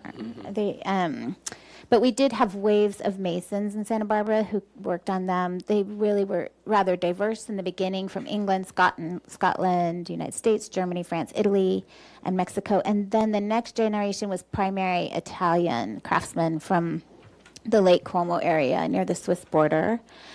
And the Riviera neighborhood, sandstone was extensively used for the roadway edging, retaining wall steps, and Italian stonemasons such as John Antonelli, Antonio De Ros, Joe Sacanaghi were under the direction of Joseph Dover constructing the beautiful features we see there. The sandstone hitching posts are just an integral part of our city's cultural landscape. These are from the National Register's definitions. And as historically significant landscape features, they contribute to our overall historic character of the city. Landscape characteristics provide evidence of historic patterns and processes, serving as a tangible and intangible expression of our place's development over time. So here you can see, this is one of the photos from Betsy Green's survey. And again, here's some of the masons working on masonry up on the Riviera.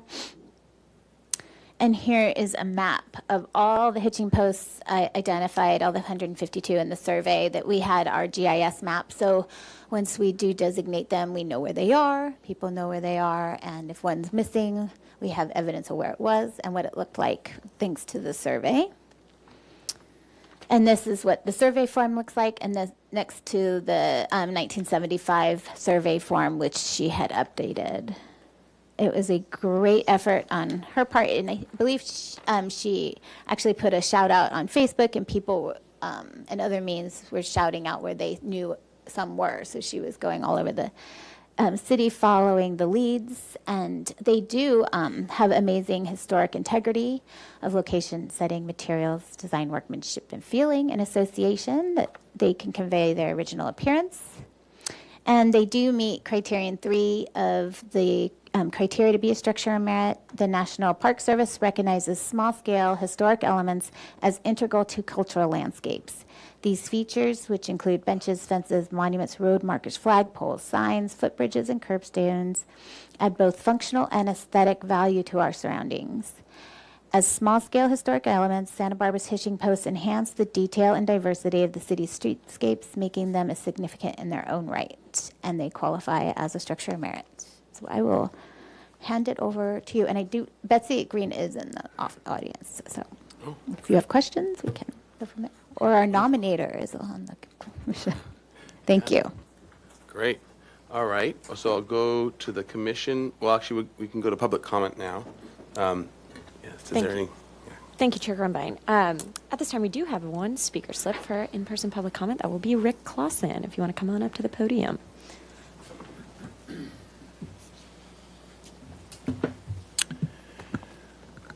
Hello, Commissioners. Nice to see you all again. I find this to be an excellent example of preservation activism, and I applaud it. And I thought that I might just stand here for 2 minutes and applaud. We'll take that. That would be silly. And so I collected some comments from friends of mine, and I'll play it for you now.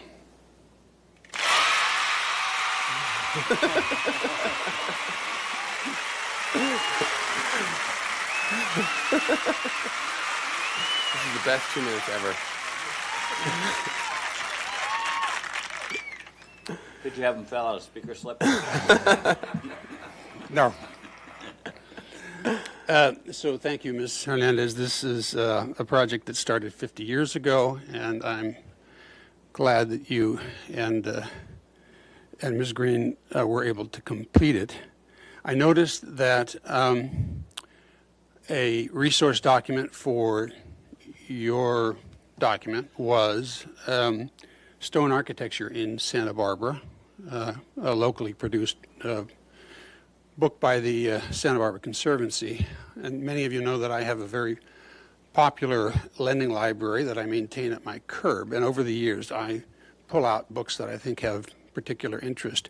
So I have a couple of copies of that book. And if any of you members or staff don't yet have one, here it is. Oh, great. Great, thank you. Very much. Okay. And it's the end of my 2 minutes. Thank you very much. All right, thank you very much.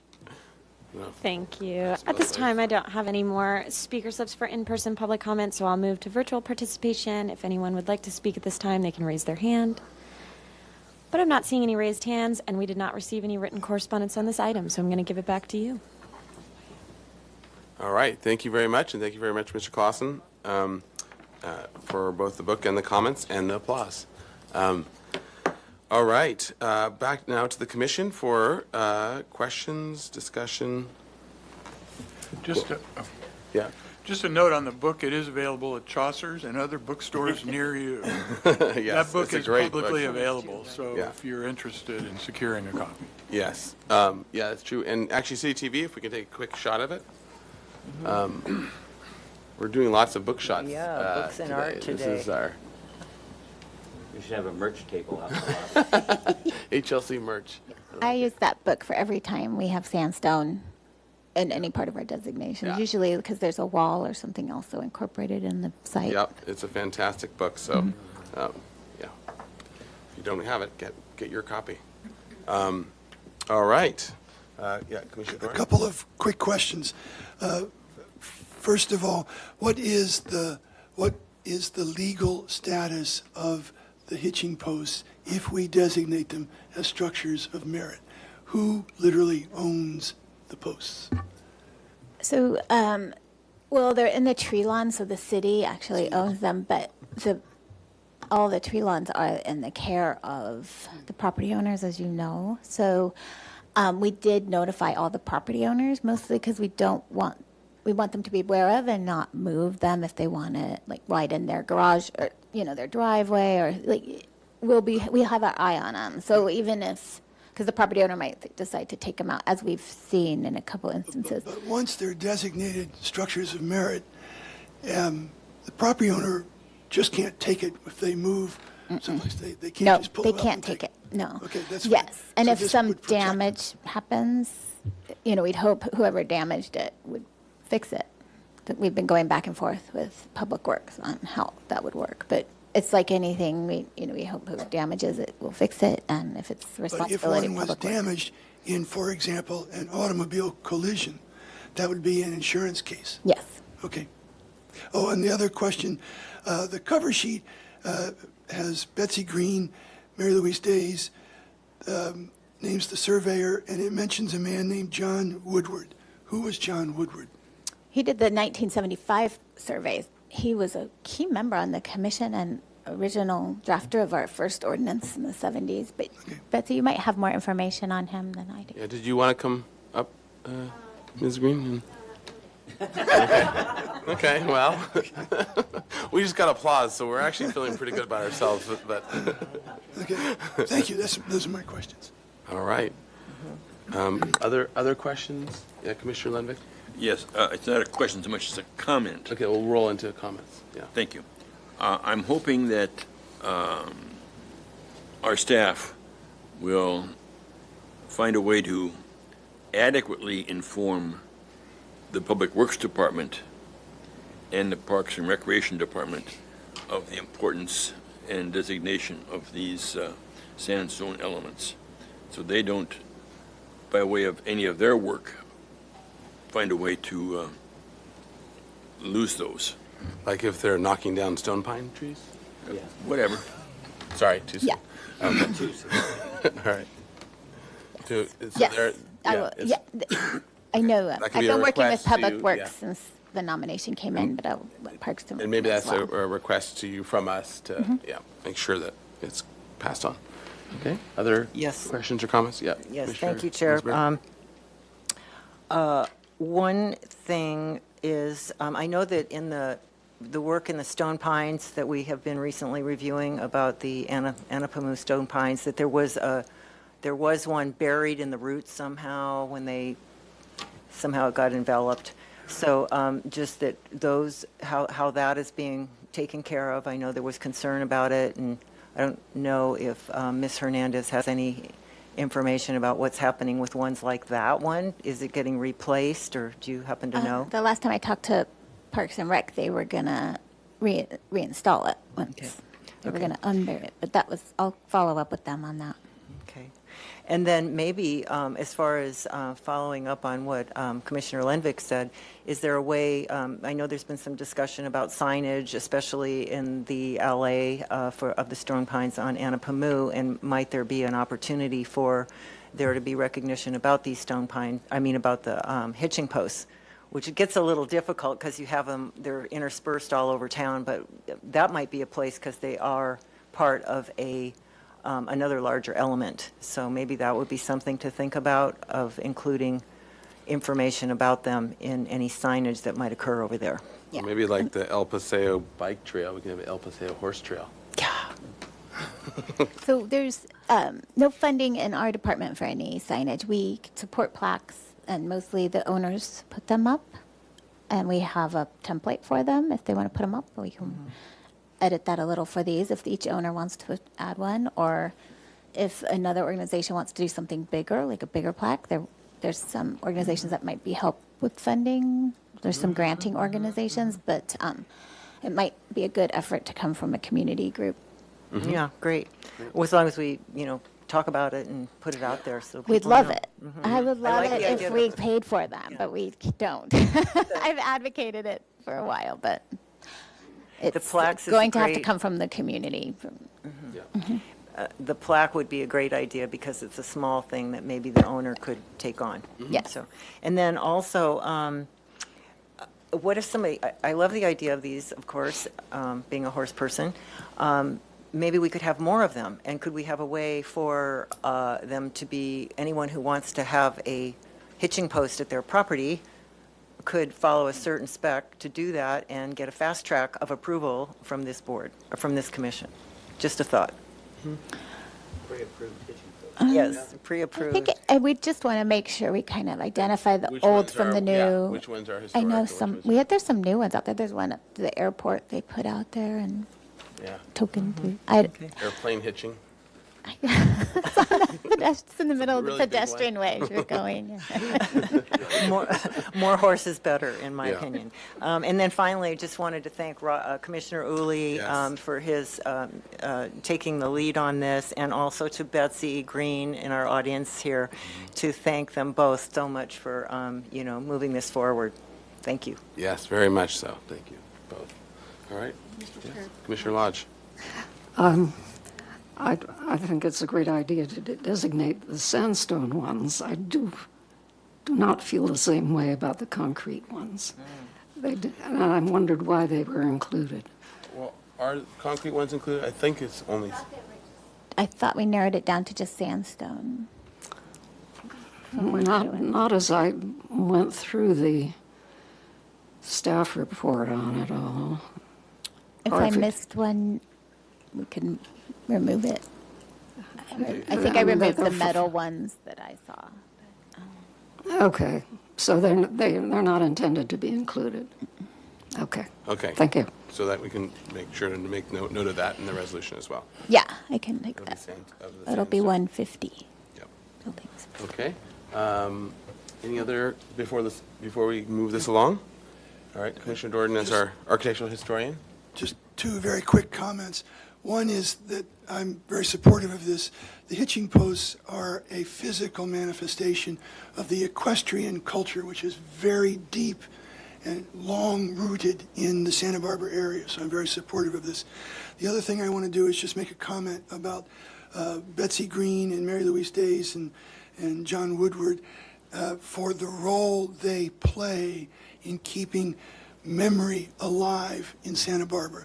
Memory has to be cultivated and exercised regularly to stay vital, and they make a contribution, so I want to signal Yes. that in this. Thank you. That's great. Great point.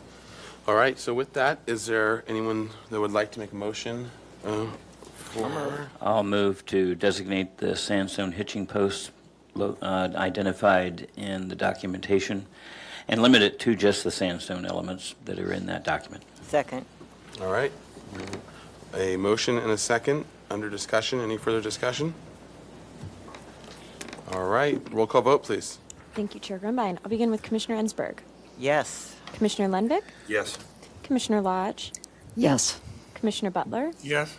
Commissioner Jordan. Yes. Vice Chair Uli. Yes? And Chair Grumbine. Aye. Motion passes. Thank All you. right, thank Yay. you. And thank you again, Ms. Green Hooray. and Mr. Commissioner Euler, Vice Chair Euler. All right.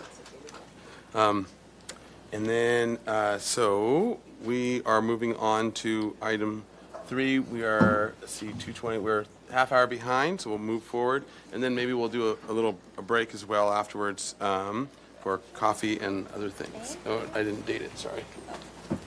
Is it 16? Okay. So, thank you. Oh, wrong page. Yeah, yeah, really good. All right, so we are on to item 3, continued item for project design approval, 1533 State Street, also referenced as 1529 State Street. So this is located in El Pueblo Viejo, Landmark District 1. The proposed project involves demolition of all existing site improvements and construction of a new 4-story mixed-use development comprised of 27 units developed under the city's average unit size density, AUD, incentive program with an average unit size of 782 square feet. The first floor of the development includes a 4,500 square foot commercial space, on-grade parking garage, residential office, lobby, yoga studio, and an amenities space. The project includes a basement-level parking garage for the residential units, a bicycle storage room, and residential storage room. On June 25th, 2025, the staff hearing officer approved an open yard modification and found that the project qualifies for an exemption from further environmental review under Section 1533-2 infill development projects of the California Environmental Quality Act guidelines. Project design approval is requested. Project compatibility findings are required. Project was last reviewed on February 26, 2025. All right, welcome. If you will state your names for the record, introduce yourselves, and then we'll go to staff and for any additional comments, and then you'll have up to 15 minutes to present. And we'll go through the notes from last time as well, the comments. So, all right. Jay Blatter, principal with HBA Architects, representing the owners. Here with Carl Benkert, Courtney J. Miller from Landscape Architecture End. And if you need any comments, our owners, the owners of the Cantwell's Market, are here. The Shaw Street families here. It's a family-owned business. I believe this is our 4th time coming here. I think, as I mentioned last time, we have had a very positive, collaborative relationship with your commission. As a matter of fact, I can almost go around the room and say, well, you suggested this. That was a great suggestion. Cass Enberg suggested that. So we feel really good about the project. I guess we can go through the... yeah, we'll see. Just any other notes by staff? Okay, yep. So it sounds good. Yeah. So we can... So basically, we've made... Actually, yeah, let's go through the motion from last time, and then we'll... All righty, we can great. Go from there. Yeah. And if, yeah, good, we can reset the time here. All right, so the motion was to continue to staff hearing officer for return to the full commission with the comments. 1, the commission thanks the applicant team for their time, effort, and response to the commission's comments. 2, the commission encourages the applicant to make the project plans and video available for viewing on their website and to create a QR code to be used on public signage to facilitate ease of viewing. 3, with respect to story poles, the commission recognizes the challenges with the placement and encourages the applicant to use accessible and clear signage at the site to allow the public to view the intended plans for the project and to prompt feedback. 4, the commission is aware of the open yard modification that is being requested and finds it aesthetically appropriate to the site and development.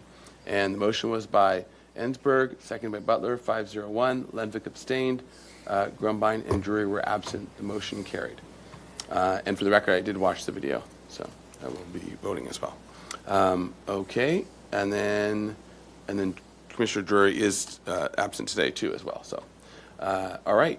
So now with that, why don't you take it away and explain especially what has changed since last time, and then how you have addressed any of the comments that were given. Thank you, Chairman Grumbine. On the screen, you can see a video of the project. Not a lot has changed since the last meeting because the comments were actually very favorable. Historically, this was started out as one sort of larger building. Commissioner Grumbine, you actually made the initial suggestion, what if we break the massing down so we have a little more of a massing along State Street, and we actually separated it into almost 2 buildings. We've articulated the fenestration, the arcade. One change that we did make, we had to pull back the arcade 6 inches due to a requirement from the city. So there's a 6-inch pullback. I don't think that really impacts the positive nature of design.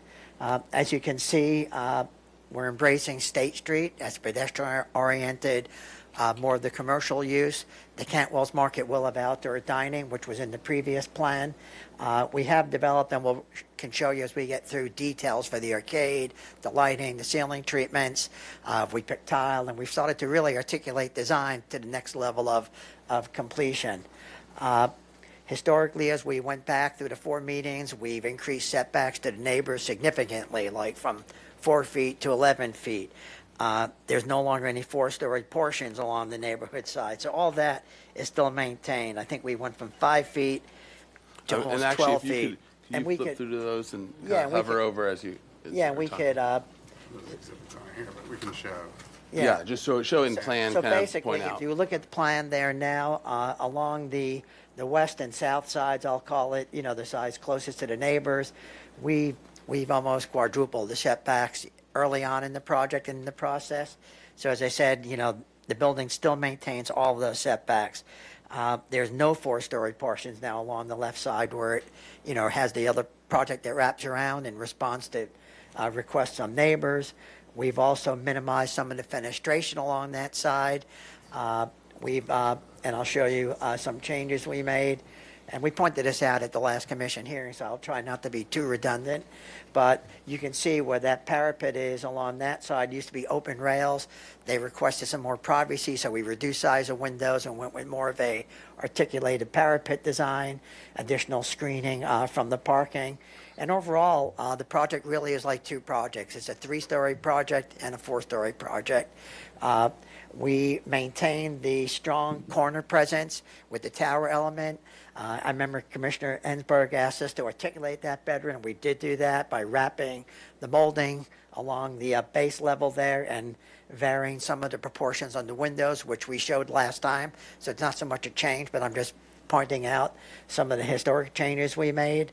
As far as the tile work, we've started to investigate, and we have samples board here if you want to go further into the design where we articulated the deep recess openings, the metal windows, inlay tile, and tile, stair riser. So we've tried to really articulate a design that I think takes the massing that you like, the overall design, and starts to bring it into a more historic context in terms of detailing. And that's a work in progress, but I'm showing you some of the advances that we've made since the last meeting. Other changes we made along the way, I remember Commissioner Lindvik, you had talked about pulling the gate back. We made sure nothing's backing out into the street, so the parking garage, is no longer negatively impacting the street. We've enhanced the landscaping. So really, for the most part, this is the project that you've seen the last time, except we've articulated some more detail, more flavor to what we felt was a very, very positive, encouraging last meeting here at the HLC. We did, by the way, we did do a 3D animated drive-through that I think we showed at the last meeting, I believe. And we did post a Q code so the public can look at the renderings and can look on their phones and really see how this project feels within the context of the city, driving up Arriaga Street, up State Street in both directions. We really, we feel very good about this project because it's a true mixed use that embraces the intention of the mixed use. A lot of housing projects are not really doing true commercial ground floor. They're just putting token ground floor commercial uses as a way to get more housing. I think this really embraces the notion of a true mixed use project. This is a view looking at Arriaga Street, and you can see, going back to the first meeting we had way back where it was one 4-story building, how it really transitions in response to what's really sort of a transitional corner with all the commercial activity on State Street, multifamily next to us, and then eventually 2-story and 1-story structures as you work your way down.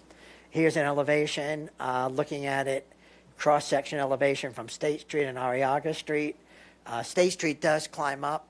I know that, there was a letter from the hotel developers across the way, but actually we're lower than their highest point. And really, having gone up there and experienced it, it's not going to really obscure the overall panoramic view. And I think, embracing the need for housing, we can't assume that every property has a view easement where nobody will never have anything, sort of built in the city.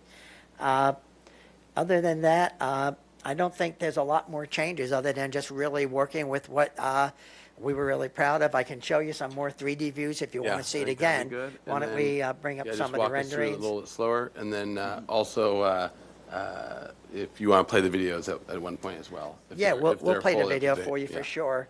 This is just sort of not a rendering view, but a 3D massing model that shows the view looking down on the corner on State Street. We designed it along with the landscape architects to have decorative paving. At one point, we wanted to bring the paving out that occurred, but the city, Public Works doesn't want, paving within the sidewalks. I sort of like it, but obviously there's other, functional considerations. Why don't we go to some of the rendered views? These are some of the 3D massing models, not fully rendered, but 3D massing models. The one on the upper left shows where the parking structure is. Originally, that was a big stair tower. Now we've stepped it down, so as the stairs step down, we're able to, reduce the massing along that side. And we simplified things too in terms of window fenestration and not trying to be too busy and sort of overstate. We don't want it to become a collage of everything you can pull out of a handbook. We wanted to quiet the building down a bit. Now if we go to some of the rendered views, Carl. So these are some of the rendered views. This is a view showing the current design as you come up State Street. You can see the articulation of the arcade, the simplification and proportions on the windows that we were encouraged to look at, and some awning treatments. The roof detailing, we do have a band molding on the upper windows that helps to break sort of a hat or a cap for the roof.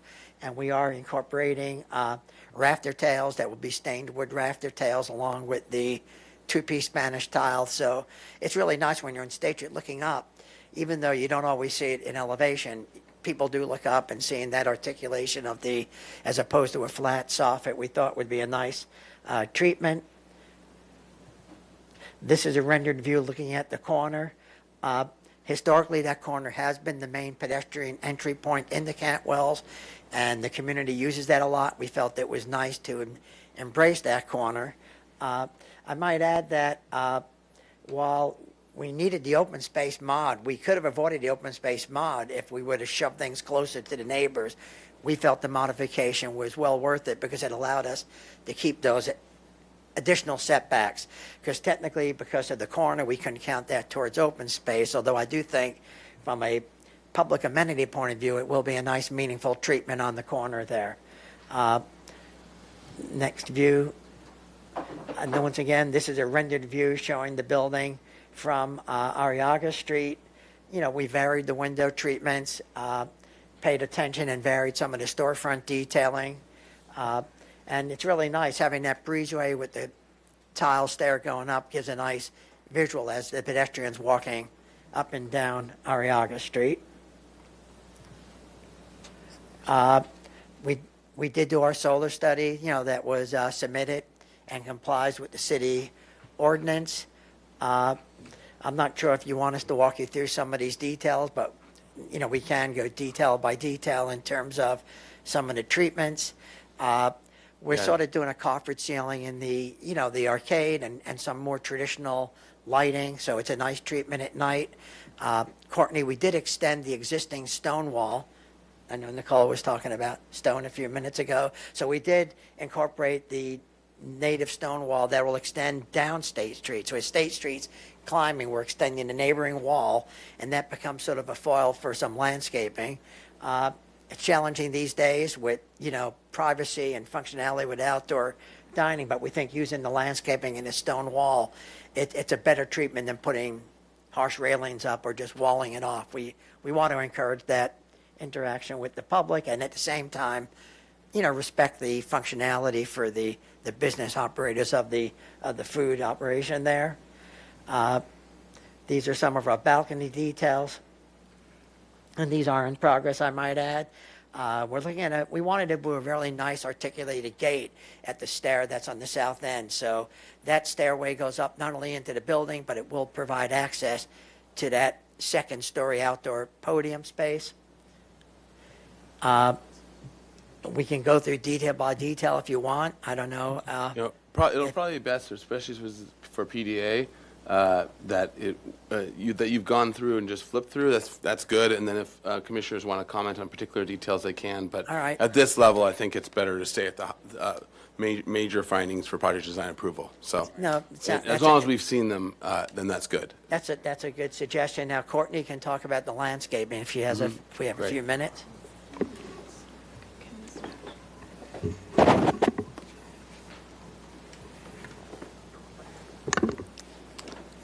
Okay. Hello. Hi.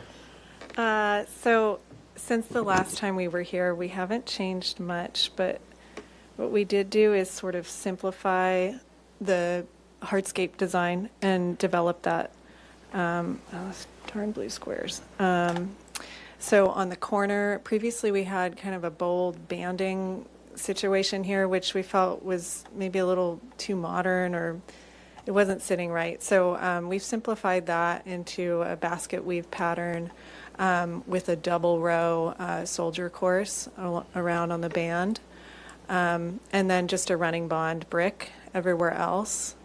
We do have physical samples at the end of the table if you're curious to see these colors. They're not quite that bold, as you'll see in the physical samples, but just a traditional red clay brick. And we have a medium iron spot for the banding, which we might mix in with the field as well, just for a little color variation. So that's the ground floor.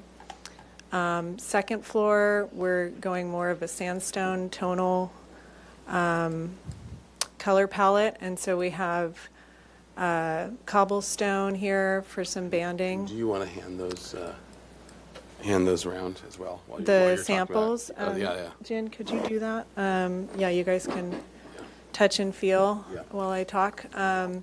So, yeah, a little bit. So a little bit more modern as you go up to the upper floors. I'm still excited about this detail. We have this sort of decorative pot feature in the center here, and it'll have a little stone curb, not like what's in the picture, but stone and then planted terracotta pots there. And then on the upper floor, more of the same. Sandstone tones in a limestone product, and then we have a porcelain tile there. We intend this to be kind of a quieter space they might use for yoga or other things. And that's really the gist of our changes for today. So unless Carl has anything else, we look forward to your questions. I think staff can play if you want to see the animated video again. Yeah, that'd be great. I think staff has that, I believe. Is it on here? I think. It's the big one.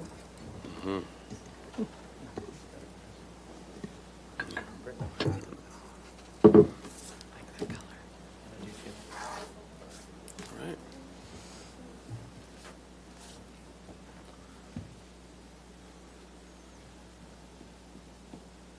And then just while you're, is there a strategy for pervious versus impervious? Is there a point? Yeah. That is another thing we've been working on refining is just the stormwater strategy. And currently we're on the ground floor, it's all just traditional brick, impervious. Okay, great. So we really pushed for that, and so we have other ways of managing the stormwater. Great. Mhm. Yeah. It's always Yeah, we're Chair working with actually Grumbine, advanced civil engineers. we do have it available Perfect. when you're Okay, ready. great. All right, yeah, let's cut to the video. And I might add, as we make little articulated changes, we don't keep constantly updating the Sure. video, but I would say it's Sure, as pretty- long as it's a pretty it's good close, yeah. articulation of the design. Good caveat. Yep. So you're painting all those buildings white? With pink roofs.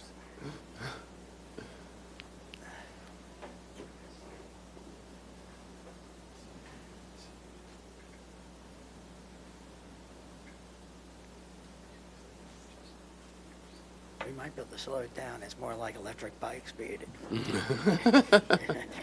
That's now protected in this town. Right. 15-year-old on electric bike. What could go wrong?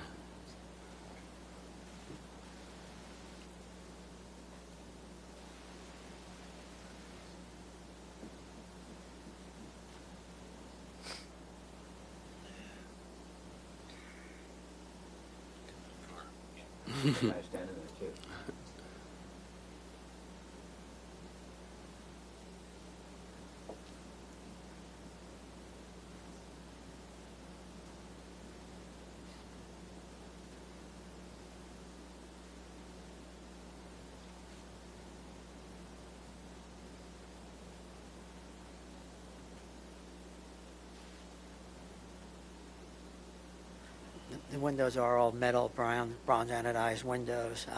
We're going to all deep recessed, traditional details that I know your commission would, expect to see. Yeah.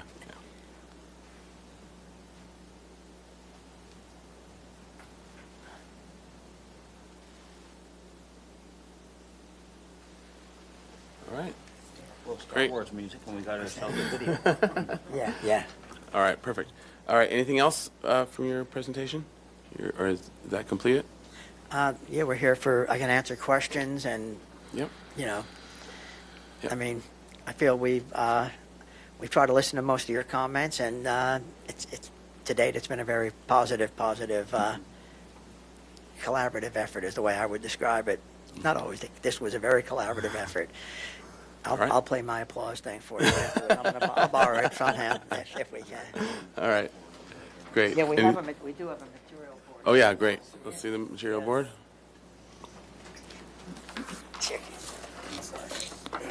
And these are obviously not final, but sort of starts to give the and we can flavor at of the least comment on finishes, it, and too.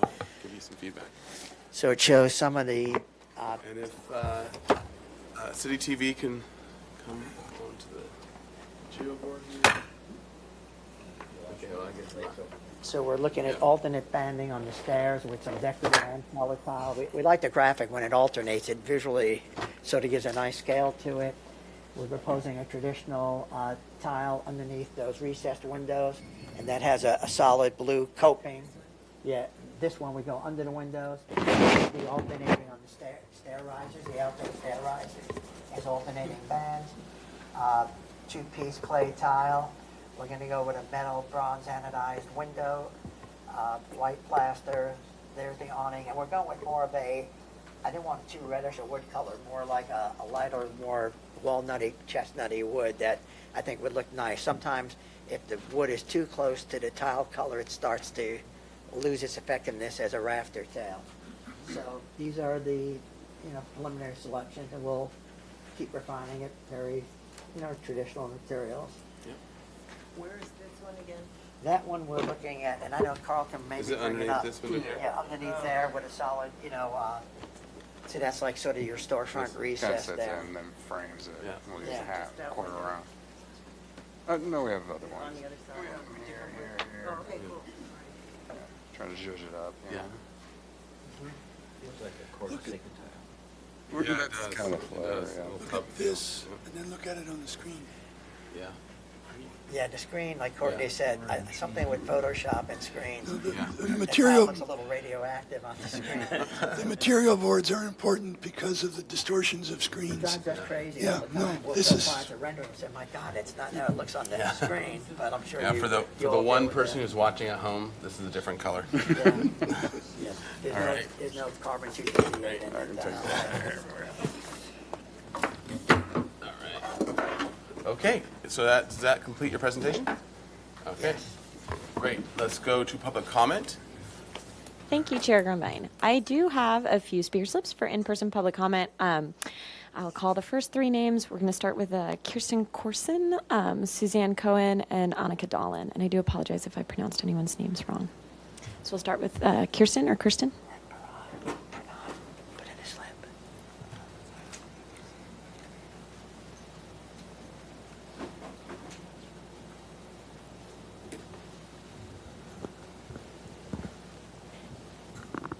Hi, I'm Kirsten Corson. I live or I own the property at 15 West Arriaga Street, number 2. I've owned it for the last 30 years. And you guys are making progress on this, but watching that 3D animation coming down State Street, I'm still blown away by that 4-story cube with some pretty wrought iron on it that you're putting at the corner of Arriaga and State Street. I've known this area my 30 years, but my father also built the building at 15 West Arriaga, at 30 West Arriaga back in 1949. So that's what, going back almost 80 years. This is just, it's still historically wrong for this neighborhood, which is a 2-story, 1-story, small buildings. It's just a massive cube that people will live in. I would also question the parking. Okay, I know you can get away with the 29 units, but believe me, these young people that will be living in there, they're going to have at least one car, probably two if both parties are working. So anyhow, nice work, but it's still wrong for the neighborhood. Thank you. Thank you. Next up, we'll have Suzanne Cohen.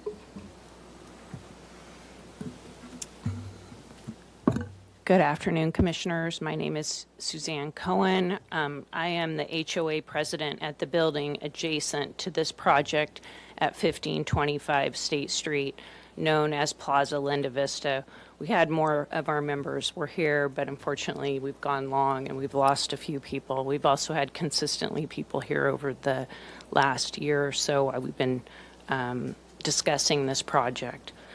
Our project next door is a mixed-use project located directly adjacent to this site.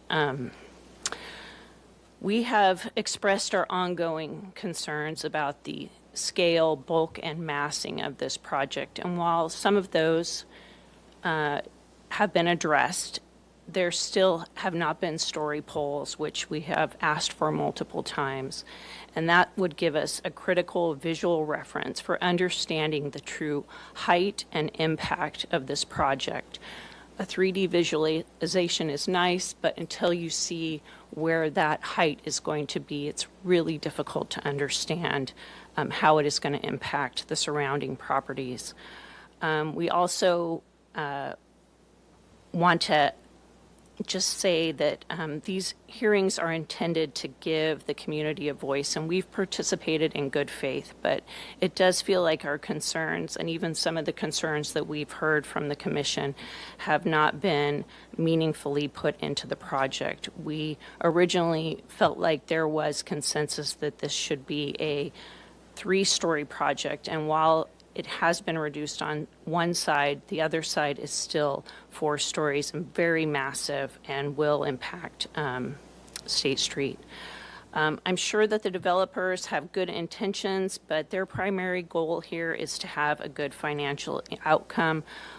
For those of us who have lived in this neighborhood for over 20 years, this project is our home, it's our business, it's our daily lives, and we want to all see responsible, well-designed housing in Santa Barbara, but it should be built in a way that reflects and respects the neighborhoods that it's going into. This has long been a community that, has valued and tried to thoughtfully address the addition of housing units. So we're squeezing here 27 housing units and a grocery store into what is a pretty small lot in a neighborhood. So I just want to say thank you for your time. We all understand where this is going, but I do want to just voice the concerns of our HOA that have been given to me and I've been asked to represent here. And we do hope that maybe there will be story polls. We do appreciate the changes that have been made, and it has been an interesting process to watch. Thank you so much. Thank you. Thank you. Next up, we'll have Annika Dolan, followed by Pedro Toscano, and then Gregory Dolan. Thank you. My name is Annika Dolan, and I own 2 East Arriaga, which includes a Plunkett Edwards historically designated building. My comments will address construction and housing related to the June 25th meeting. While I appreciate the Commission's limiting construction to Monday through Friday, most of the neighboring businesses, including my tenants, operate Monday through Friday. Months of demo, excavation, and construction will generate dust, dirt, and noise that will negatively affect these sensitive businesses. Will the site be fully enclosed to protect our properties, our HVAC systems, and worker and resident health? And what about parking? What traffic management will be in place? The transportation of heavy equipment and materials to the site, as well as debris away from it, will seriously impact neighborhood congestion, which already suffers due to the Hyatt renovation. Currently, traffic backs up on State Street at the Hyatt entrance, as well as on Arriaga Street at the Hyatt parking entrance and exit. Most importantly, how will the construction mitigation measures be enforced, and who do we call if violations occur? We need clear accountability measures in place before construction begins. And housing integrity. This project received significant entitlements specifically to provide rental housing. At the June meeting, it was asked if these rental units could eventually be sold. If at some point developers can flip these properties for profit, it undermines the entire purpose of these special entitlements and sets a dangerous precedent for future projects. And Santa Barbara will continue to need more rental housing. Can a more permanent restriction on the sale of these residential rental units be placed? Though I disagree with the assertion that the size of this project won't negatively affect this neighborhood, I thank you for allowing my comments, and I've gone over time, and for your service to preserve this historic community. Thank you. Thank you.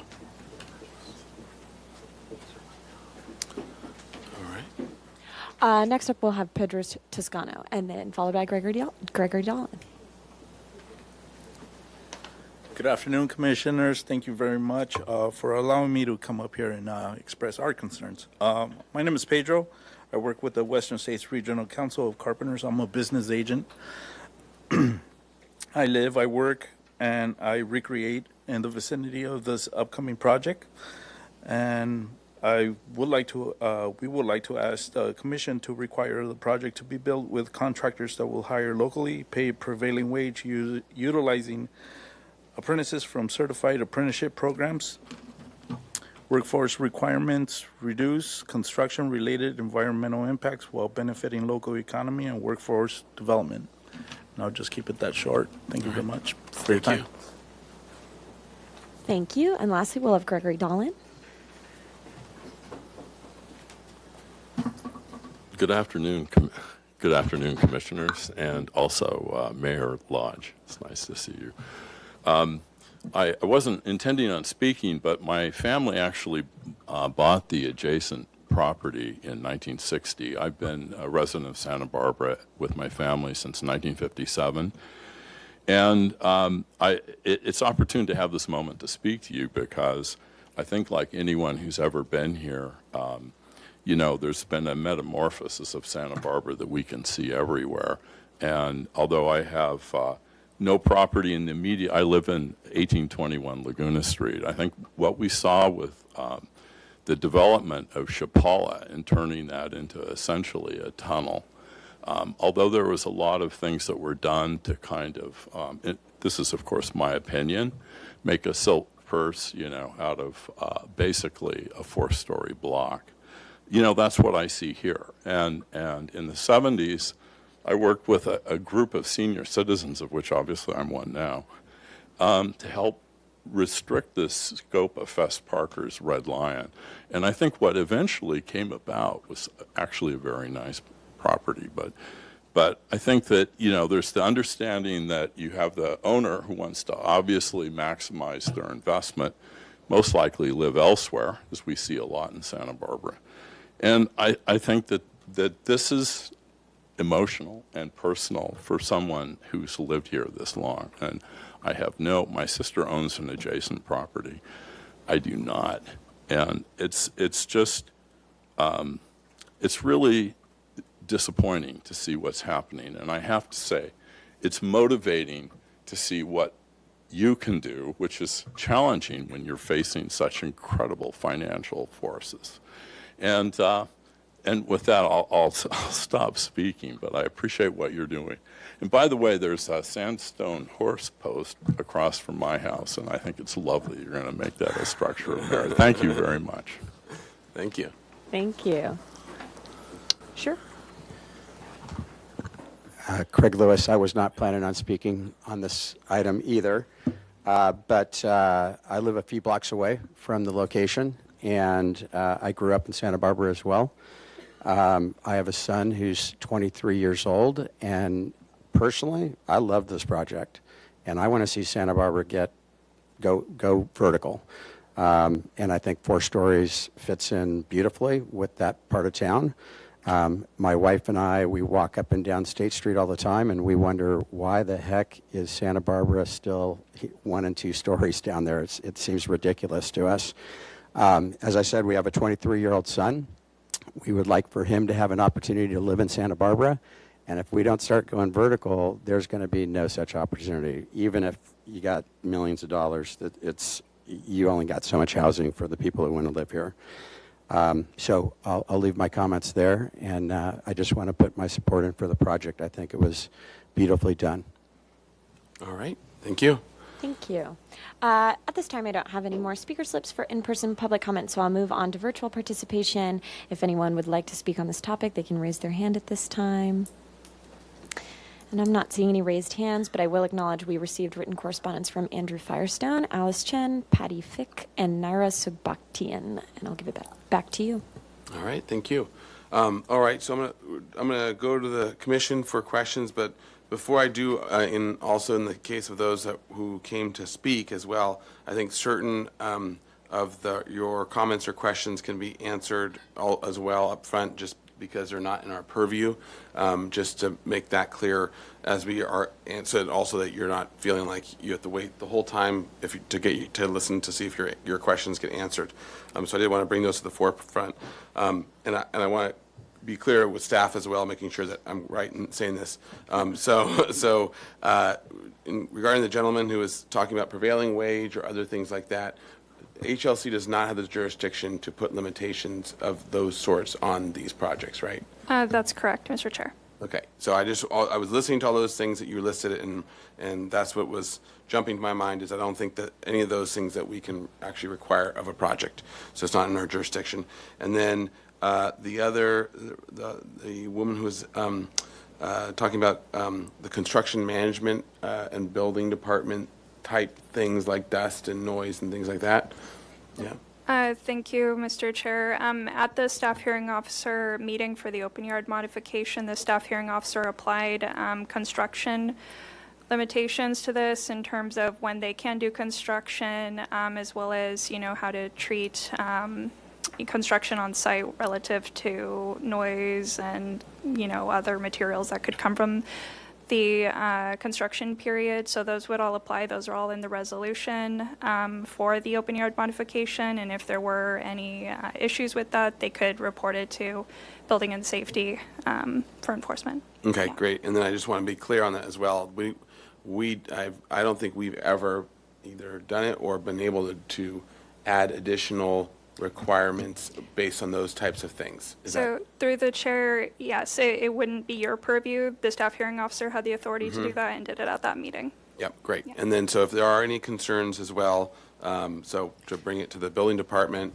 as the project's under construction to make sure they're complying with all the requirements, and as well as all the typical city requirements. So it's not that we haven't tried; it's just not our purview. Also, I do want to mention, because it was brought up, this particular project is proposed at the density under the priority housing overlay, so they are required to have it limited to just rental housing. They cannot, unless City Council eventually makes a change to the ordinance requirements, change it to ownership housing.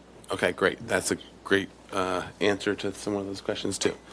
Okay, and then so I was just trying to cover all the things to make sure that the public understands what is and isn't in our purview as part of this thing. So, all right. So now let's go to the stuff that is in our purview. All right. Also, so questions? the other one, Chair, is the parking. Oh yes, as well. Yeah. So parking is also not in our purview in terms of the number. The the closest person to having any of that purview is Commissioner Lodge, but she no longer has it because she's on our here, not on Planning Commission. So in the Planning Commission side of things, where she used to have purview, and we couldn't talk about it, and now it's vice versa. So. And now she can't talk about it. Yeah. Okay. So to the commission now for questions. Now, so this is before us for project design approval. I do think a couple of key things to discuss is, from what I recall and from seeing from both the video, from other things, that we looked at the question of whether story poles are required. I don't know that we officially said they are not. I think we are saying that they were as a supplement to do these other things. Is that right? Through the chair, at the prior meeting, you'd indicated that, and it is one of the items that you can formally waive story poles for an AUD project, as if there's issues with installing them on site, could disrupt the business operation, or you can't do it because of where the buildings are located. So that was noted at the last meeting. If you want to formally document it today, we can do that. Yeah. Okay. I think that'll be in making sure that everyone is in agreement with our previous statement, and they feel satisfied with what they did per our instructions in terms of what their requirements for the video as a QR code and the other things. And along those lines, also just to remind ourselves, the two purposes of story poles being for public notification, which is I think why we said to do the QR code in the video, as well as the other substitute things like models, 3D models, videos, things like that are okay for us to say you don't need to do story poles because we are satisfied with the mass bulk scale analysis based on the other products and information that you provided, and that satisfied our understanding of how large or what the massing of this building was. So those are just general discussions that we use as we decide whether we have story poles or not. And then, so it's for project design approval, so we're going to have to do compatibility findings. While there's lots of details that they're already diving into, and it's good, I think we should maybe stay at the higher level and make some simple comments if you want, like study these more or give some reference without getting totally into the weeds and the details yet, but at least give general direction, and then really focus especially on mass bulk scale, neighborhood compatibility, and our other findings that whether we're seeing that this is generally in favor of project design approval, and then also, or not just generally, whether we can find project design approval, and as well as any additional areas that we want to have them study, like if there is openings or facades or things that we're not quite happy with, but the general design is good. So just want to lay it all out there as we are diving in here. And with that, I'll open it for questions. Let's start with questions. Mr. Chair? Yes, Commissioner Butler. Regarding openings. Yes. I don't recall if this came up last time, the garage entry. Could you go to that just for a second in one of the elevations? I guess my question is there a plan to have a door or is it a? There's a gate, but it's recessed 10 feet. We pushed it back into the building, I think. Can you zoom in there and then maybe any other? Okay, so, It's recessed go ahead. back, so there's no blocking of sidewalks, and you can see it's hard to see it in the renderings in the shadow. Pardon my interruption. Can you make sure that your microphone is on? Oh, yeah. Yeah, why don't we bring the plan up? Oh, there you go. So there's a gate, okay. So tell us a little more about the Go to the gate. plan. We're gonna. You might just do the minus sign out. He's caught in Adobe hell. Yeah. And you have you can see the 3D, but if you want to see the plan, you want to see the plan where we pulled it back to? So there, you can see that gate's, it's sort of at the far back of this. What material is the gate? The gate's going to be like an iron type, roll-up gate. We haven't fully designed it yet. Is but it a I think it's roll-top or yeah. I would imagine a roll-up.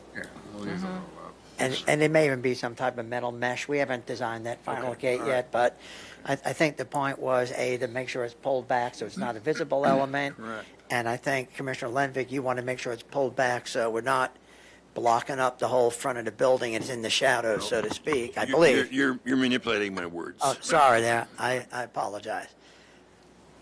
And we'll get to that in a little bit, once we get a plan. Manipulating his work? Yes. Not my intention. I apologize. Okay, so can you point out where the roll-up is? I'm sorry. Okay, set back there, the Yeah. gate. Okay, so then, questions, okay, so did that answer your question, Commissioner Butler? All right, additional questions, we'll go, Commissioner Ensberg, then Commissioner Lodge. Okay. Thank you. I have a question for Courtney about the landscape. We got a couple of letters from people about that west side that is, adjacent to the neighbors, and I think you did talk about Can you adjusting. go to the landscape plan? Yeah, adjusting those windows to help, for the privacy from one to the other. And there were a couple of mentions in those letters about possibly some landscaping or taller trees or something like that. Could you talk about that a little bit and see what you were Hover over thinking where there? the things are. Sure. Thanks for that question. So what we're looking at, I thought it was the southwest corner. Other way. Yeah, so, Adobe, what was that? Can you scoot it? Thank you. It's this corner. Can you indicate with the mouse? You don't have to keep going. All right. This, you said it. So it's that corner. We certainly have the ability to move around the trees and take another look at what species we're using there. Right now, those three on the corner are listed as Washingtonia robusta, which is the Mexican fan palm. They get quite tall. And the focus in this whole area was to get tall, narrow species to help address, the massing of the building, but also to provide privacy where we need it. But of course, as those things grow, the privacy moves. So we were thinking about potentially Italian cypress or something that is, denser and more immovable, doesn't shift and change. And that's at this point what we're thinking about. But we're taking those comments seriously. And, as we have on other projects, looking at those specific adjacencies, so we don't have any issues. Yeah, they were looking for the privacy, but also because there's a large wall, massive wall, and to get something that would help to, put some shadow and light and something of interest on the wall, which I think you're describing. So there were those two things that they were concerned about, to have a view of something that would be pretty. Yeah. And then also to have a little bit of screening somehow for their windows. But I think the window placement you already talked about addressing, and maybe look at that again, just to be sure, to the degree possible. And part of the reason we brought that wall up was the privacy. Make sure your microphone on. Part of the reason we brought that parapet up was I don't think people wanted to look into, what's on the balcony, so we did raise that wall as a parapet up there. We eliminated a majority of the windows on that side. So I feel we've made an earnest effort in terms of addressing their comments in terms of horizontal setbacks, stepping back, and eliminating the open railings and balconies on that side. One other question. Do you have that elevation with the landscape on it? No? I don't think we do. Or in perspective with Maybe. the landscape on it? I don't think we have that. But I'll tell you, we have those taller, right now in the plan, we have taller palms around the corner on the right. And then to the left, kind of where that blank bit is, we have kentia palms, which are, much wider, and they're varying height. And then we're also planning on vines along the whole base of the building, so it won't be a reflective, Right. bright surface. There'll be lots of foliage and texture in there to help that. Great, thank you. All right, then Commissioner Lodge? Excuse me, for the elevation from looking at it from Arriaga, I think it's A 3.12.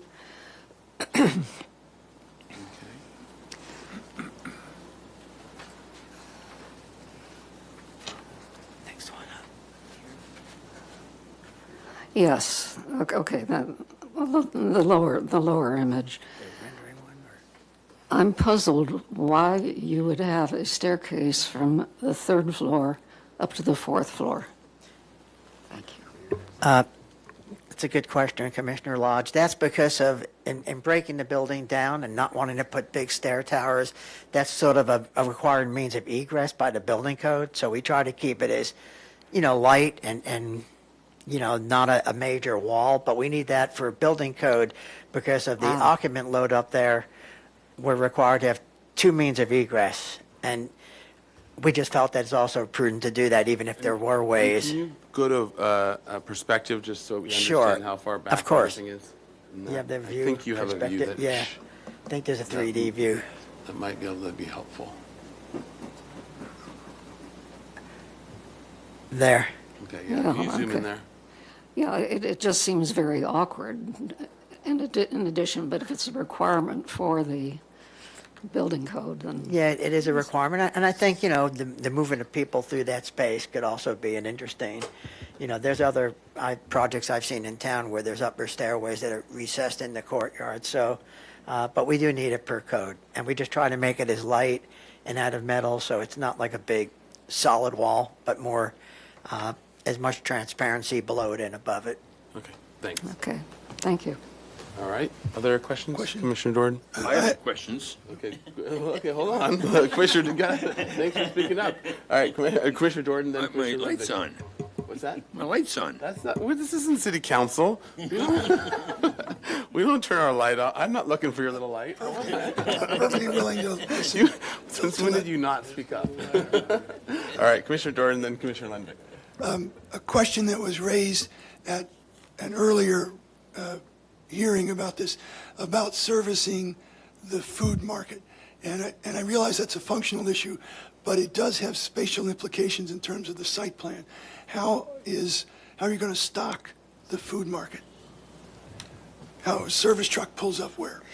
Well, right now, there's a loading zone on the street that's currently used, and I think even as part of the project approved across the street, they put a second longer one there. So most of those trucks come in off hours and they'll park on the street, and we do have some for smaller deliveries inside the parking garage. Okay. Pretty much the way it's done right now. Commissioner Lundvik. Thank you. I have a question for staff, and in my age, my mind is failing me. Why did I vote against this the last time it was here?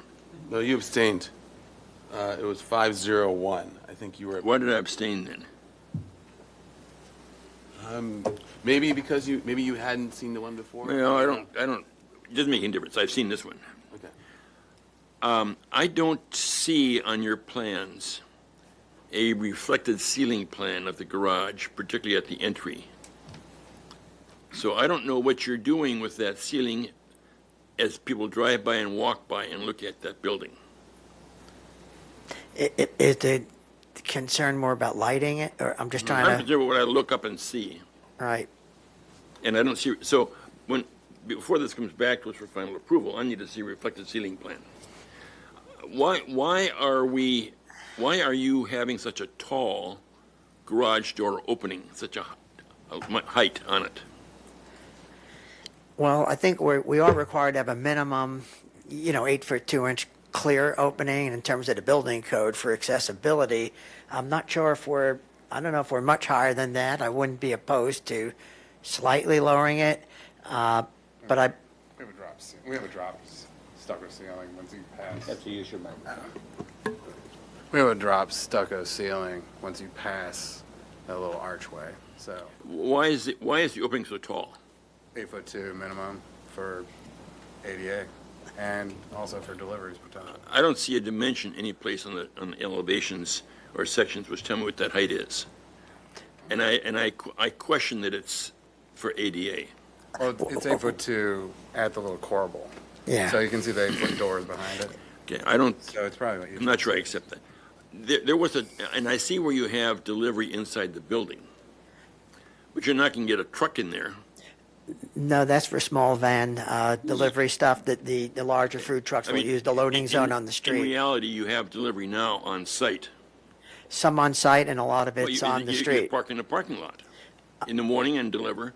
Now you're telling me you're going to park on the street and deliver. Is that correct? It's a question. Well, I mean, I could ask the owners to address that if they want to, but right now the larger trucks are pulling up on the street, smaller vans, pull up blocking spaces. Literally, they're not legally really supposed to be blocking up the spaces, but Yeah. Oh, When- yeah, when- no talking violence, but come on up. This is another question. yeah, I'll let the owner. And the staff might deal with this, but when Mayor Lodge and I were involved in projects in their inception 20 years ago, there used to be a requirement for off-site parking for delivery vehicles for commercial. And I don't know if that has gone away and the Public Works Department no longer enforces that or what, but I question that we have that and we don't have that. You have dimensioned parking on your plan for delivery, but you can't get a. So Commissioner Lemick, well, I think we can note that as a thing to check, but I think it's also, I think an outside of our purview thing in terms of making sure, they're going to have to come back. Okay, it's outside of our purview, possibly, but if we have to make findings for neighborhood compatibility, I would say parking on the street and not providing parking on site is an impact that we would find is not neighborhood compatible. That's a question. We'll deal with that down the road. So But hold on, let's get clarity from staff on that. Is that part of our purview to make sure that they can have, if we make findings and they find out later that they needed to get something else arrangement for parking for off-site deliveries, is that, can we not make findings without knowing that part first?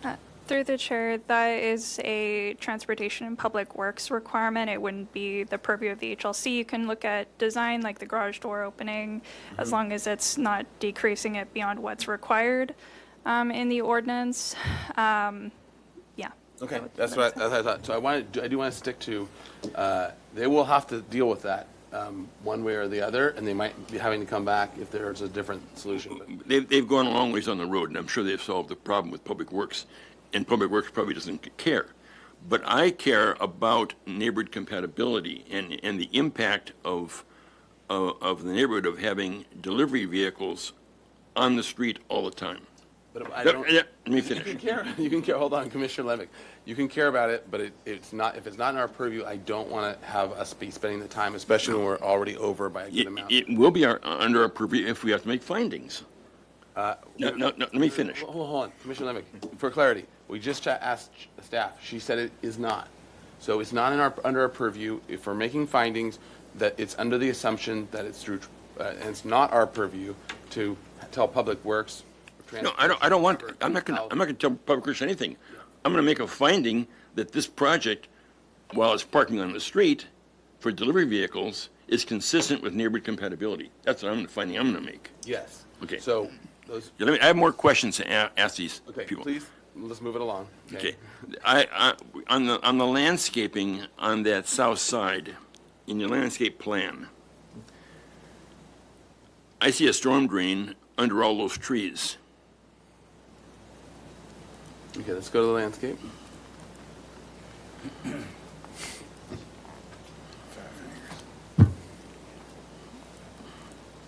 So there, enlarge that so we can look at the south side.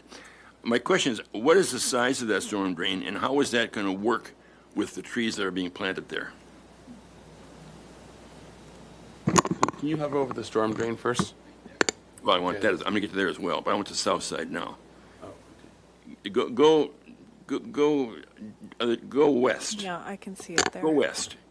Thank you South for that is up. question. South is north. North is up. South is south. Down. So I'll say at this point, the utilities are still preliminary. Get on the south side of the building. How they've been laid out. The So bottom side. that's definitely something that we'll be coordinating as we work through documentation. go left, We, go west. So you see that storm drain there? yes, It runs the entire length. My grandpa eyes don't see. you can't see it. Here. And how do you plant trees when you got a storm drain that's 30 inches in diameter? Let's hover over it first, make sure we see it. Oh, I see. Okay. Got it. Yeah, so the utilities infrastructure, we have to coordinate. We haven't done that yet. We're not into documentation. So I don't know the size of the line. Usually what we try to do Well, is that's a question. gang What it is together. How does it work? So- And where does that storm drain dump? That storm drain, I believe, comes out towards State Street. That's part of an existing drainage pattern in the back So of the building. it gets into State Street. So my other question then is regarding storm drainage. You've got a storm drain manhole on the corner of State and Arriaga. That's just in the middle of all this brick paving. We got this big concrete thing and metal thing, right? Go back to landscaping, the sheet you were on. There. So I see a big circle there. Yep. That's the best we can do there. Well, no. No, it's not. That is still being coordinated with civil as well. So we've just recently worked out the stormwater strategy and where those, I think those are the dry wells, right? Right. So we have to figure out how to cover that up, essentially. I believe that's one of the only locations it can go on that corner. There's another one just to the west, down Arriaga. So what we typically would do is, a custom cover, a lid that's the same brick to match, which is it's The quite a transformer, detail. so enlarge that area where the transformer is. So you've got another storm drain right there. And you are indicating planting around the transformer to conceal it. You've got trees and planting in the visibility triangle. Is that going to work? They're just outside of the visibility triangle, so yes. No, they're inside the visibility It will. triangle. All right, well, we're not going to get into Well, arguing my, about my, it. my concern is we're having a huge transformer that's going to be, that is not shown on any elevations, anything, and is not going to be concealed. Yeah. Okay. And my next question is, where are the fire sprinkler double check valves and risers? And how have you dealt with those concealing?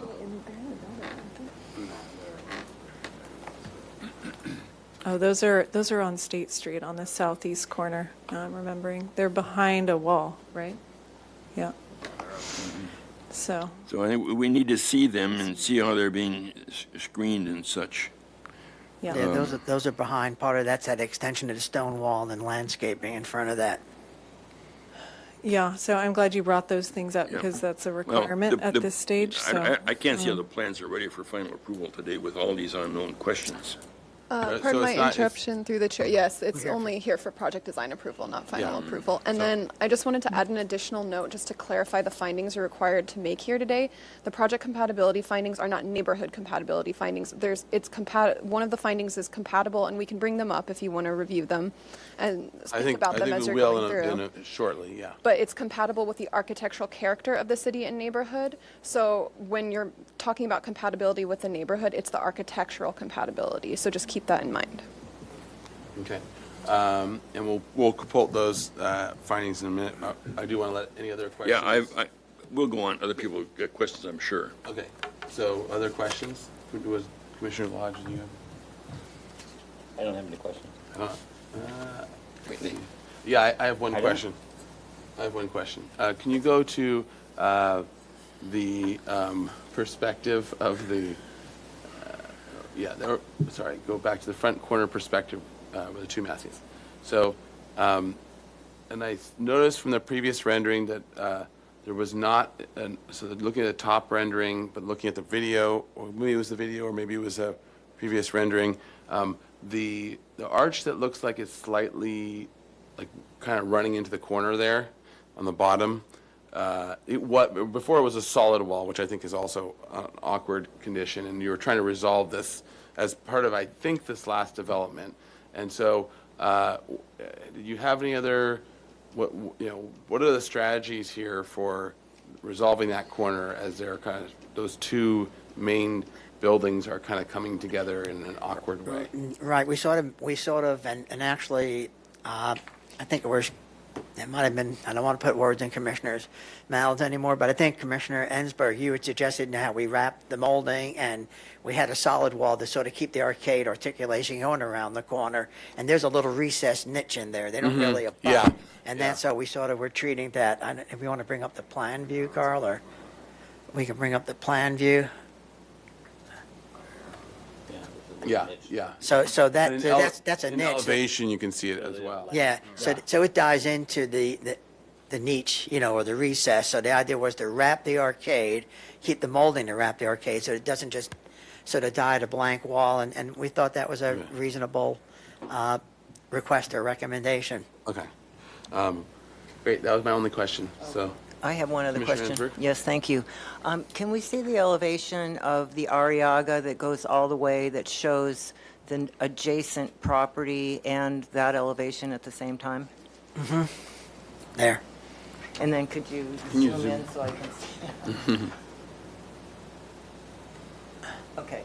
So there we can see the two garage openings together of the adjacent property and the one that you're proposing. That's what I wanted to look at. Yeah, and I believe that garage is subterranean, so really, that opening's higher because it's ramping sort of down a little. It's not fully subterranean, but we'll certainly verify that we're not an inch above the 8'2" minimum required by, Chapter 11. No, I was just curious to see, that relationship, because obviously you have to get into the garage somewhere, so seems like a logical place. Thank you. All right, so now let's roll into comments. And so this is for project design approval. I think that's the main question. There's a whole list I have here that I will summarize of a whole bunch of comments that I think are all part of figuring out and studying and things that we're going to want to see how you're solving when it comes back, including how the fire check valves and risers are being hidden. Transformers are being hidden, the storm drain planters, commentary on delivery methods, the opening of the garage, things like that. And there's some more, and there's a few more other additional comments that I at least have for minor studies of balconies and things like that we'll need to still continue as we go forward. And so I think but at the higher level, if we can actually get the project compatibility findings up on the screen, at this level, I think we need to focus on whether we think that it's ready for project design approval based on these items, and then we can also list all the other things that we're particularly making sure they study as they come back. And if we have suggestions, we can make those suggestions as part of what they are doing. Okay, so our consistency with design guidelines, our compatible with architectural character of the city and neighborhood, appropriate size, mass, bulk, height, and scale, sensitivity to adjacent landmarks and historic resources, public views of the ocean and mountains, and use of open space and landscaping. So comments from the commission, and we can kind of either everyone jump in as they want to make their comments. I will, since we're almost an hour behind, ask that we keep our comments brief and see if we can come to a consensus of what we think can or should happen today. Also, Mr. Chair, we do have the resolution when it comes to story polls. If you want to look at those findings, you can document it today. That's right. Okay, great. So it would just be making one of these. And last time the commentary, as I mentioned, was about installation and challenges related to that. Okay. So thank you for that. Chair, could I ask a question? So you want to stay to the big picture, and do we also, what did you just say? This is for, you mean for the story polls? No. Oh, so I was saying state of the big picture, and we'll put all the little comments on there as Yeah, well. like the at details, end. we can just not But- really. Well, we can comment on, give them some direction here and there, like Oh, I make know. sure that you cover. I know what I was going to say. What about the open yard mod? Did you need to have input about that, or is that already That's resolved? We already already did that. Okay, great. Yeah, great, good point. Okay, so let's go back to the compatibility findings, and then feel free, commissioners, as you would like, to jump in and say where you're landing on these things, where you find it supportable or not, and why. Might be a helpful discussion, and see if we can converge on a motion. Who wants to go first? I'll start off. Recognizing the difference between project design approval and final approval, I'm comfortable with giving this project design approval today with specific recommendations about things we would need to see for final approval. And I'll have one other very quick comment because it's come up in public comments. We've seen this several times, and I do believe that the architect and the owners have made good faith efforts to work towards resolving concerns. And yet, the results will undoubtedly leave some of the neighbors unsatisfied. And I think that we will see this kind of situation more and more in the future. We understand the collection of forces and pressures that are coming to bear on real estate in Santa Barbara that are forcing increases in height and density. We'll see this more and more. And this issue of what do we have purview over, how can the neighborhood respond or intervene in the process is going to be an ongoing, very important discussion on going forward. But right now, for this project, for these people who have tried to work with us and with the neighbors, I'm comfortable with, I will support project design approval. Okay, thank you, Commissioner Jordan. Mr. Chair? Yep. I would support the same with those comments. Okay. In the spirit of keeping it short, I agree. All right. I believe that the architecture is well done, and I believe that knowing where Santa Barbara has to go from the standpoint of providing housing and such, that the size is something we are going to find appropriate. I raise concerns in my questions about certain aspects of the project which need to be resolved. And I'll try to capture those in the additional comments too. Commissioner Ansberg? I will also agree, with what has been said here. And I would say, to add to it, I especially appreciate Commissioner Jordan's comments. Yes, this is something we're all trying to grapple with and get used to. But I would also say that I think that this is a really nicely done project, and that the height at State Street, which I have said before, is appropriate in my mind. And the way that we see it stepping down to that next project, which is higher than the neighborhood adjacent to it, is a beautiful transition, and I think done extremely well. So I think it's important to, I think this will be an improvement for State Street at this point. So I just wanted to make that point as well, and I will support this. Commissioner Lodge? Thank you, Mr. Chair. I want to announce that I watched the February 26th meeting, which was the last time this project was reviewed, so that I'm in a position to be able to vote on it. And I agree. I like the architecture. I like the design, and I also feel it's big. The building on the corner is big, and but that is what we're going to be seeing more of, I think, as Mr. Durden said. Okay. And I'll generally agree with those comments. I'll have a few more to add, but it's sounding like we're in a general consensus, so there's probably going to be the motion for project design approval. And so why don't I summarize a whole bunch of comments, and then we can have those discussions if others agree or disagree, and we can say whether we're in favor of, or at least there's a split on some of these things, so they can get good direction on moving forward. Okay, So a few that if we can jump back to the details page, and maybe go to the door and windows real fast, just as sort of general direction. One thing I noticed was as you're going forward here, I think you're going to need to add more muntins and divisions to make it a little more Santa Barbara style for your windows and doors articulation. That's one.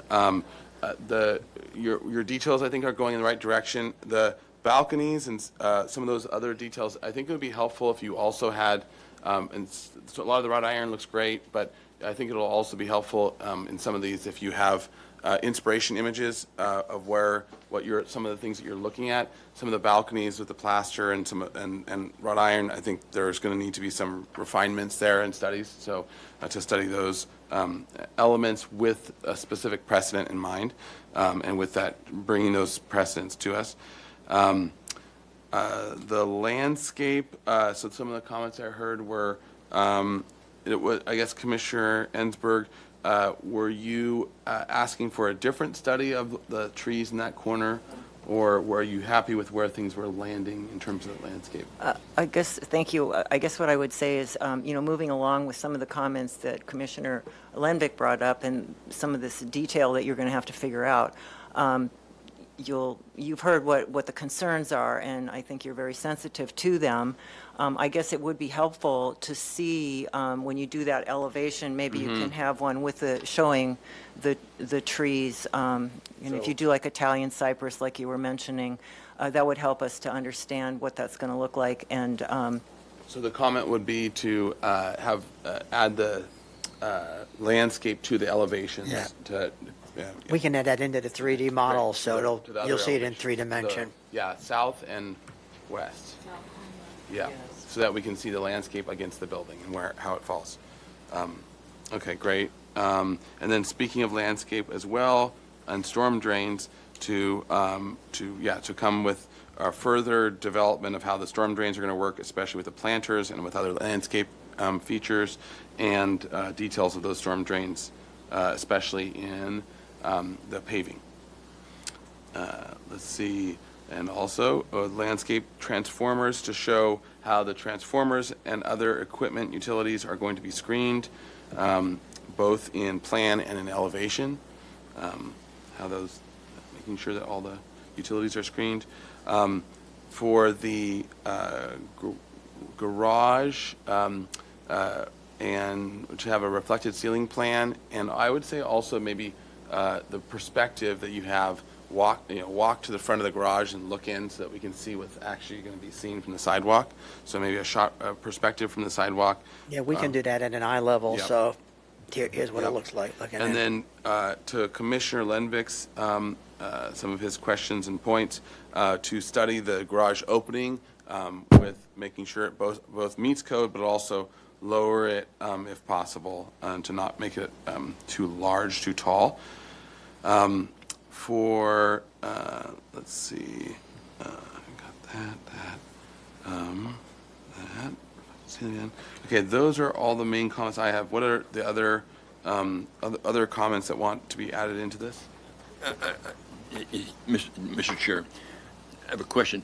You've been to Creeks? Yeah, we're in process of working through with them. They're pretty demanding, and Ashley Vance is our civil engineer, and Will you have a project when you get through with Creeks? They'll just have a creek bed. we'll have my sanity. I think we'll have my sanity when we're through with Creeks. They're There'll not be the most rivers run flexible through group, it. as you know. Yes. Okay. I have one more. Any other comment to add? I have a number of things, but they're more detail-oriented, and I think that they can wait until they come back again. So I don't... If it's easy to give, actually, one thing we can give, I think, comment is on their material board. They came with the material board and with, and hardscape materials and those. Is everyone finding those are generally acceptable where they're going with it? And the patterning of the basket weave, appreciate that. Yes. Everyone's feeling good. Okay, so... I could very quickly, I can just run down this little tiny list. Okay, why don't you at least say it and let's see which we want to capture as a comment. So, official comment. okay, the railing, that's coming down. Oh, yeah, maybe- good, the Maybe that stair. could be a little bit more decorative or something like that. I don't mind it, and I understand why you're doing it, but maybe you could do the poetry thing on it or something. Okay, so And then, poetry thing on yeah. the stair. And then the tile, I like the tile that you have, and I just, see if there's some places you could perhaps add more, like especially in that arcade. With that 3D you had of the arcade felt a little stark there, so maybe you can add a little a decorative there. I like the Moravian star that you have for the lighting. I think there's a lot of great things. The awnings, I would like more awnings. There's like one on each side. I don't understand that. So I would love to see more awnings. I like the yellow. I think that's great. It's very perky and fun and bright and cheerful. The arcade also, just to think about, like the ceiling, maybe that ceiling could be a color. Maybe that could be like a, blue, say. But, to bring All right, so something a little study more. arcade ceiling color. Yep. The, Okay, I the just want to make sure we're poetry catching. thing again. And then I think the rafter tails is great. Yeah, and in general, everyone's favorite for Yeah, that, right? Yep. and the So we're good sign, with that. and I know we can't do signage, but, it's a big thing, and so I think that the signage, artistic, cool signage on this building will make a huge difference. So, that, and then I really appreciate the simplified paving that you did at the corner there. I think that's really nice. It kind of ties in, and you've got so much else going on anyway. And I think that was. I think actually that was remembered all. one more thing. The corner that I was bringing up as kind of That kind of arch. resolved, that I don't, and I see where you were going with it and following some idea direction. I think that still feels like there are two buildings, especially from major views. They feel like they're two. I know once you get to the edge, you'll see that it's deep and inset, but it feels like they're two uncomfortably. It's like one building's looking one way, the other is like this uncomfortable, just like sitting next to it. and it seems like they're too close for being planned. Maybe study that corner more. And as it transfers down, that arch looks like it's getting sort of swallowed up by that corner as well. So it's a little awkward. We Study even it. considered even a different material. Do we want like a tile in there that really graphically? So we'll Yeah, study it. Yeah, study that corner and the resolution of it. Still, I don't think it's quite there. Just move your perspective down the strudel so that doesn't. Never did that. Pardon my interruption, Mr. Chair. I think we captured Commissioner Ensberg's comments pretty thoroughly. Could you restate that last comment to be a little more? Which one? So, Which one was Once more poetry. yeah, more poetry in my the comment. poetry thing? So to study northeast corner of where the two four-story buildings are intersecting, and study and resolve it in a more poetic way. There we go. And Chair, could I just ask, how do you feel, how does everybody feel about, to me, that little inside corner seems like the perfect place for stuff to go in, like windstorm and kind of hard to clean out. What would you think if that wasn't there, if it just was the two buildings coming together? That's what I was thinking, that as they study it, that might be Yeah, one but to solution. open it up for that possibility that if Well, you maybe do- just at the ground level and then the recess, Yeah. because we were trying not to make it that one big building. Yeah, I know, I Right. know. It's- I know where you're going with it. I think it's just not there yet. All righty. So, yeah, just keep Understood. studying. it, And to- maybe and you to can show us some maybe- options or. Sure. separate, deal with that arch, so it's Yeah. not so kind of crammed up into the corner there. That's why just saying more poetry. Just solves Pardon it my all. interruption, Mr. Chair. If you're going to include those. No, we're not. Just Okay, more okay. poetry. Yeah, that's it. Keeps it easy. We'll remember. They've heard. So yeah, we'll keep it simple. All right, and let's try to move this along. So is there anything else really important that needs to be added before we? Okay.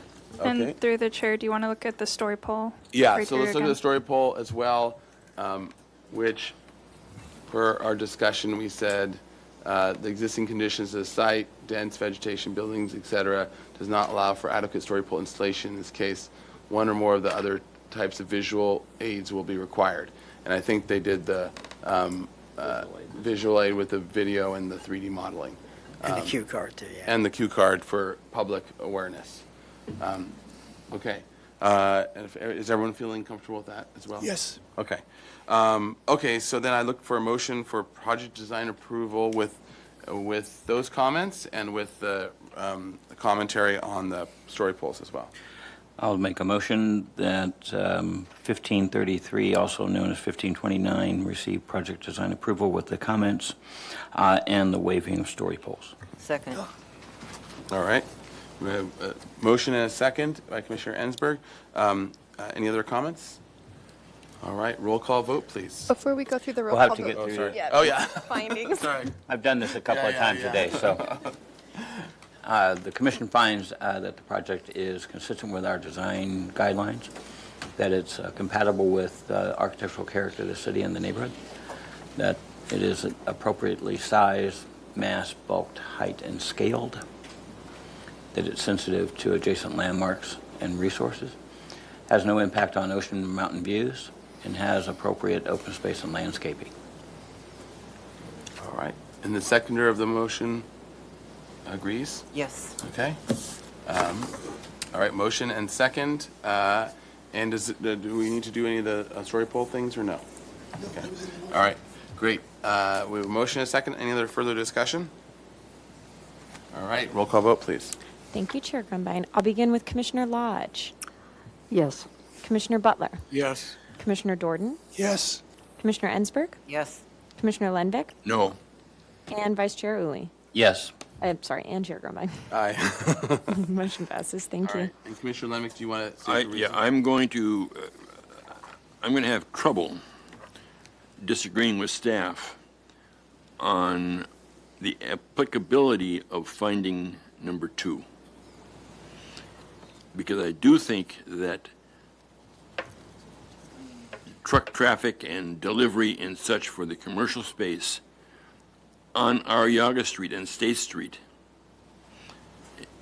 has an impact on the architectural character of the neighborhood.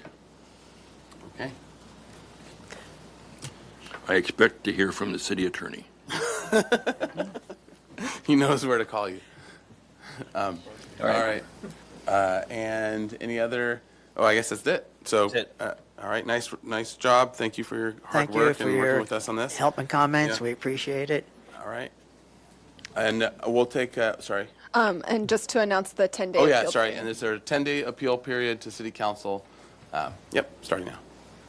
All right. And with that, I think we can do a 10-minute break, maybe. Okay. Great. Thank you.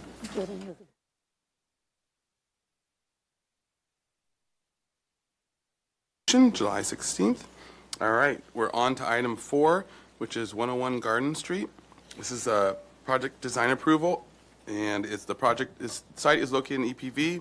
The project consists of merger of 6 lots, removal of all existing structures, and construction of a new 178,000 square foot hotel containing 250 rooms, 130 extended stay rooms, 120 select service rooms, and 6 affordable housing units, 5 low-income studios, and 1 moderate-income 2-bedroom unit, under State Street density bonus law, and an 85,000 square foot subterranean parking garage on a 4.5-acre site at the southwest corner of Garden and East Young and Ollie Streets. Hotel guest amenities include library, bar, lounge, 208 square foot market, media salon, meeting rooms, living room, breakfast area, outdoor seating areas with spa, courtyard with pool and spa, fitness room, and 7,500 square foot roof deck. The project includes 267 vehicle parking spaces, 52 bicycle parking spaces, and 8 bicycle rental parking spaces.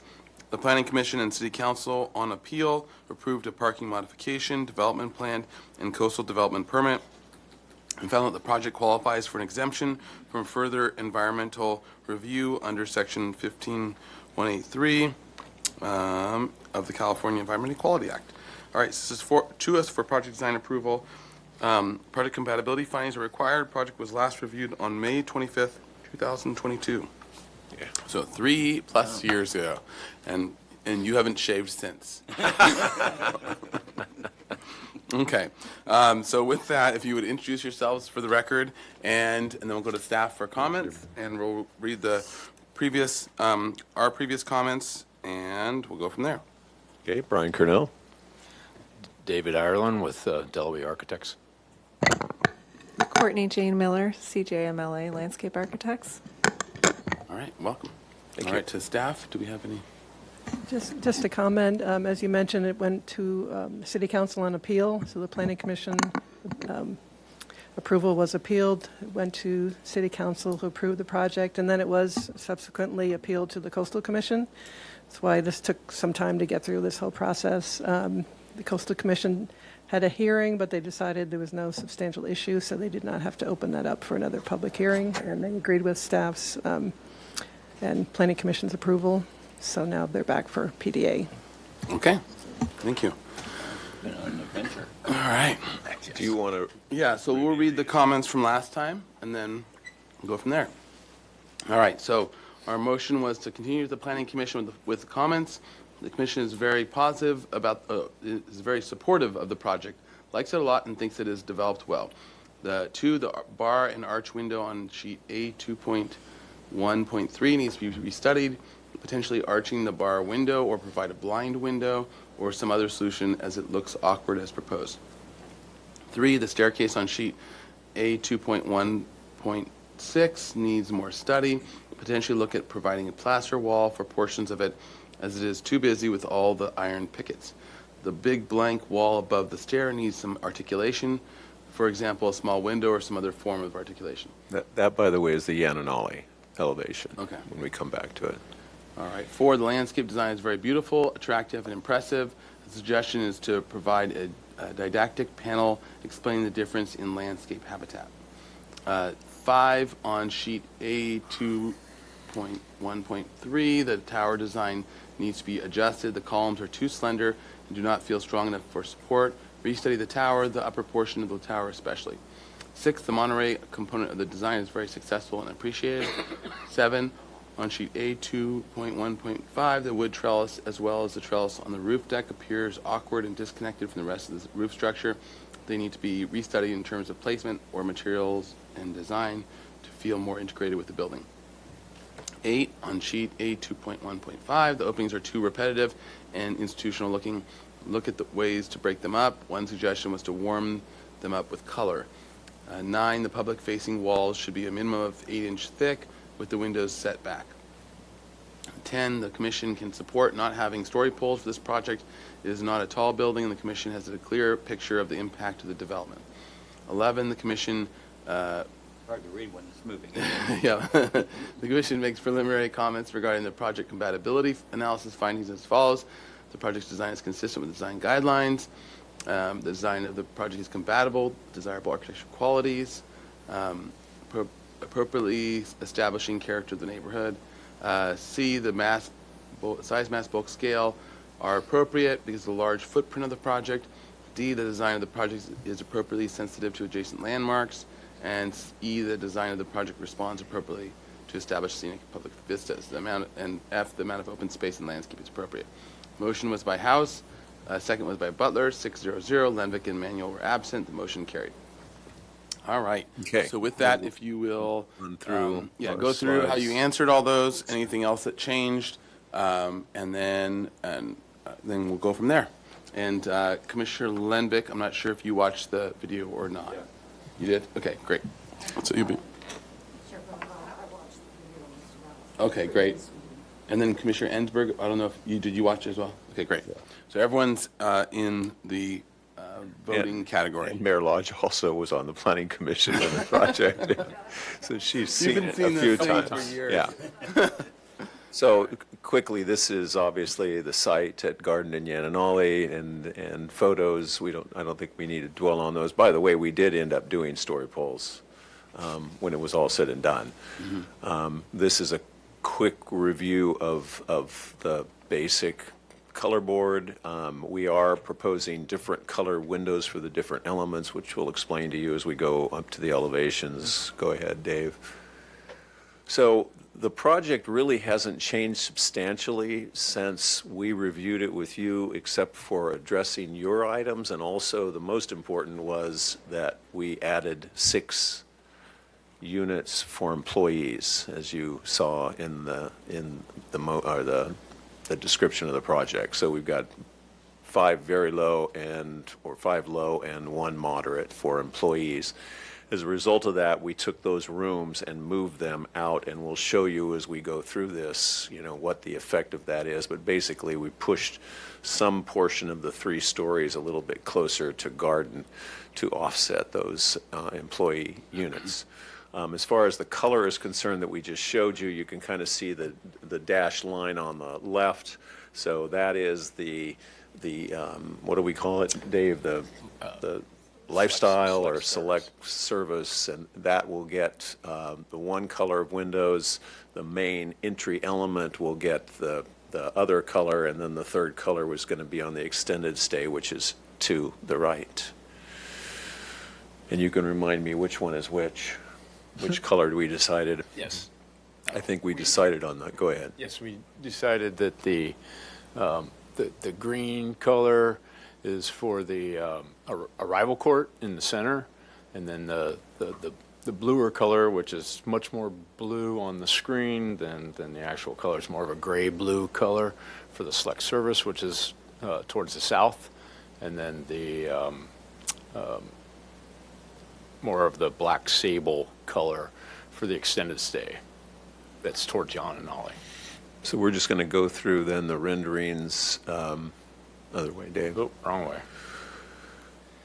So this will illustrate, even though it's kind of a Where's Waldo, what the difference is. You can see what we showed you before, and there's really, from this vantage point, of course, that's the Monterey on the corner, which was, the really Bill Wright's legacy. Bill believed, as you know, so strongly about the idea that this should be Monterey style, and so we kind of came up with the idea that this would have been the original building on the site, and then it kind of developed from here. So that you can see a little bit in this view, you'll see better in another view the extension of that 3rd story portion out towards garden to accommodate those residential units. So here also on the left was the original HLC review, and then you can see what happened there on the right as that piece extended out. This is really showing the tower change. So this was the spindly version on the left, and we basically increased the size of those columns and put in arches to try to make that tower feel better. Then this view, you really can't see that extension along garden, so that illustrates that it's really not that visible of an element. This also shows then the fix to those arched windows at the bar. So we basically repeated the arched window all the way around that element. And then the view from the tracks, so the tower again is a visible portion here in this view. And then I think we run across, to the Santa Barbara side. Really the change here is in that trellis, lowering and pulling that trellis back off of the roof a little bit so it doesn't look like such an awkward element. Yes, and it aligns better with the roof element too. It's on Santa Barbara Street. And then finally on the Yananali side, you can see what the stairway was that you mentioned in those minutes on the left. So we basically made that a little more of a solid element. And then additionally, and this was in response to neighbors across the street, we pulled the 3rd floor back. So I think that has helped that massing along Yananali considerably.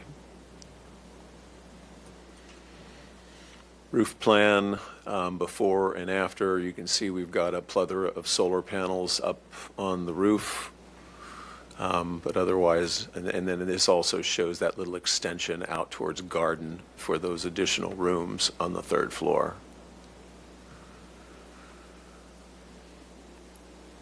Courtney, you want to just give us Sure. a quick overview? Okay, so from a site plan standpoint, really what we've done is just minor refinements, I would say, since the last time we were here. So we have our arrival court coming off of Garden Street, mostly over structure. So we have raised planters throughout that space. And then moving to the plan left, we have our select service terraces. So we have, various features over there, kind kind of a great lawn at the top, and then various spaces for an outdoor bar and lounge, and then a spa as well. Up on the top of the plan, we have our Santa Barbara Street Park, just kind of a passive open space there. And then moving on to the right, our plan center actually is the extended stay pool and pool courtyard at the center. And then off to the right, we have our courtyard at the Old Inn, which is what we're calling it. And then other than that, we have our materials too we can share. So I think those are on the next pages. Well, and right, the whole, that large area in front is obviously, this was a wetland, or technically a wetland. It's really a drainage ditch, but that's all going to be restored and enhanced. So, yeah, so our restoration there, we're at the Garden Street Drain. That's what we're calling it. So next. Materials, so just similar to a previous project we presented today, we have physical samples here. Some of them are a bit large, so I don't know if passing them along will work, but we have them here on the screen. The Ravel Court, we're planning on traditional clay brick in addition to a colored concrete. At the guest room patios, the same thing, traditional brick. Select service terraces, we have a slightly upgraded set of materials there, so terracotta and a stone, which I will say the Scala is, I don't quite like it. It's a little too limestoney. It's very white, so I think we'll end up with something more like a Cherokee Creek. And then for the parking areas, there are some areas around the property where we have permeable paving, so that's what you see there. And that's, I think, one of the larger samples we have. So that in the dune color, which is on the right, which looks a little odd on the screen, but it's a kind of a beige. And then this is an open graded paver, so we'll have the gravel in the joints. Next page. At the pool, we're going a little more beige. Sandy tones, and we have two different colored concretes there, and a paver to the right for the courtyard in a mix of colors. So we're playing a little bit with the textures there as well. And then at the Old Inn, both the private patios and the courtyard will do a traditional brick but tumbled and a different color. Then it's kind of a browner tone, which I don't know why it looks yellow on the screen, but we have the real thing there for you. And I think other than that, I can share how the utilities are screened if we want to pull that up. We don't care about that. Yeah. Nobody cares about that. And we obviously have the full set if we want to review it, but that's the overview. Mm-hmm. All right, and can you, sorry, keep going. Do you want to? Okay, so here, this is where we have the fire, water, and irrigation backflow. So I don't like to do a clipped hedge around those if we can avoid it, because it just calls more attention to the thing. So we prefer to do a cape rush, which is kind of a large reed. It's looks like this. You don't clip it, and so it kind of grows around and makes it, just disappear. And then we have, on the rear of the property, we have our transformer, which is really set deep into the property. It's in that internal kind of corner. And that is has a clipped hedge around it. So it'll be tucked back in. I think, let's see if I forgot anything.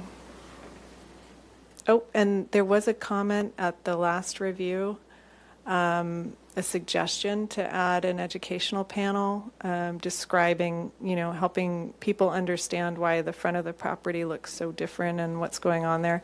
And so we have added that at the corner, and we'll work out the details, of course, but that's planned. So is there anything else? So have you walked through the set, like elevations and everything too? Yeah. What do you have? Page wise? 50. Yeah, 50 pages. Yeah. So really, I think probably focusing on just getting through the elevations, the perspectives you did, but let's just get them on the screen and have walked through as well. These are all civil and landscape drawings, and the architectural floor plans, site plans, enlarged. We have the renderings that are larger scale. This is the main arrival. This again is from Garden Street, looking towards the select service patio Let's terrace. just go to the elevations, Dave. I think Okay. That's fine, since we've shown them these. Go. It's going slow. Yeah, it's a big file. There it goes. Yeah, maybe So, zoom so in we a have bit. overall elevations, and then we also have enlarged ones. So this is the top one is the Monterey building, the old inn off of Yananale. The second one down is the Garden Street along the drainage ditch with the Monterey building on the right. This third one down is the arrival court. And then the bottom one is the arrival court, looking at where we've extended the roof out. And on that, on number 2 there, the third one down, you can see those arched windows on this elevation, so those arches at the bar will basically wrap around. There's 3 on this side and then 2 on the other. And then this, the top one on the left is from the railroad tracks, looking back. This is the bar, that it will have a pass-through window, but it's got an arched opening that matches. So there's 4 arched openings into that bar space. Again, the tower that we were talking about earlier, and then this is the view from like Garden Street, looking at the tower. And then number 3 is from Garden. This is inside the courtyard, isn't it? The driveway area, the parking Correct. area? That's correct, yes. And then the one on the number 4 on the right is the one from And Santa actually, Barbara can Street. you zoom in so it's full width? Just so that- Sure.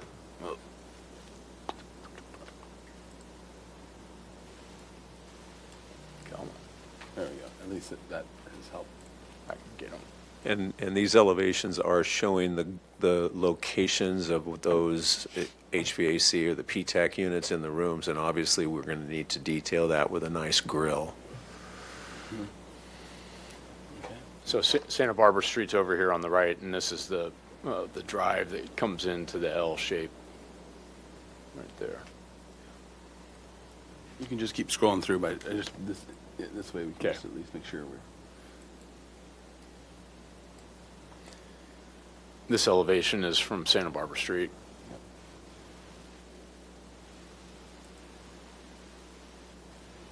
This bottom one is the whole length of The elevation you'll never see. elevation you'll never see, and then the entrance to the No, parking this garage. is the driveway on the left is from Yananale, and then it comes in and then goes down into the underground parking and then wraps back around to Santa Barbara Street. So the buildings like the old Danica House building or Michael Caine or whatever, and all those buildings that are along Santa Barbara Street back up to this.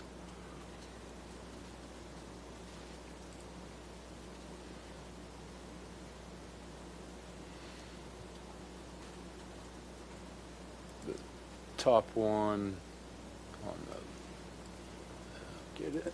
And actually, if you could just zoom in to the full width of the page, that's fine. Like a little further like Okay. that. Yeah, and just that way you can just scroll through. There we go. Yeah. Top left is from the pool courtyard, looking back towards the breakfast area on the lower level. The one on the right is in, wait, That's the courtyard that's the facing courtyard east. again, Yeah. facing east, yes. And then an elevation of the courtyard, looking at the Monterey building, Old Inn, and then the other long view of inside the pool courtyard area. And the other elevations of the Old Inn, Monterey building. Is that an extra R in Monterey? Monterey.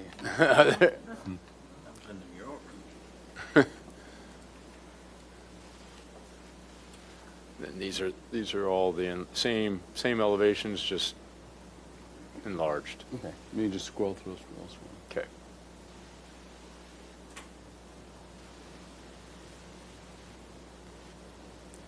Here's the Yananali elevation with the revised stair, little window above. And that's a skewed, that elevation is at an angle, obviously, so Yeah, it's. we've squared it up with the Monterey building. And the lights are on top of The lights are on. Window coverings. Building sections. And then we go into enlarged floor plans. And the guest room plans. Then these are all the egress plans. And that is the set. All right. Does that finish your presentation? Yes. Okay.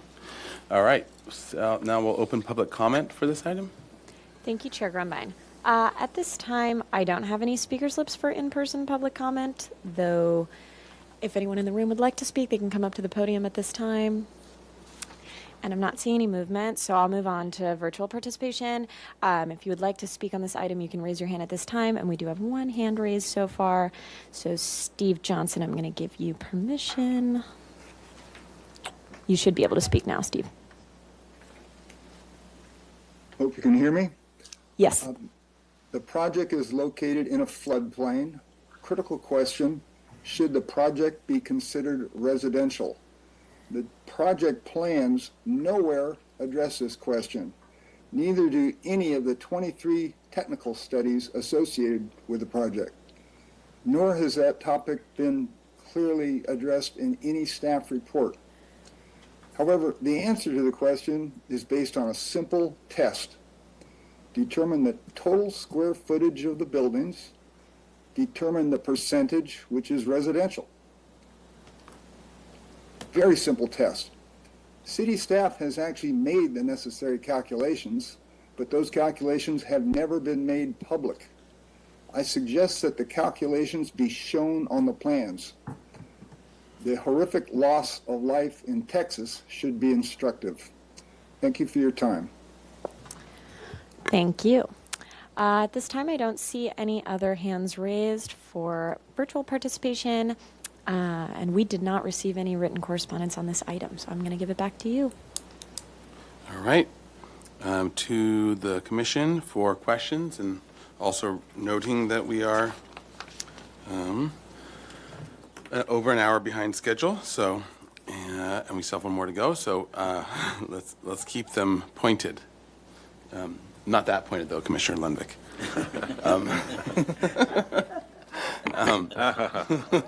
I would like to see the elevations of the courtyard, entry auto courtyard again. The north, I guess the north, the west, and I guess the north and west one too. They are right. Can you zoom in on that one a little bit?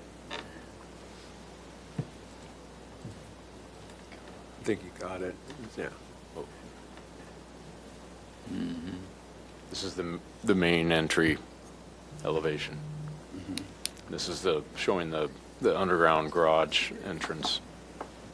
Is that a porte cochere or something? It's Yes. Mhm. Yeah, it's a wood trellis porte-cochere, but it will have a roof covering over Solid. it. Yeah. What about the north elevation then?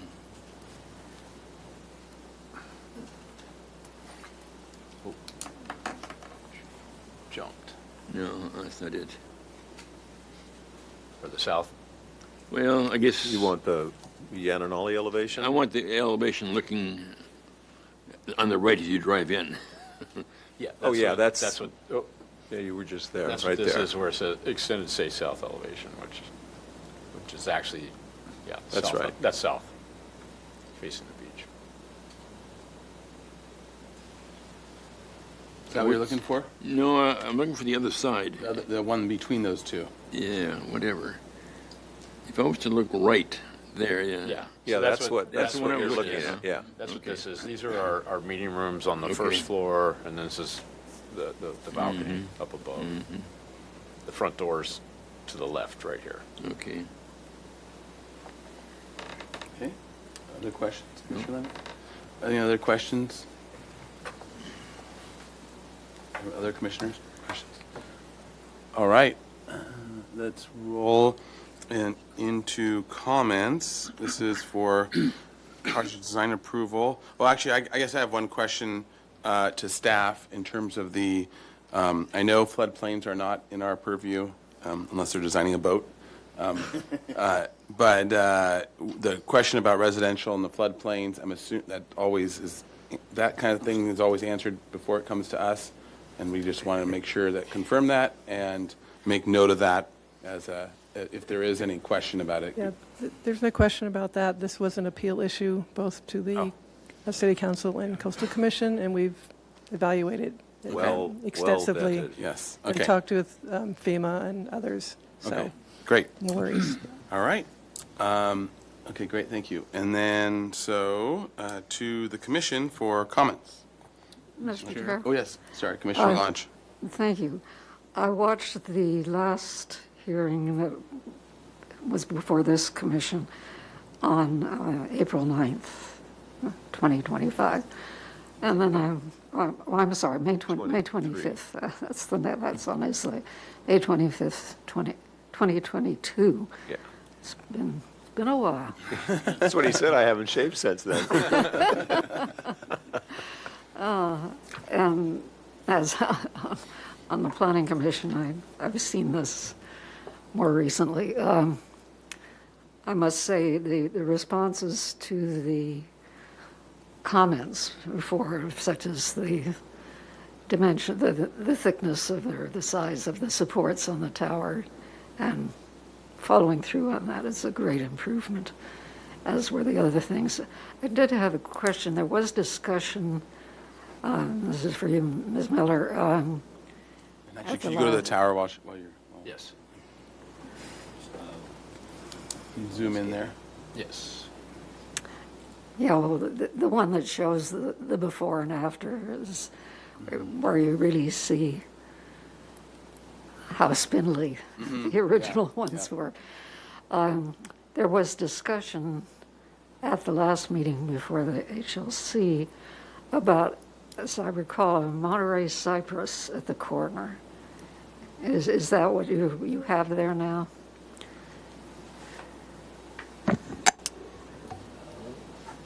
Yes, yeah, we still, you can see it there. Yeah. Okay.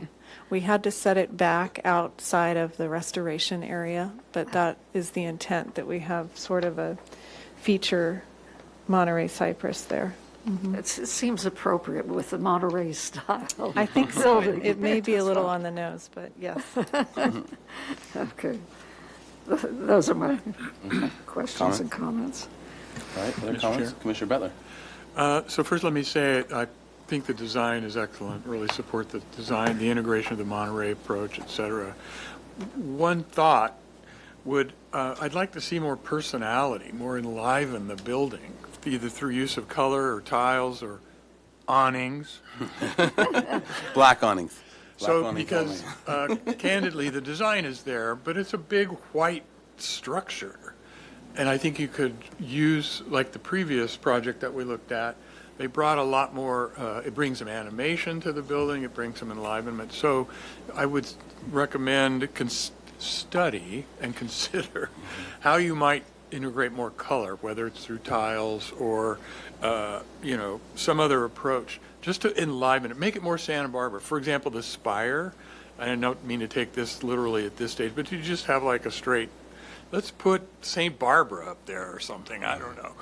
But let's make it, drive it closer to, you're at the beach, you're in Santa Barbara, it's a great design, so let's just take it to that next step. All right, great. Other comments? Commissioner Lenvick? Yeah, it's, I'm wondering if you couldn't even do more landscaping separation of the old inn building from the balance of the buildings. I mean, as if that old inn Monterey style building had been there a long time, and a lot of landscaping had grown up, and the new stuff has kind of been pushed closer to it. But I think that building could be very interesting. That the old inn. It's a nice concept, and it's probably should be dedicated to Bill Wright. Actually, It should be. Yeah. Mm-hmm. Okay. Other comments? Mr. Chair. Commissioner Lodge and then Commissioner Hansberg. I agree with the comment about it being a big, in some ways, bland building. And if you could, I think the word enliven was used, that would help. And with different colors, perhaps, beyond the window frames. And actually, yeah, can you go back to the renderings a little more as well, or the other one, and maybe zoom in more? Yeah, and I don't think these show the window colors yet, so we haven't articulated them to show those different window colors, which I think is really important to help break it up. Okay, well, I would be interested in seeing what more you could do to break it up. Okay. And we're considering different wood tones too, because there's going to be a lot of wood on this building. So the Monterey building will have its own color scheme, okay. plaster color, and wood color too. Mm-hmm. Okay. Commissioner Lenvick? Yeah. Oh, actually, let's go Commissioner Ensberg and then Commissioner Lenvick. Thank you. I'd forgotten I'd already said. Thank you. Thank you for this really great presentation and for all the work you've done. It's very exciting, and I agree with Commissioner Butler with what he has said. And what comes to mind for me is, I'm thinking like a Grand Resort hotel, and just, which I've been in to many of them across the country. And so you have everything. You just need to add, a few details and color, as has been mentioned already. I think like we're looking at the front entrance, like maybe that central building, a finial there, some kind of really cool finial there would really punctuate that opening. The other thing that comes to mind is, the quintessential Santa Barbara, the blue Gladding McBean pots, like in front of the junior high, and then of course those beautiful ones behind that building, behind the post office, using something like that, I think could be really very Santa Barbara and really beautiful.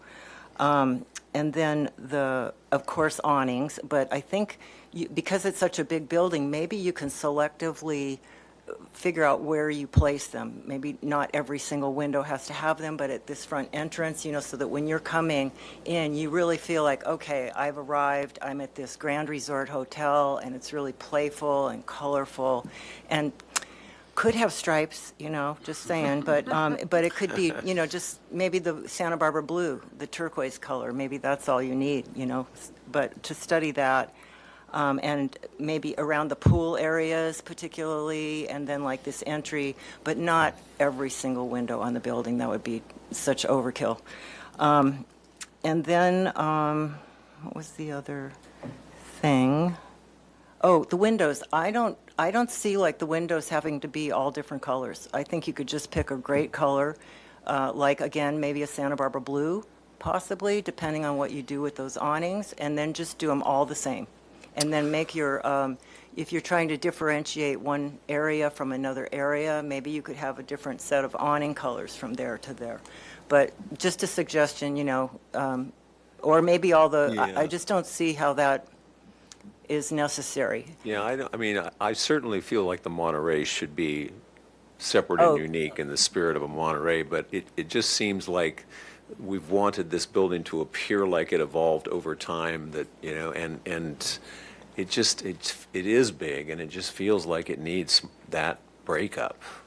Well, I'm just saying, just putting it out there, you know, you Okay. guys And- can and do all- what all- you And want. I think there will be other additional content. I think you're Yeah. throwing out good suggestions I'm to just study. saying, yeah, to look at that, and that in conjunction with these other elements, like, so not just have it all be the same everywhere, but maybe the awnings are more powerful in terms of a color differential.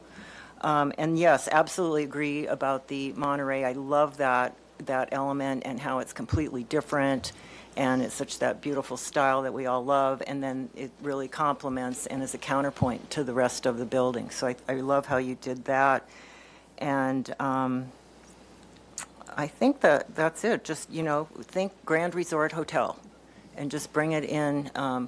Again, like I said in the last one too, the signage is just so incredibly important, and we don't get to say anything about it. But And outside of our purview. But anyway, good job, and those are my comments. Thank All you. right, thank you. All right, other comments, Commissioner Lembeck? Yeah, if you go back to that entry. Go back to that entry there. So what's behind the 3 windows on the upper level? That's a little fitness area. The fitness that's separate. Yeah. That's the fitness area. It's a what? Fitness room? area. Oh, little fitness room. Up on the third floor. You know, I questioned or asked a question about the porte cochere earlier. I think that porte cochere could be bigger, more imposing, more oldie, more whatever. Not necessarily heavier or overdone, but I just think it really could be something. And I look at that structure behind it with the 3 windows and saying, well, maybe it should be one bigger window or whatever, as opposed to 3 smaller windows. Something that would really make that portion of the building, the entry, distinctive and stand out from any other portion of the building. Now, that's just an idea. I'm not the designer, but I think that porte cochere could really, you know, planting, more whatever, lighting, bigger columns. I don't know what it would be, but it just, I think you could, without a lot of problem. Maybe you got a problem with circulation of cars through there that prevent. No, if I can just add, Yeah. back to the Grand Hotel thing, which was sort of initially the concept, like this was built after, but at the same time, just so you guys know, this project has restrictions from the Coastal Commission relative to the charges for the rooms. These are moderate priced hotel rooms. And that was a very important issue for the Coastal Commission. So we don't want this to be too grand. It is intended fundamentally to be a modest priced hotel. And Ed, I'll tell you, we studied, a bigger roof, an actual tile roof over that, and it just felt like it was too much. I wanted it to be less imposing. Okay. Somewhere between a dollar suite and the Biltmore. Somewhere, right? Mr. Chair, my comments, with the notion that the idea is when you see this building, it looks like it was constructed over time, right? Evolved over time. There are elements on the courthouse that give you that sense. The roof details change. The plaster changes a little bit. So it doesn't necessarily have to be color. It could be just the texture of the materials could change subtly. So it looks like, one was built in one decade and another was built in another decade, all starting off of the little inn that Mr. Wright started in 1850. I like the idea of color, and so you might also change the color of the buildings, as they evolve over time. If there's a white or a brown or I don't know, leave it to you. Those are my suggestions. All right, Commissioner Doran? Just a very quick comment about the differentiation of the different building parts. I think that's important to the story that you're evoking, but I also think that it has something to do probably with the business model, because this is not a grand resort hotel. There's one hotel that's about select service and another wing that's about a different kind of service. And so these really are, this doesn't add up to the kind of grand resort hotel that you would find in a national park with a great central hall. It's not there because it's not part of what this building is. So I think that things like the window color or the stucco color are important for differentiating the blocks, because that's the story that you've written, the narrative that you've written for this site. All right. Anyone else? Any comments? Did we cover everyone? Okay. Good. Yeah, I'll just add to that. I think there might still be along that entry aspect, even something closer to the dollar, but still keeping it as trellis. I think the fact that you have a big trellis instead of a big solid covering with grand multiple columns. Now I'm going to tell you to add columns, but it might be just by scaling it up a bit where it hits the plaster alignment or something like that, where you do the same general design. One of the things that's kind of bothering me a little bit is the span's pretty long of the beams, and there's only one column on either side, and they're not the biggest columns, and so either keeping them that skinny and pairing them and going up a little bit, or there might be something there, or just beefing up the columns themselves is just a sort of long horizontal span for just 2 columns and 1 beam. So maybe there's a version that goes a little bit bigger, that gets above your glazing on the main ground floor, and still is humble enough to it's not trying to be ostentatious. It's just sort of a larger thing. And then I would agree with I think a lot of the comments that were suggesting color and texture and all those things, it's really just trying to do the differentiation thing, right? So there could be any combo of ways you do it, right? And so that seems like it's sort of a good general direction to study that. And as you're now fleshing this out without any more bodies to appeal it to, maybe some of those refinements can start to be thought through holistically. But it definitely is, in my mind, very much going in a great direction. And then I agree with all the comments, and I can summarize the additional comments. But this is for project design approval, and project compatibility findings are required, and it's sounding like everyone's in favor. So I think that's where the motion will go. But I'll summarize some comments for development for coming back next time. First comment is that the commission very much appreciates all the hard work and the direction that this design is refining to. And as for the next time when coming back to study additional elements such as Monterey cypress? Was that a leftover? No, yeah. So sorry, the Monterey cypress tree, or the landscape around the Monterey style old inn, I think was to look at that and potentially integrate some of the older Monterey style landscape. To also, in general, to look at the buildings as different either color or texture, windows and awnings and other elements that provide that differentiation of color and texture, since it's such a large building. And the commission very much appreciates the idea of it being built over time. To sort of study that. Encouraging elements such as finials or other decorative elements to be developed out as well that are meaningful for this building and this location, as including things such as colored pots, glazed pots, and other decorative elements that will provide color. Mentioned the windows, portico share, to look at additional designs for the portico share, keeping it in the simple trellis or pergola, but perhaps with scale and or beefing up the corner or strengthening the corners, corner supports, the piers and columns. The additional changes since we last saw it are in general supportable as well. I think that's been the general consensus. And the tower, is everyone feeling good about the tower as well? The tower's going to improve it.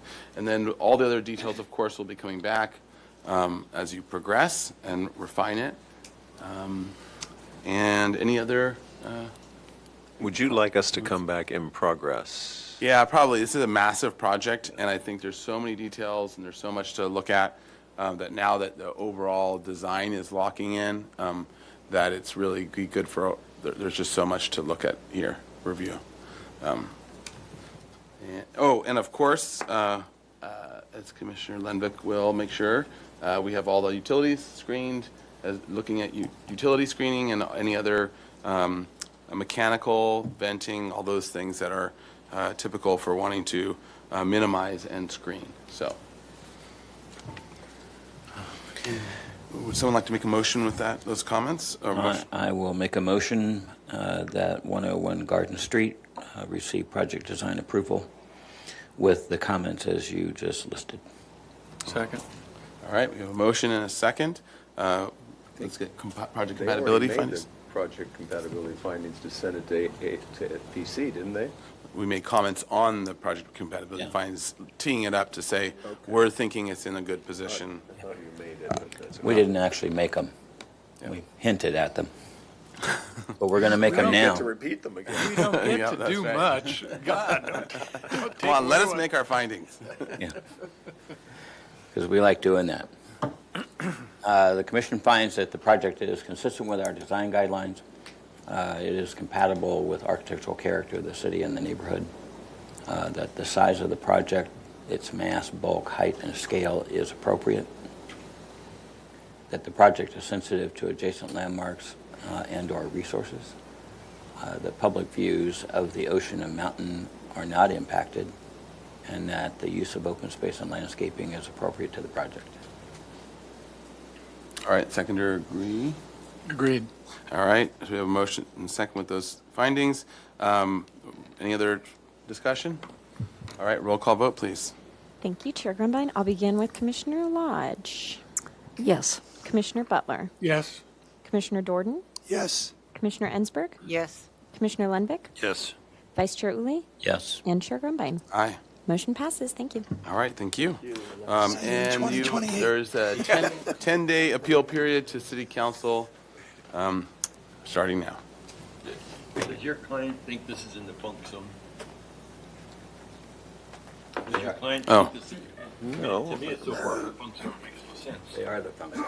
All right. I mean, Anyways, this is we're gonna take that conversation later. Okay. So with that, we'll go on to item 5, 321 East Easley, project design approval. This is a continued item for project design approval.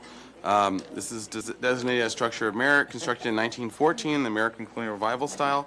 Proposal for a new detached ADU with attached 2-car garage and storage area for a total of 1,600 square feet.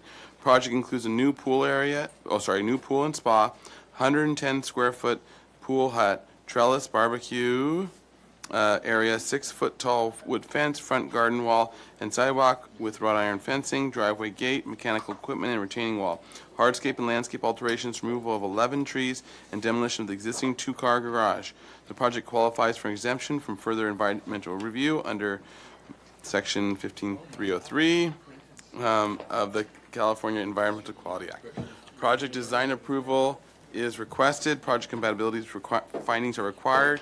Project was last reviewed on April 9th, 2025. Oh, yeah. And, all right. And so with that, welcome. If you can introduce yourselves for the record, and then we will go over the motion from last time, and if staff has any comments as well, and then we will go from there. Hello, my name is Paul Zink. I'm the architect, and with me is Mary Jo, and she's the owner, and her husband is watching online. She's passing out a handout that we uploaded today to the website, and I'll go through the slides. You might not have had a chance to look at it, and you can go through it at your own pace. And also with me is Billy Goodnick, the landscape architect. Okay, great. All right. So with that, we'll read the motion from last time, and then we'll go from there. So motion was continue indefinitely with the following comments. The commission thanks the applicant for bringing the project forward and thanks the owners for putting the work in to take care of this historic resource. 2, simplify the front yard utilizing neighbors' properties to find a good precedent. 3, consider using 1 retaining wall instead of 2 and/or obscuring a fence with a hedge. 4, the garage elevation is unresolved. Study simplifying the front elevation as well as overall massing. Consider hipped or gabled roof if done simply. 5, study the dormers on the ADU as they seem overly complex and aren't conducive to the small structure as well as the main house. 6, the site plan needs to be simpler and more formal in structure. 7, the commission feels that the character of the ADU should be more referential to the main house in terms of its materials and details, including the division of windows or muntins, columns, piers, shutters, etc. Study overall style of the ADU as to whether it is a simplified version of the main house or a simple structure that is sympathetic to the main house. Some commissioners feel the chimney on the ADU is unnecessary. Others feel it may be supportable. The motion was by Uli, the second was by Ensberg, 5-0-0. Jordan, Drury, and McClure were absent. The motion carried. So I guess, Mr. Chair. Commissioner Jordan, yeah. I did yesterday watch the video. Okay, great. And Drury and McClure are still absent. So, all right, keeps it simple. All right, so with that, if you would go through your presentation. Pardon the interruption, Mr. Chair. Oh, yeah, sorry. I have a brief staff announcement, Yes. no problem. Ms. Hernandez had to leave. She was not feeling well, but she sent me a brief announcement to make for the item. Although the garage was designed by Lockwood DeForest in 1926, it was added to in 1930 and does not exemplify an excellent example of his work and does not qualify as historic, and there is no evidence that he created the landscaping originally. Nicole checked the UCSB archives where his drawings are kept. The existing landscaping has no integrity or evidence of a previous landscape plan. And with that, I'll turn it over to the applicant. Okay, thank you. And so if you could walk through your project and make sure to explain how you answered each of our pieces, and then anything else that's changed since you were last year. Thank you very much, Chair. I want to start for the people who are watching on TV just so they can see the elevation that we had Billy prepare of what we envisioned for the front of the house. And that is the stone wall, a wrought iron fencing, and then the house behind it. And what I want to do is I want to walk through some examples. This next thing. After our meeting, there was discussion of whether this was appropriate or not. So my client went through the neighborhood with her husband, and they looked at all of the areas around our house, around their house, that had a sandstone wall at the sidewalk. And the red lines represent examples of where there was a stone wall. Some of them had a wrought iron fence and some of them did not. And then they put together a fairly exhaustive chart. They're going through each one of these. I'm not going to bother going through them, but that's the information. And then they went through and they took photographs of various locations of where the walls are. There are lots of examples of walls, and this is what we're envisioning, a wall at the sidewalk. We go up 30 inches, then we have a landscape area, and then we have the wrought iron fence behind. Now there's 3 pages of maybe 4 pages of photos.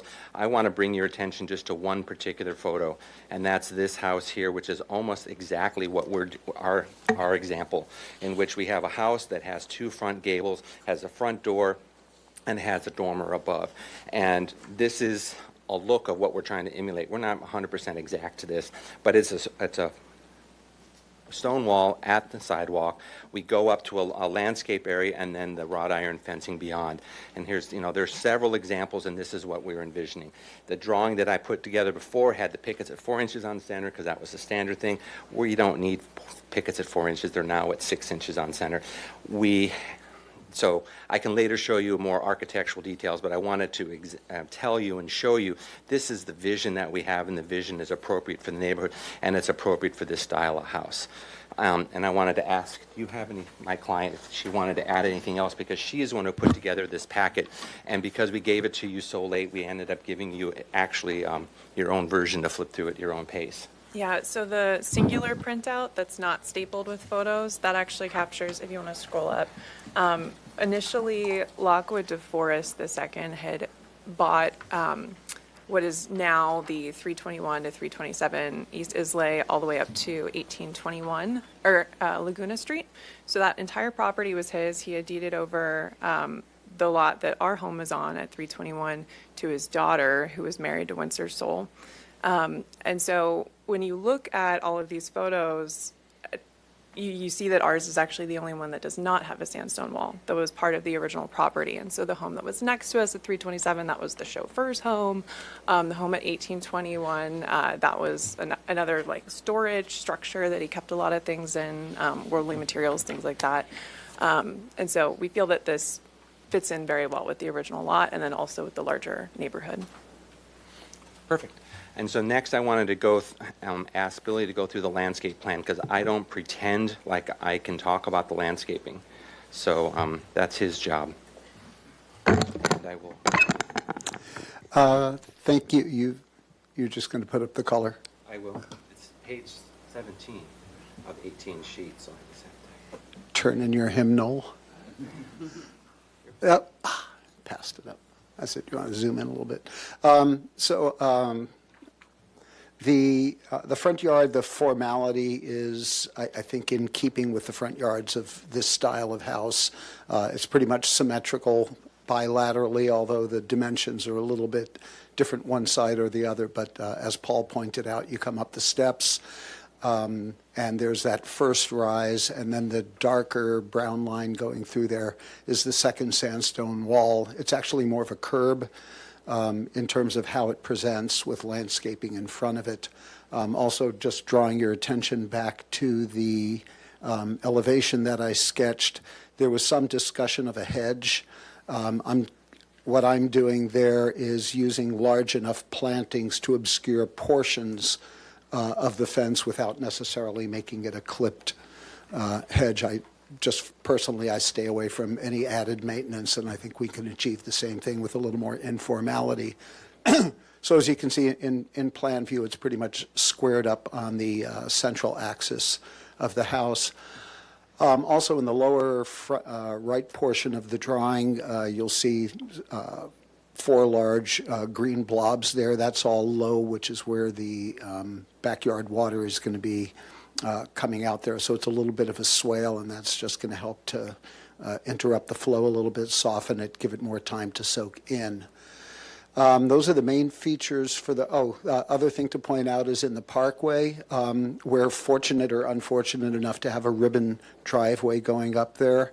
And there's also a couple of places in the park, there's one place in the parkway straight out from the main walkway that's vintage sidewalk concrete.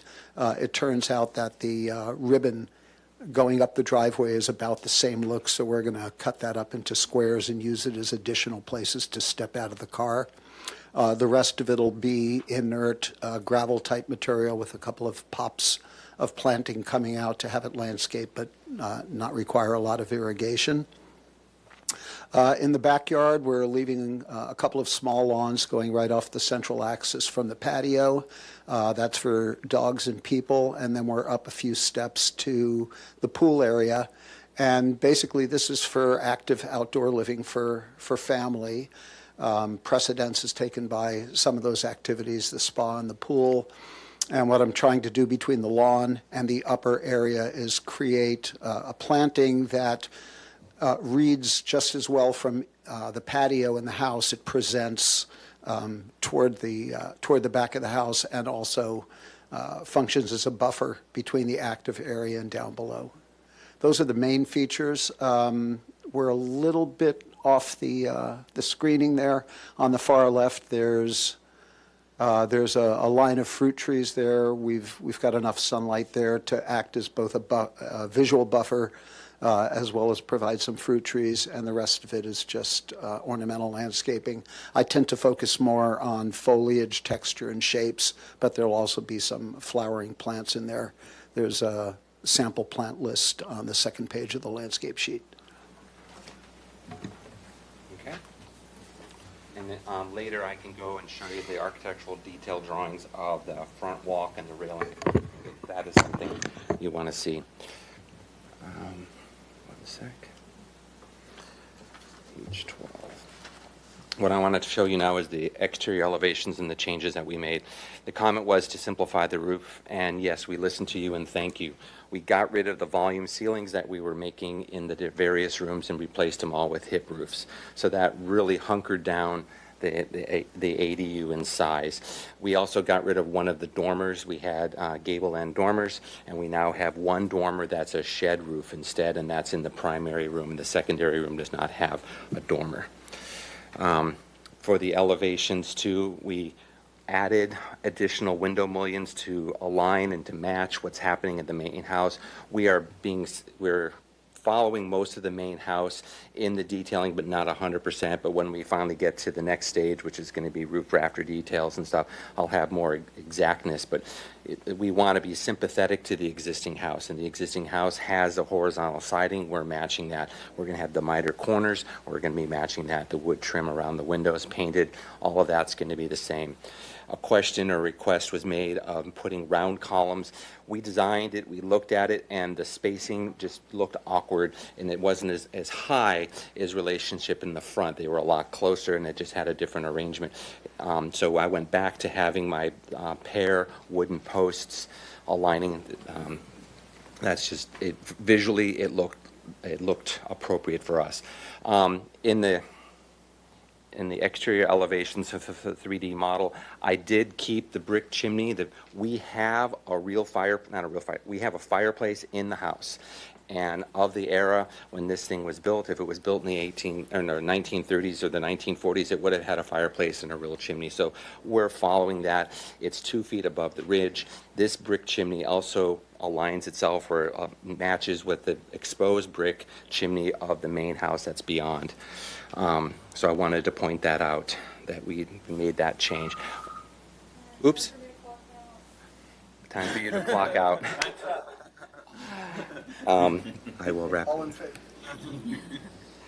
The last thing is we are not adding shutters to this house. We looked at it. The shutters that are on the main house are only on the front facade and on the east facade. They are not on all 4 elevations. We don't have shutters on this house, where we've chosen not to, and that's the approach we're taking. Now I want to talk about the garage elevation, because we were asked to study the garage and how that looks. And what I'm going to show you is an existing photograph. Oops. Go slower with the finger. Haste makes waste, according to some people. The existing garage that's back there is 110 feet from the front property line. It's way back there, and it's inches from the property line. The zoning ordinance allows us to rebuild the garage in its same location, existing non-conforming, and so we are able to rebuild the garage in that location. Transportation will give us a turning radius waiver, because it's not per today's rules, but the garage is existing and it has a permit. So I wanted to point that out. Next sheet, excuse me, I wanted to go to is number 7.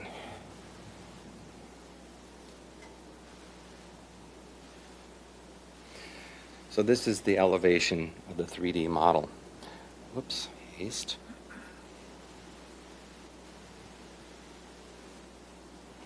We plan on having a wooden privacy fence that's 53 feet from the sidewalk, and then the garage itself is 110 feet behind. We're having 2 garage doors instead of one 15-foot wide garage door, and I intentionally broke the front plane by 2 feet. So I have the original garage right where it is, because that's the existing non-conforming condition, and then 2 feet further I have another garage door that's slightly taller and slightly larger with a hip roof, and that was the design to soften and to push back the garage and where it's located. And then just to sort of see the look of what it's going to be, the garage and the way the 2 garage doors are located. The original garage is shown as a dashed line, and the new garage, it will be wider, just because the original one was only a 15-foot wide garage door. Now we have 2. And the roof pitches and how they align, but we have a hip in the front. So that's how I addressed simplifying the front garage, and I intentionally broke that facade just so that I could have 2 different roofs in the front. And page 12 is another elevation, which is this elevation with the chimney in the back, and then the shed dormer is basically in the middle of the ADU, so you really won't see it as prominently as it's shown right there. So that is the presentation that I have for you. We're here for project design approval. I don't mind coming back in progress to show you the details when we get to that point. I'm not asking for final based upon, details seen on the first round. Like I mentioned, the horizontal siding, mitered corners, the colors and everything are going to match the main house, so we're just going to be following the same vernacular. And then once again, we are not proposing shutters for the ADU structure. So that is my presentation. All right, so if that completes your presentation, we will now go to public comment and open this item. Thank you, Chair Grumbine. I'll begin. I have two speaker slips at this time. I have Mark Norris and Greg Dolan, but Craig, are you looking like you want to talk too? Okay, you'll be third. Okay, so Mark, why don't you come on up? Oh. Hi. My name's Mark Norris. I live at 315 East Islay, directly next door. I actually would like to say in favor of the stone wall. I think it's great and it's appropriate. Everywhere else has one, so we'll probably put one in too. I'm objecting to the ADU, which he's been referring to as a house, because that's pretty much what it is. I don't think it should have a chimney, fake or otherwise. The current chimney may be brick, but it was stucco. The original architect had 2 chimneys that were stucco, but the one that they were fixed was visible from the street. I don't know why you guys didn't get to look at it. It's always been visible from the street. His plans show it being visible from the street. So mainly I would object to the bulk of the ADU or whatever, house. It's a house. It's 2,400 square feet roof, He describes it as being smaller than it's going to look. Anyway, so that's what I have to say. All right, thank you. Thank you. Next up, we'll have Greg Dolan.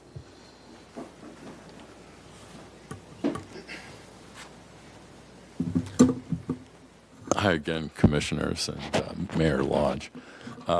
I live at 1821 Laguna Street, and unlike my comments on the previous project, I do support this, and I particularly think that what's been elucidated with that stone wall is totally true. There's a Santa Barbara stone wall coming down Laguna Street on my side, and then it does wrap around for 2 particular properties as you approach 321 East. So to me, I'm not an architect.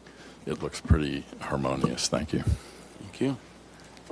Thank you. Next up, we'll have Craig Lewis. I like the project. I'll just start with that. I live at 1800 Garden, which is 3 doors down to the west of this property. And my wife and I have, walked Islay many times, and that house that's currently there is not very attractive. I don't care what the historical significance is. So I'm really, the property's a beautiful property, and this home looks like it's going to be really nicely situated in there. And hopefully you can do something with that front house someday. I think it's a historical landmark or something, but good luck on that. We're right here. Yeah. I'm seeding her future request. But just, you have another neighbor that's in favor. And the one thing I'd love to see in this is a bunch of solar there and make it a solar microgrid, get resilience for your family. I don't know if you heard any of my earlier comments here, but I just happened to be here because I wanted to see this plan. I couldn't get access to it online. So I'm here because this is the only way I could find out how to see it. But I'm in the solar industry, and I'm not trying to sell you anything. I run a nonprofit, but I'd love to talk with you about how to make your home, solarize it and turn it into a solar microgrid as well with the battery, get economic, environmental, and resilience benefits for your family. So I'll stick around and hopefully we could talk. Thank you. I don't have any more speaker slips for in-person public comment, so I'm going to move to virtual participation. If anyone online would like to speak, they can raise their hand now. And I'm not seeing any raised hands, but I will acknowledge that we received written correspondence from Mark Norris. And I will acknowledge that we did receive correspondence from Stephen Olson. He was here earlier but wasn't able to speak, so he left me a written printout, which I will send to you guys later. All right, great, thank you. Okay, then if that's it for public comment, we'll close public comment, bring it back to the commission for any questions. Commissioner Lenvik? Yeah, the stone wall, is it your intention to use random blocks as opposed to regular or ashlar patterning? Or do you want to point to one of your hundreds of stone walls you have? Yeah, I mean, So where do you want to go? 309 East Islay, or any of them are, most of them are ashlar, yeah, like that. They're looking at rectilinear. Yeah, great, thank you. Okay. It's a good selection. That's a comment. And no cap. No what? Wimpy cap. No wimpy cap, I agree. But I can't say that because that's a question. We're in the question period right now. You got it. Okay, other questions? You're not going Commissioner to use Gordon? a wimpy cap, are you? Yeah, there we go. That's it, it's a question. Just a quick question. When you are facing the house, to the right, there's a wooden fence. Whose fence is that? Is that We yours? paid for it, we installed it. Okay. And that will stay. I mean, that's part of the plan. It's part of the plans, it's part of this permit. The first 10 feet are only so tall, and then everything else is 6 foot there. And we wrap the entire perimeter of the property with a new fence. Okay, other questions? Mr. Chair. Commissioner Butler? Can we go to the landscape? Yes, I plan, can. please? What I'm going to ask about is the ribbon driveway. Mm-hmm. So I didn't see it, maybe it was cut off in the image, but what are you planning, or how are you planning to treat, because you're going to maintain it as a ribbon, It's a new driveway. If I can interrupt, the existing driveway is currently a ribbon driveway with Correct. 2 concrete slabs. He wants to save portions of that existing concrete slab. We are replacing the driveway with a brand-new pavers, and underneath it, I'm going to have the stormwater Quonset hut-like chambers for water absorption. So you're going to remove the current driveway? Right, but Correct. we're And replace salvaging it with, And can you go to a permeable plan paver- that shows it? permeable that was a pavers. question, yeah, sorry. A site plan. Okay, all right. But I want to make sure I understand it. too. Yeah, 'cause, Well, this one doesn't have the chambers, it has more details on it, but the driveway itself is 12 feet wide right there. It's not a ribbon driveway. And then underneath that middle section, if I just turn one page, you can see that I have, oops, slow down, slow down. Very clear. oh, I think, Of course, stormwater management dictates how big these little things are going to be, but they're yellow plastic and they're Quonset hut things, and you bury a lot of water underneath it. I plan on putting water in the front yard, but we made that area smaller. If you notice on the upper right-hand side, there are also 2 infiltration zones that are happening in that area, which is why there was 2 retaining walls with the gravel in between. Now we'll only have a curb kind of showing at the top portion, and the bottom is at the street. So question along tied to this. So is there any way of getting the ribbon driveway look and still get your stormwater to work, at least in the front portion? Or I would say in front of this rolling gate, it is possible. In the back side, because I'm going to have a 3-point turn, yeah. I won't be able to, but where, say, we see where the trash area is and there's a rolling gate. So from that portion to the front sidewalk, we can accommodate a ribbon driveway, yes. Okay. so follow-up question. Back now to the rolling gate. So in the illustration, it just shows it as blank. What's the design aspect to that? Right now, it's going to be a wooden gate, similar to the wooden gates that the fencing that we have around the property. So it'll match the fencing rather than the siding of the house? Correct. Okay. And there'll be landscaping in front of it and that stuff. And it's remote controlled or whatever. And Right. it rolls back. And I think is that the location right there? I think I see. Yes, it is. So that's, There's a bay window that happens in the living room right there. Right, where the word backyard drainage overflow, that little bay window is in the living room area, and then there'll be a fence that comes right down. Okay. All right. Do you have a picture of the existing fence? Oh, wait, before you go away from that, could I ask a question on the paving? So I see you have stone paving, and then it looks like a herringbone, and then there's something else on the driveway. Are those all different designs? It was just different imperviousness for stormwater management calculations. But they're not, but the material that you've designed it, that you are proposing is what? We would have flagstones at that front section, but where the trash area is and where the house would be pavers, automobile pavers. They would be the same where material. the driveway? The driveway and where the trash. And the trash would is be like, the same pavers, except one is going to be permeable and the other one is not permeable. and they're all a herringbone? I actually have an example of it. It's on page 7. And then everything else around the house is like the stone pavers that you're showing? Say that again? Everything around the house is the stone pavers, not the pathways and stuff? Do you want to answer about what we have planned for Well, the way it's shown right now is the direction we're heading. Okay, so what I'm seeing right now is you've got stone pavers around the house, walkways and stuff. Wait, go back. Oops, I'm sorry, I was going to the color board.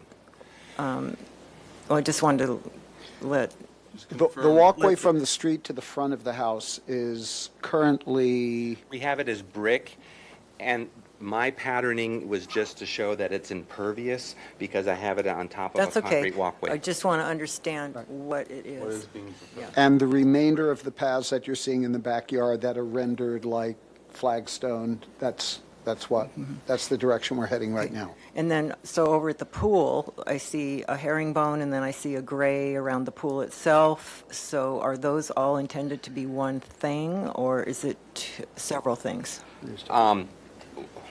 They will be the same material except for around the fire pit area, but around the pool itself is impervious, and then you have the pool coping.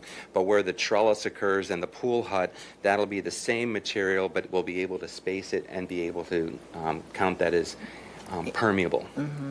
So then around the pool, that's concrete, just gray concrete? No, it's it's going to all be the same pavers, but it's going to be impervious for stormwater management. So same pavers as in the herringbone. Yeah. Yeah, but not, Appearance-wise, We only care about. we've got Visually, it'll be- brick from the street to the house.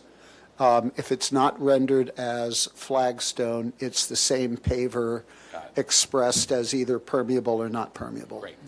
okay. So there's only go 3 ahead to paving your other materials. question. So graphically, that's why it looks different. Right. Yeah, I understand, Okay. I think. Okay, other questions? Had another on the fence. So you're rendering from the street, looking back from the Yes. street view I'll find it. there. That one is fine. Zoom out a little bit. Can you zoom out a little? Yeah. So I think you mentioned that you have a dog. And They so have there a was- dog, and that's why having a secure perimeter is important for us. Okay, so, and that's why you have this fence. Why is the fence, before, the original design of the house, you see the garage. You see the old garage from the street, which now you can't because, well, you can sort of see it, but it's hidden by this fence, right? And the fence is there because you want for the dog. The dog also for privacy if there's no need to have our whole garage exposed to the street. Is it relative to the pool and having that enclosed or something? Or? It's not part of the 5-foot pool enclosure Okay, fencing. That's okay. a different line. Okay, well, I was just wondering why, because the original design, you do see the garage. You're going down the street, you see the house, you see the garage back there, and it's all visible. And now it's not, but that was an intentional thing you did because you wanted privacy back there. I can spend more time and design a really cool gate. But at No, this no, point, I didn't bother. It's just a- I'm not talking about that, about the design of it. I'm just It's okay talking to just about say yes, we want why privacy. there is a fence. Privacy. Okay, all right, that was my question, thank you. Other questions? Okay. I don't think I had any other additional questions. All been answered. I do have one other question. All right, I'm You showed, like here, I'm going to just hold up this picture here, which is very typical. We're all familiar with a neighborhood like this, where you have a stone wall and then you have a hedge above it. Very simple. So was there a reason why you didn't go this direction as opposed to the direction that you have shown? I can answer that in the Here. sense that a hedge is opaque. And our hedge basically is my house is on the other side of this hedge, and please don't bother us. Where in Santa Barbara, I believe we want to have a transparent front in which the house itself relates to the street. And right now, this house does, but prior to my client buying it, there was an 8-foot-high boxwood hedge right on that sidewalk. And it was walled off like you would do it in LA. And they first went, or when they sold the house, they chopped it to 42 inches. And now we can see the house. And everyone's like, oh my God, I never knew that house was there because it was behind a hedge. We don't want a hedge. Their whole reason for the wrought iron fence in that location is so that when she gets the mail, the dogs can come out the front door and they have a little play zone. They're not going to hop the fence. And then she can continue to the sidewalk to get the mail and stuff, but the dogs won't relate to or won't bother or pester pedestrians that are walking the sidewalk. There's a 10-foot gap there, but it gives the dog a little bit of like looking at the activity of on the sidewalk. And that's kind of fun for them and fun for us, and that's what we were trying to achieve. We don't want a boxwood hedge 8 foot high that says, "This is our house, please go away." I'm going to tell my dog that. Dog happiness matters. The architect is correct, in a sense. A structure of merit building cannot have the view blocked from the street. Well, we like it to not be. No, it's in the, take it back. It's in the Guidelines. Mills Act. Mills Act. It's in the Mills Act. The Mills Act does not allow a house to be blocked from the street. But not all structures of merit have Mills Act. But you agree? Okay. One more Just question. want to make sure. Okay, yeah. Just real quick. The brick walkway up to entry to the house, is the brick all the way up to the front door? How far does the brick go? All the way, including the front porch itself. Thank you. That's And it's all. actually currently poured on a concrete sidewalk. Okay. Okay. Any other questions? Let's roll into comments. This is for project design approval, and project compatibility findings are required. So I think first question in the basic, I have some comments here captured for additional refinements and study, but I think the main question is whether it's ready for project design approval and final approval, and then we can then refine some of those comments afterwards. I believe it's. Sorry, not final, but project design approval. Yeah, Sorry. I believe it's well done. I believe it's ready for preliminary design approval, and they've done a very good job. I only have one comment. Okay. And that is regarding the dormer structure and how the top of the dormer is at the ridge. And I think if it was down a little bit below the ridge, it would be more traditional. Okay. And it would be a better design. Yeah, I see what you're saying. The whole But- sheds from the peak all the way down. Yeah, it should not shed from the yeah. ridge. Other than that, I think it's a great project. Thank you. All right. Other, Chair? yeah, Commissioner Butler. So, again, I would support And previous actually, I comment. forgot one. I have one more question. When you're Oh, done. go When you're done. You want? Okay. Right. Well, you might have more on this too. Is there a reason why you can't have the garage doors the same size and just have it the smaller size? Yes, because the existing garage is too short. It's a 7-foot-high garage door, and now we're doing 8-foot garage doors when people have Escalades and things of that nature, plus it's wider. We're existing non-conforming. I'm moving the garage over about 4 inches from the property line so I can have a little bit more head height in that garage, but currently the garage is squat. Mm-hmm. Gotcha. Okay. Could you,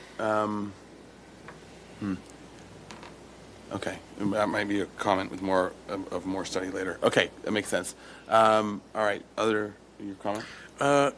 So just back to the pavers and all of that. So it's a little confusing looking from the illustrations, et cetera. But I sort of felt the need to simplify it and be more uniform. You've got pavers, you've got brick, you've got you know, a Flagstone. variety of things. Maybe just look at simplifying, being a little more consistent rather than so much variation in the materials themselves. That's just one Okay. thought. And then added to that, again, study and think about this privacy fence and how to make that somehow design and visually sort of fit closer to this design of the house. Because Okay. just having a big blank, or what, it's really an extension of the house, in my view. So maybe some way to, from a design consideration, You're match. talking about the front yard that's now shown as the wrought iron stone? No, I'm talking about Oh, the the privacy fence garage. that rolls back and forth. That can be done. Yeah, take a look at that and see how to, I think the stonework's great, and I think, putting limestone or whatever in the front is a terrific idea. I will predict, though, in a few years, you will actually have a hedge in the front of your house. I will predict that. It may not be 8 foot, but I bet. I'll bet you. I'll bet. Small plants only. Okay, so let's see, other comments. I guess we can just run through comments. It sounded like, well, first question to everyone, is it in general for the project compatibility findings, is everyone feeling pretty good with this project right now? Yes. Seeming like all the comments. Okay, great. So why don't we just work on the comments for them, the things for them to come back for either along the way, it's probably the best way, and then but you can come back for all of it if you want, for final approval, if you feel so that way. And I would like as well for the different commissioners to comment on the chimney as well, supportable. Either way, they obviously want to do the chimney, so where you fall on that as well. And just thinking solar-wise, there might be the south side that you might want to. I actually have the solar shown on the floor plan. Okay. Ooh, and I don't. It's right below, it's from the ridge to the property line, that whole length. Yeah, that's the what I west figured lawn. it would be, that's the natural. It- But it might be that you shift the chimney up to actually not have it mess with it, but anyways. But okay, but anyways, and also for, in general, the comments and what you think, how you think that these adjustments have been, and whether you're, strongly supportive of it, the columns, all those things that he has studied, and now come back to us with. So, do you want to start us off, Commissioner Butler? I'm generally in support Okay. of the design with the comments that. Of the pavers and, simplification. Yeah, Commissioner Jordan? I'm supportive of the project and supportive of the comments that others have made. Okay. Vice Chair Uli? Same. All right, Commissioner Lembeck? Great project, I'm supportive of it. Okay, great. Commissioner Ensberg? I'll go along with the group. I do think, though, that there is, and I appreciate all the changes that you've made. Obviously, you've spent a lot of work in putting it all together. I do think that that just simplifying, I think it's still overly complex, and I think for the layout of the landscape, there's just all these paths and the curve of the lawn, and just thinking about the formality of this building as it would have been originally, it just seems like there's just too many shapes and materials. So I would just suggest that you look at that and maybe see if you can simplify it further. I don't mind the fireplace. I think that's fine. Chimney? Yeah, the chimney. But I do still feel like and I appreciate the simplification you've done to the roof. I think it could have another pass, but I'll leave it to you. I just feel like it could be more simplified even more. And then finally, on the front, I still, I'm looking at these pictures, and almost every single one of these has a hedge. Now, the hedge doesn't have to be 8 feet tall. It can be whatever height you want it to be, but they all have a very simple stone wall and a hedge. And so I feel like that's very beautiful, and then it just frames out the house. The house is right behind there, and there's many examples of that in here, of that exact thing. And I guess it was you were, Keith, Commissioner Butler was saying, we'll be coming back here and seeing a hedge later. But I do think that that looks it's very formal, it's really beautiful, and then whatever's the dog's doing behind there is fine. They're going to know what's going on out there, believe me, and they're going to be barking no matter what. So I think that just a little bit, just another run-through of simplification, I think, could be really beneficial. And then however you design that fence, I do like the sort of historical look of it. That's why I'm talking about this stone wall and the hedge and then the building behind it. I do like being able to see that the garage. And I don't know, maybe it just looks really cool back there. And you made it a nicer garage than it was before. It's much prettier than it was. So it's nice to see that building, in conjunction. So I don't know, maybe there's another way you could do the fence or something. If you can't, then, I appreciate and understand the desire for the privacy. But maybe you can run it the other direction and you don't need privacy to the garage door, for example. So those would be my comments. Just it's always, I found for in my own practice, every time I think I have it perfect, then I go back in and I say, okay, what is really essential here and what can I remove? And it always gets better. So I just would put that out there to suggest, but I think you've done a great job in bringing it along. Thank you. All right, Commissioner Lodge?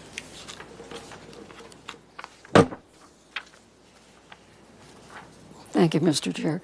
But nobody's commented on the ADU itself and the side that faces the pool, faces inside, with those tall windows, looks almost like a 1960s tract house to me. The tall windows meaning the dormer that's popping up? No, I mean the ones that go, the ones that go from, that are full length of the the doors. The doors. Yeah. Are those operable doors? Yes. Yes, they are.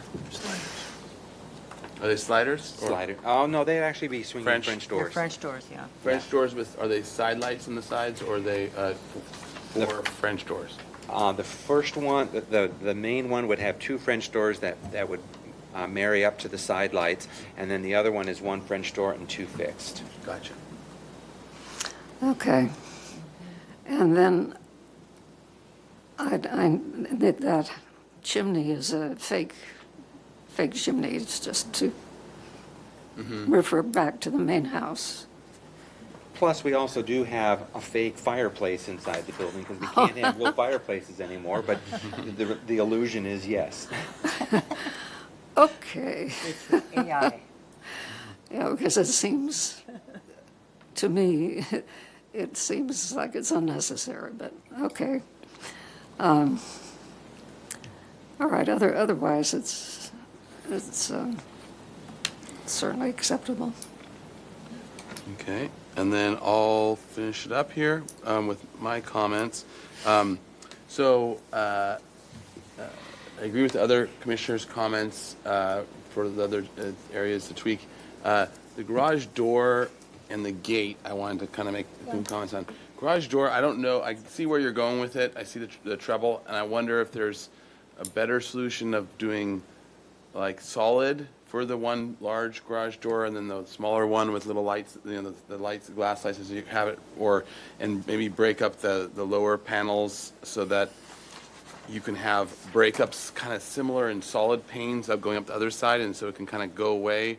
I don't know. It's right now one looks like the mama bear and one looks like the papa bear. And, Where's the mama bear? And so, having that slight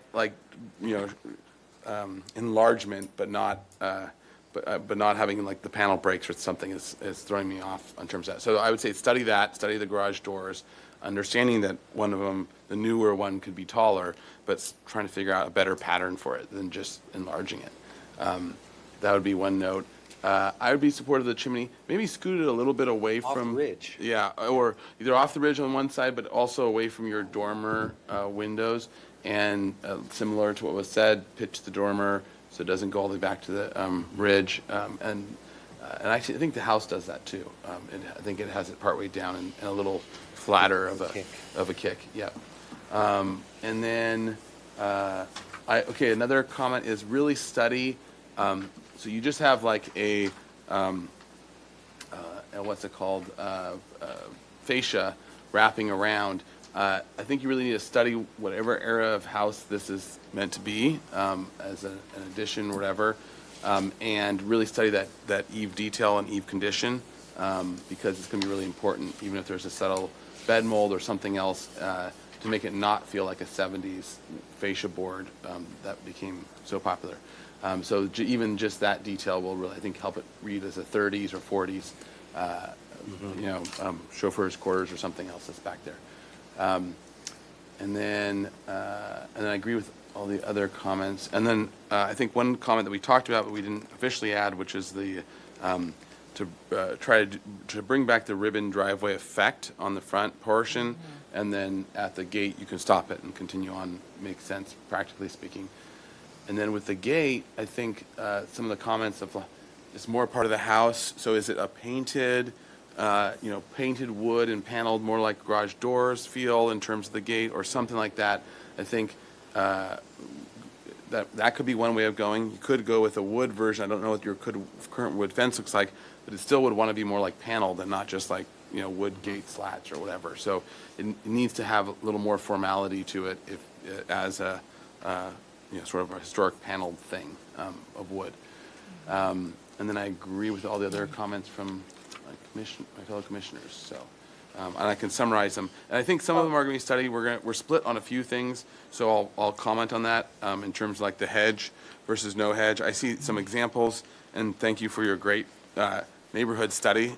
This is probably the most comprehensive owner study I've ever seen of the neighborhood, which is very helpful because now we really see the character around. There's a minority, but there are other places with plantings and that are not just hedge, but you may end up with a hedge for other reasons later. But I would be supportive, and I think there's at least a couple other commissioners that would be supportive of what you're being proposed. So it does make sense, and it can always go to a hedge, but later it would be fine too. Chair Crumpling? Yeah. Could, before you go on, you were talking about the garage doors, and I just realized, if I could make go a, right ahead. I just realized what was kind of where I was sort of having a issue is, here we have this, double gabled house, not a hip. I mean, it does have that jugger head or whatever it's called. Jerkin head, yes. Jugger head. So it does have that on the front. So there is that element. But I was just wondering if it would help that garage if it was, instead of being the hip there on the extension, if it were a gable there. So it was more mirroring what's kind of happening here, and it was just those two pieces, and then they would, you'd have the same detailing around the doors. I'm wondering if that might be something that would help that. That's where I kept wondering what it was that was, why I was having an issue with that. So I don't know if that makes any sense. Are you saying go gable? Yeah, gable, and then just Okay, continue but not it up jerkin as- head. No, just Okay. gable. Yeah, Um, okay. not So jerkin. that would be, I think, worth a study. We could look at that. Just to see if that might, make that elevation then from the street where you have now the fence below, but then you would see those two roofs very clearly, and you wouldn't be wondering like, well, why is this like this and that like that? So that I just realized might that. be, and looking at that might be also helpful because then you have two garage doors and it's on those forms that make sense as unifying as a garage and then unifying the back house with a hip in the back. Right, the back can continue to be the way you have it, but it just sort of helps that expression right there to make a little more sense. Okay, I'll add that as a study. I have a curiosity question. You're not going to change the color of the house, are you? At this point, no, we are not. I mean, that house is distinctive on that block for its color For the combinations. Yeah, it's really, it's Midwestern. Yeah. All right. Like Hendrix? Okay, could be so like Hendrix, let me yes. try summarizing the comments, and then it sounded like you're going to get project design approval with these comments. So, so to study, for the garage, so first and foremost, the commission thanks the applicant and for their both their study and their continued, and the architect and landscape architect for their continued development of the design, and we think it's really going in a great direction. So, very nice work. So to continue to develop to study the garage elevation and to study the garage door design as well, and also look at turning the hip on the garage into a gable, front facing. So to study the garage elevation in that capacity. To look at historic examples of details and maybe even bring precedent images of details of hip roofs of the era that you're designing to, of the what is it? Sorry, the cornice. Yeah, the overhang of the eave condition of the hip roofs, period appropriate, to develop or to bring back the ribbon driveway design, or to do a ribbon driveway design up until a gate, rollaway gate. For the rollaway gate, the commission understands the need for privacy.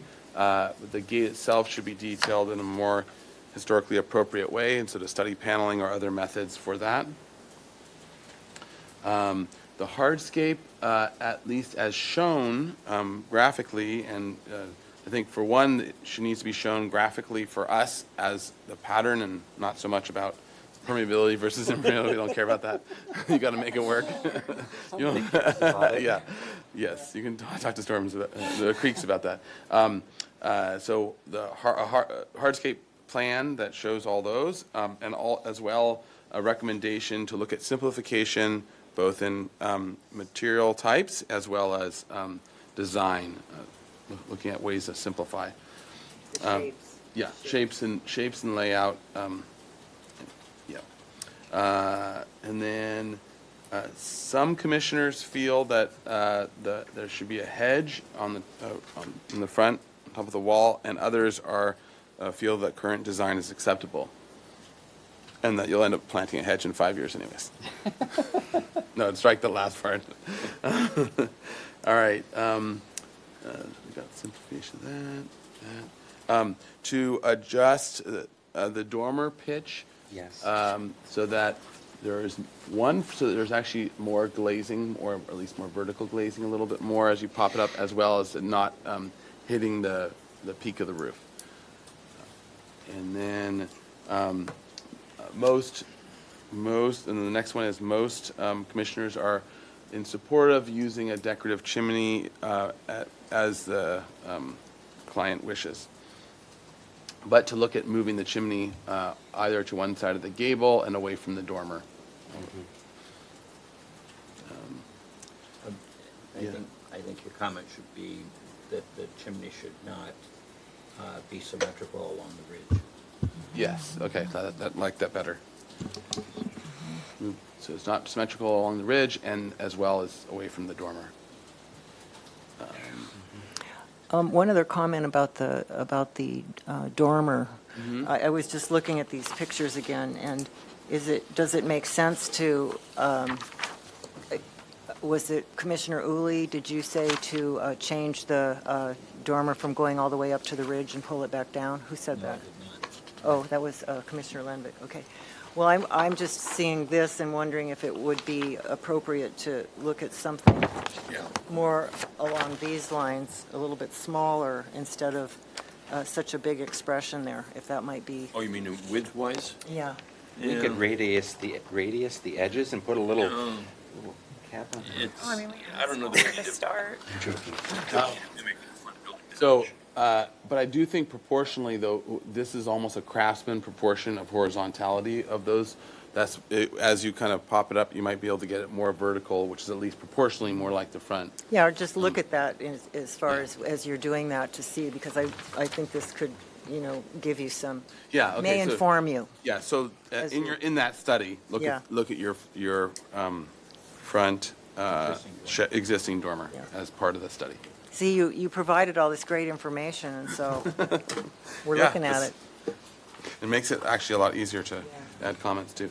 Okay, any other comments? I have one question regarding the Yeah.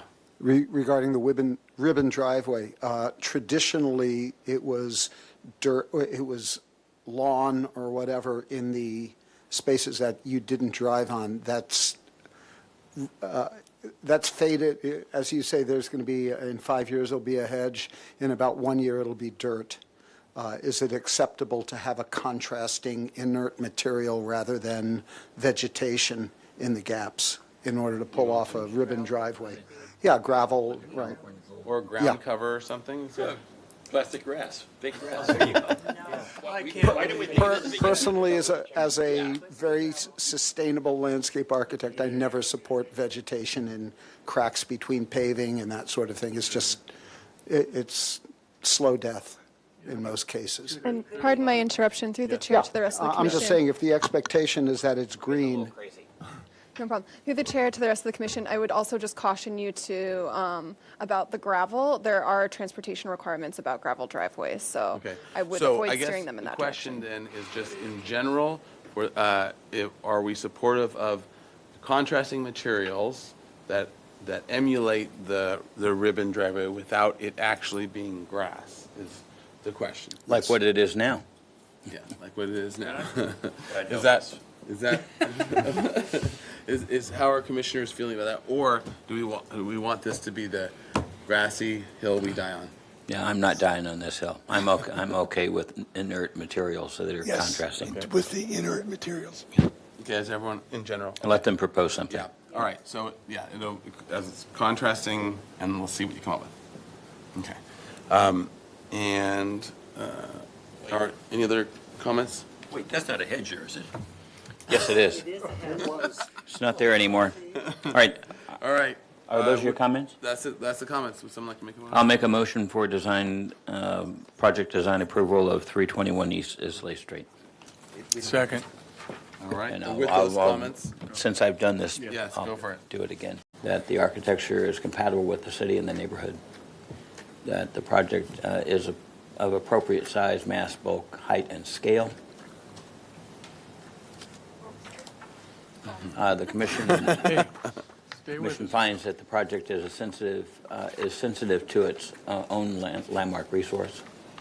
That views of the mountain and ocean are not impacted, and that there is an appropriate use of open space and landscaping design. All right. So a motion and a second. Any other discussion? All right.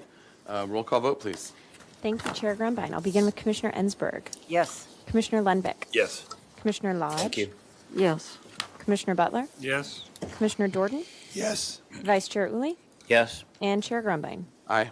Motion passes. Thank you. All right, thank you very much. Thank And you. there's a Can we keep 10-day these? appeal period from now Can we to keep City these? Council. Thank All you. right, congratulations. Thank Good work. you. Good Very job. good job. Thank you, Yeah, guys. Thank you. All right, and with that, it's late, but we are adjourned.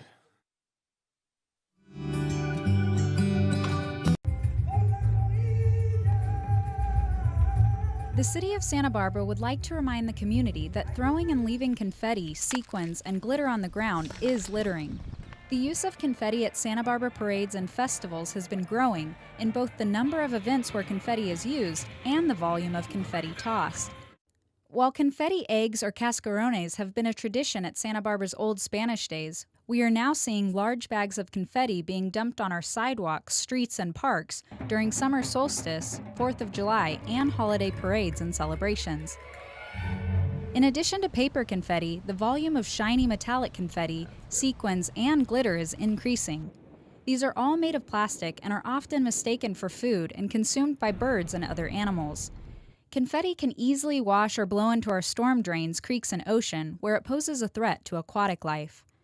Not only does it pollute our streets and parks, it's difficult and expensive to clean up. While you're celebrating in Santa Barbara, we encourage you to choose paper confetti and use it sparingly. Have fun this summer, but remember the environment. Help keep Santa Barbara clean and beautiful.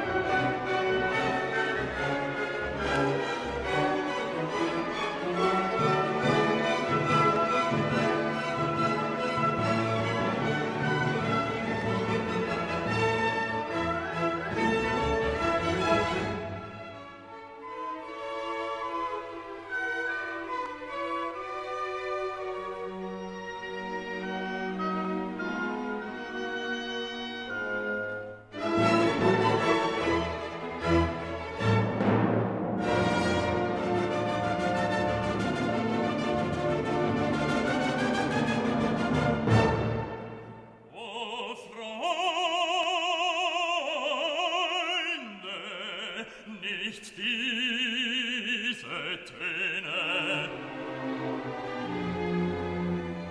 sondern lasst uns angenehmere anstimmen und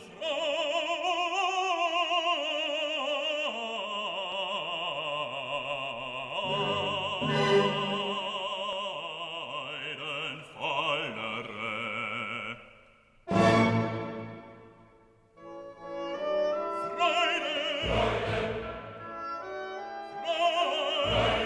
Freude, schöner Götter, Funken, Tochter aus Elysium.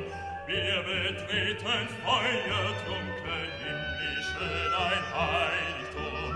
Deine Zauber binden wieder, was die Mode streng geteilt. Alle Menschen werden Brüder, wo dein sanfter Flügel weilt. Deine Zauber binden wieder, was die Mode streng geteilt.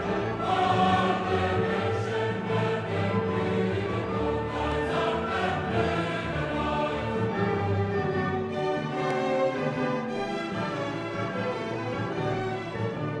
Wie der große Wurf gelungen, eines Freundes Freund zu sein, der ein holdes Weib errungen, mich